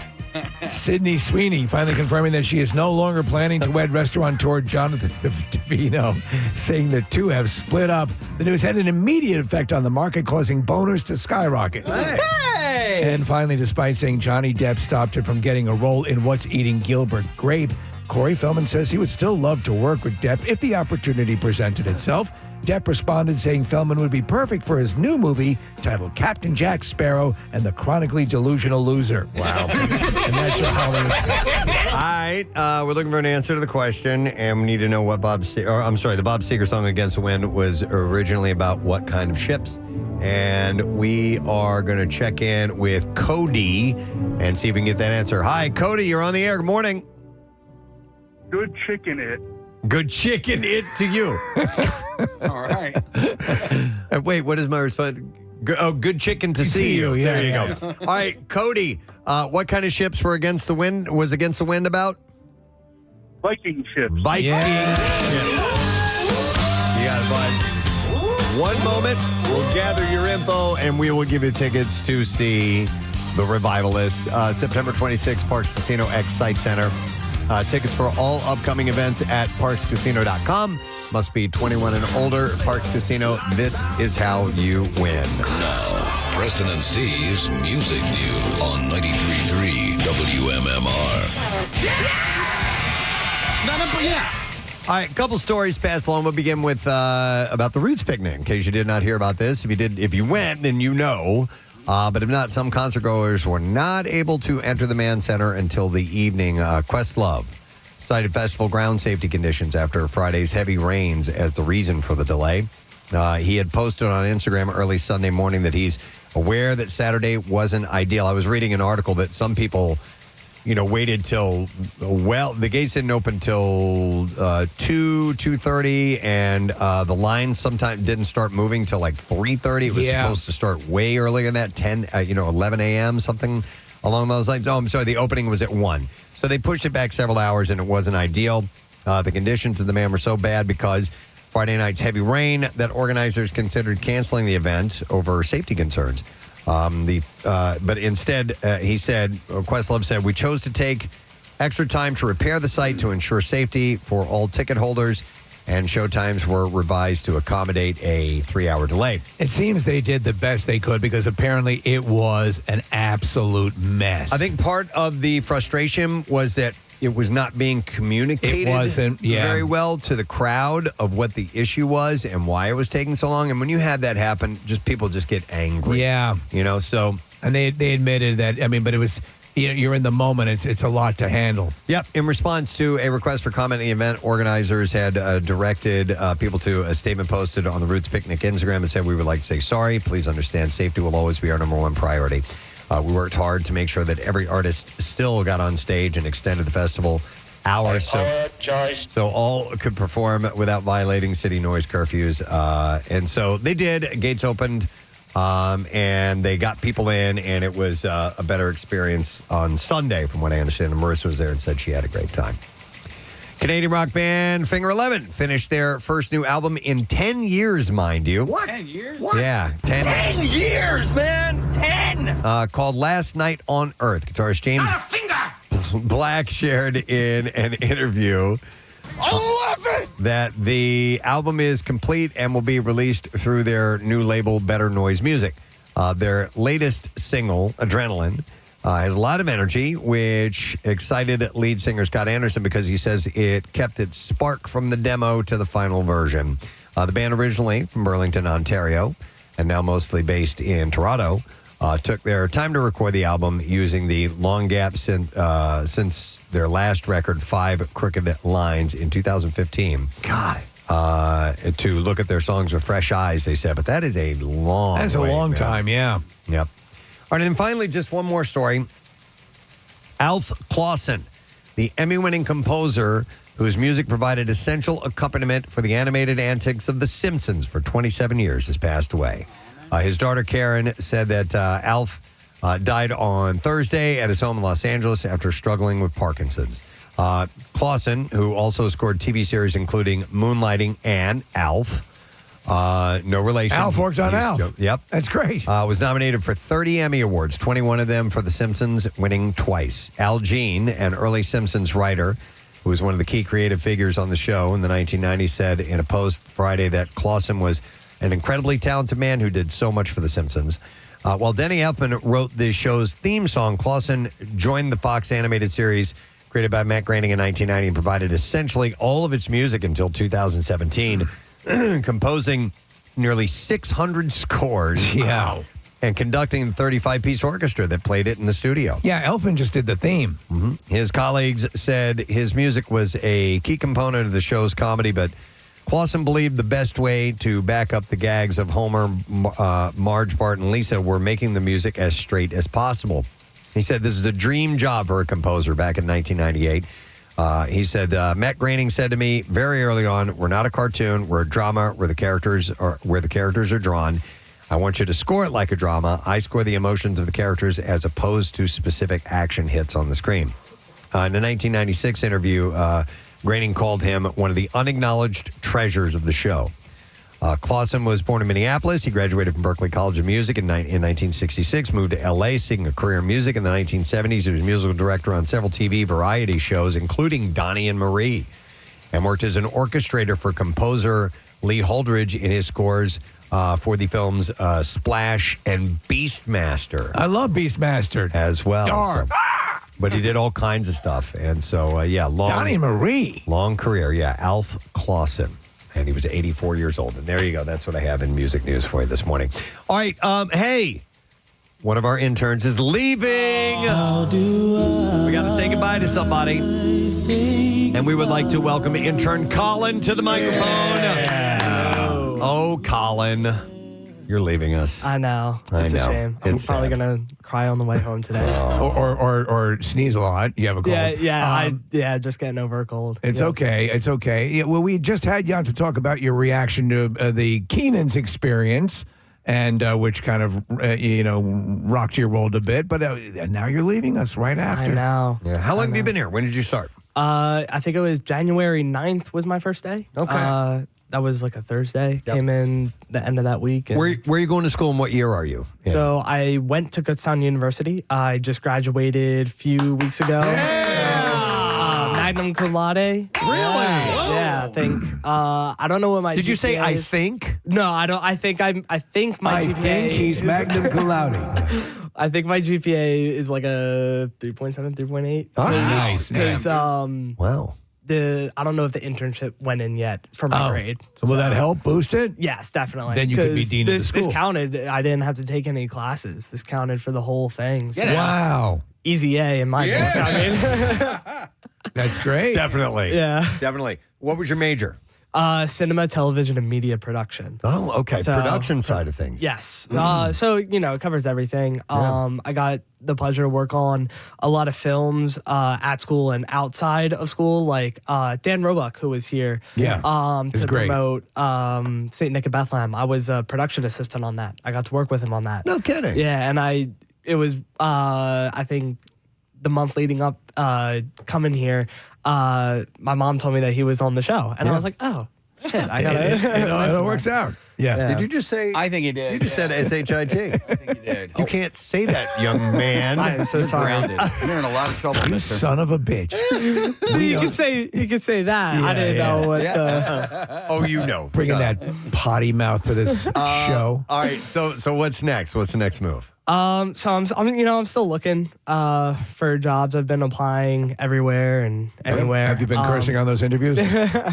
No, I'm not. Well, you did your own film, and your experience with radio and so on and so forth. Would you have any idea where you would really like to focus?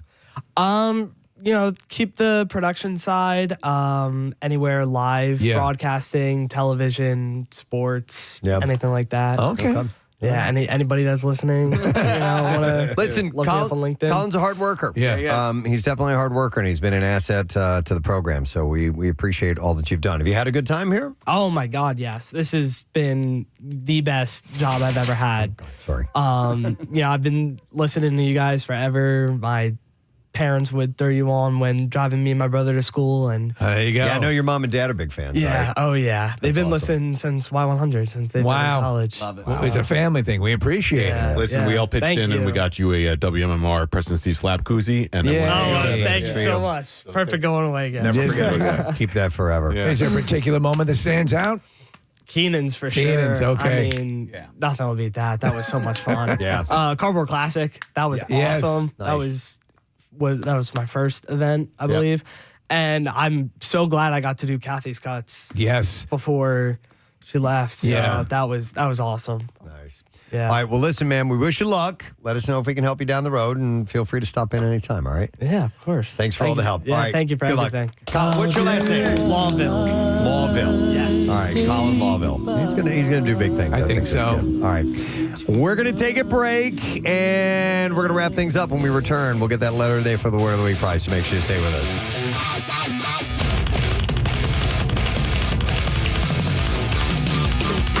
Yeah, I gotcha. Yeah. I gotcha. I'm going to rotate the half and half. All right, that's a good one. The garage, definitely. All right, thank you, Colton. Appreciate it. Let me go through a few others. We got tons of calls here. So, other ones are, like I said, in a closet, a public toilet. No. No. Oh, dear Yeah, that's God. or a brothel or an yeah, right. alleyway with junkies. In a child's playhouse. Just any random child. I don't know. A public changing room. Oh, what the hell? In a swimming pool. I mean, I don't mind that if I'm at a pool party or something like that. But to me, that'd be very obvious if you're going into the pool with a turkey leg. Yeah, exactly. Up in the attic. Okay. In the laundry room, in a hot tub. Some of these aren't secret snacking spots. Like you said, Steve. That's you want to be out of the line of sight. All right. How about this? During exercise. What? No. Occasionally, I'll put cheese wheels on my bar instead of plates. I can't eat during exercise. Like, no, me either. Breathing too much. It's very easy. I don't like to eat right before exercise. No, me neither. When you guys are curling, you don't eat French soup? No, well, maybe I should try because I do like that. In a storage room at work. All right, I can see that. Yeah. So that was again. That ended up being on a number of occasions where I'd go to the storage room. There's nobody back there. You ever take a nap in a storage room? No. Yeah, I don't know me if neither. In an elevator. Okay. I don't. Just go up and down. Yeah, get a high rise. Just eating a salad in the elevator. It's like a magic trick. Well, I'm going to make this meal disappear. On the toilet is another one. No. A public stairwell.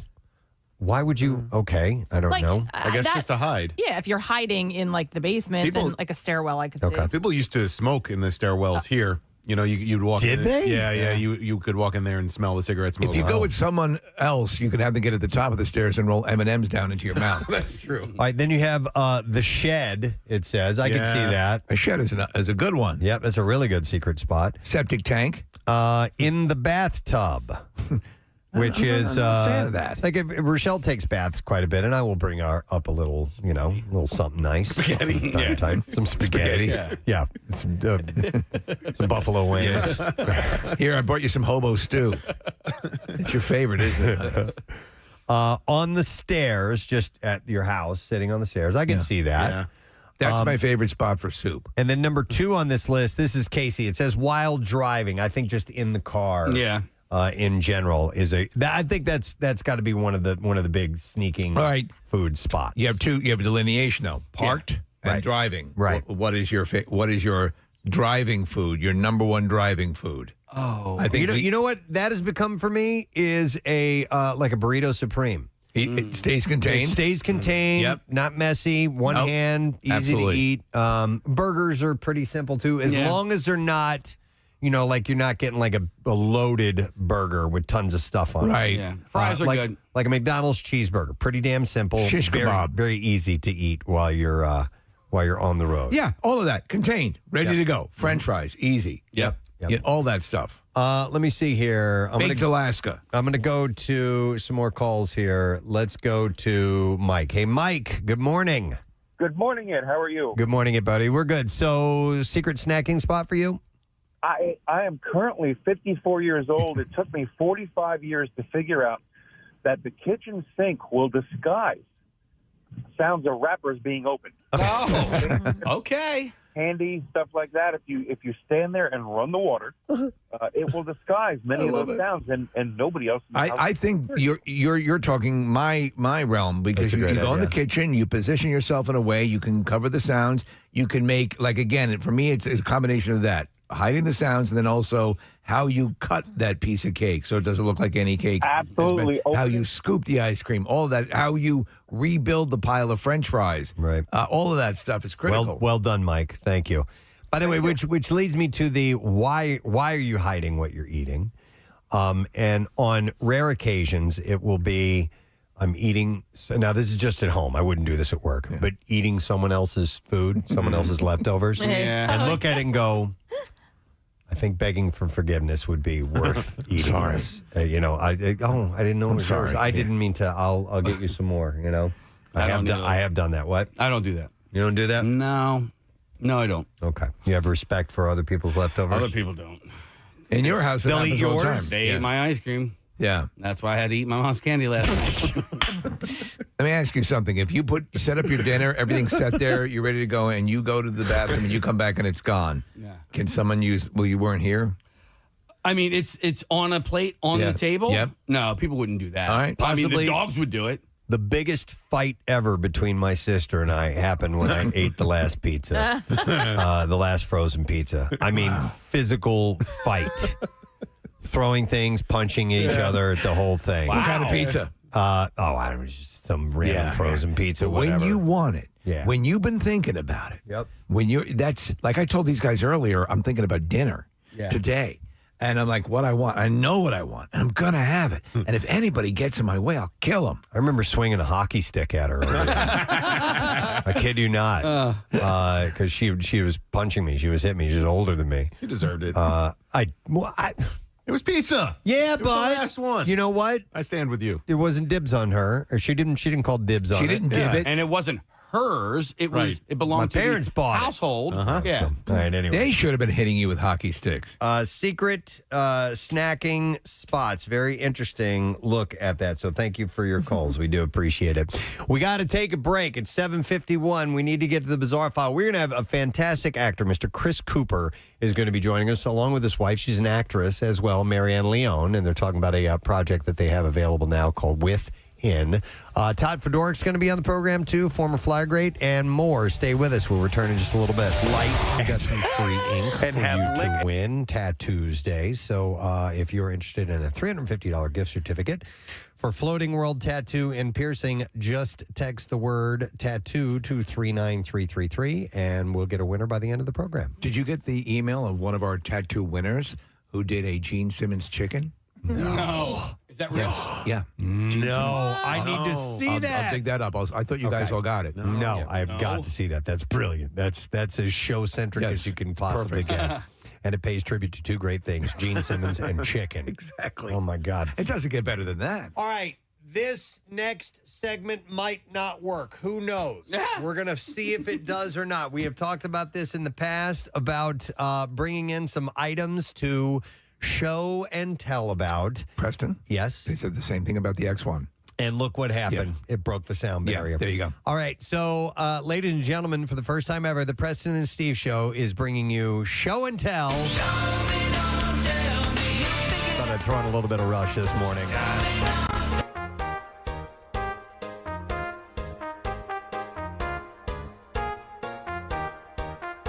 The teacher, Preston, we'd like to see you. Oh, my God, yes. And your show and tell what you have for us today. I remember sitting there with a big brown paper grocery bag. Oh, yeah. With whatever it was that I brought in, and we would all sit on the floor. And like Steve, the teacher would call you up, and it was your turn, and it was so exciting because you would have seen a couple of people go by then, and you know that yours is way better than theirs. And you'd have and you could bring in things like a new cool toy that you had. Like, look at this, what this does. Yeah, totally. I could be the a-hole kid who criticizes what the other kids brought. Yeah. Oh my God, because I didn't bring anything. Totally. And but everyone starts to pass out because you brought some stuff that you baked into the. I poisoned them. So I had I only remember one show and tell ever that I participated in, and it's because on my way home from school one time I found a gardener snake.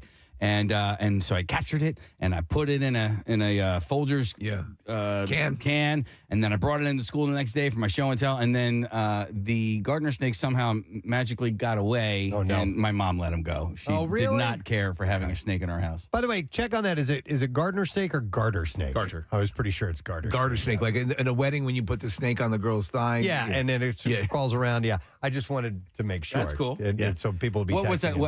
I said it the wrong way? No, garter. Yeah. Garter snake. The snake that you are talking about has a gray mustache. Yeah, you said a gardener snake. A Jim Gardner snake. So what I brought, speaking of show and tell back in the day and when the kids would be there, is what I've mentioned before. I brought this to my third grade show and tell and recently found it. Wow. And hopefully... This is a good one already. I haven't brought this in for you before, and it just dictates, it just shows exactly what a different time it was, because, ladies and gentlemen, I brought to my third grade show and tell a World War II bayonet. Oh, my God. Bayonet. You actually brought that into school? I did. A weapon. A weapon. weapon. This is a knife. Mm-hmm. It's probably a good 10 inches long. Good Lord. And this was a bayonet that I bought in an Army surplus store. Yeah. If you brought that today, the school would be surrounded and the Ooh, on 93.3 WMMR. It's everything that rocks. The Pretender wrapping us up. Great song to end on. It's Monday morning, 10:36 a.m. Comfy today, 75 degrees, the high temperature, just right in the zone with sunny skies. And it turns to summer over the next couple of days. Tomorrow, sunny and 84. Wednesday, sunny and 89. Thursday, sunny and like 91, 92 degrees. Friday is going to be close to 90 as well. So here it comes, folks. Well, the question is the humidity. That's always the issue. Yep. What are we looking at? The multiplier. Yeah. I don't know. I'm not really sure. We'll have to see how that plays out. But yeah, first taste of really, really warm for the year. So maybe you like it. Some people love that type of thing. All right, I want to thank you for being a part of the program today. Don't have any guests to thank. It was just us hanging out. But we would like to welcome Mr. Ryan Shuttleworth. Hello. Nice to see you, sir. Great to be seen. The weather is all over the place. I was up in Scranton at Montage Mountain on Saturday, and I completely forgot that it gets colder up on a mountain, and being in just a T-shirt in 40-degree weather sucks. We didn't plan, did we? No, we did not, but it's amazing what beer and good music can do for you. It warms the body. What were we doing at Montage? Coed and Cambria was in town, so I went up to see those guys. Yeah. So. We like those guys. They've been on the show a few times. Love them. Yeah. Wonderful, wonderful guys. Excellent. All right, well, all we need is a letter of the day and to find out what's going on with you. But you got a letter? I can provide. Here we go. Preston and Steve on 93.3 WMMR. Now, the Daily Letter. The Preston and Steve Show is brought to you today by the letter P as in Pierre. All right, and we are going to give away a pair of paddock passes. Tickets for the NASCAR Cup Series Great American Gateway 400. It's coming up Sunday, June 22nd at Pocono Raceway. And that includes access to the Media Party Plaza and Chalet Village. And it is time to start your summer as NASCAR returns on June 20th through the 22nd to the Tricky Triangle at Pocono. For more information, you can, and also getting your tickets, you can head to PoconoRaceway.com. So it'll be Friday before you know it, and we will be giving that away. So just you today and Pierre back tomorrow? Or? Today and tomorrow. Pierre back on Wednesday. All right, cool. What are you going to be doing today? Yeah, so all this week, pairs tickets for Queens of the Stone Age over at the Hard Rock in Atlantic City. That show next Friday the 13th. Workforce blocks, we'll get to a block of Tom Petty, a Blink 182, and Charlie Watts from the Stones would have been 84 today, so a big old block there. That's awesome. All right, thank you, Ryan. And I want to thank our sponsors, Preston and Steve Show, brought to you today by Acme Markets Fresh Foods, local flavors. And the Preston and Steve Show also brought to you by Dunkin' Donuts. And the Preston and Steve Show runs on Dunkin'. And by Family and Company Jewelers. Ditch the ties and gift cards and get Dad a unique gift this year, FamilyJewelers.com. Tomorrow on our program, Tattoos Day, we will give that away. And we'll have joining us Mr. Steve Gutenberg. Yes. He will be joining us. So we'll see what's up in his world. And like we said, there was a video of him walking around Philly not that long ago. We'll see why he was here and what he was doing. Something's going on. That's it. We're done. Rage on and have a great day. We shall see you tomorrow, friend.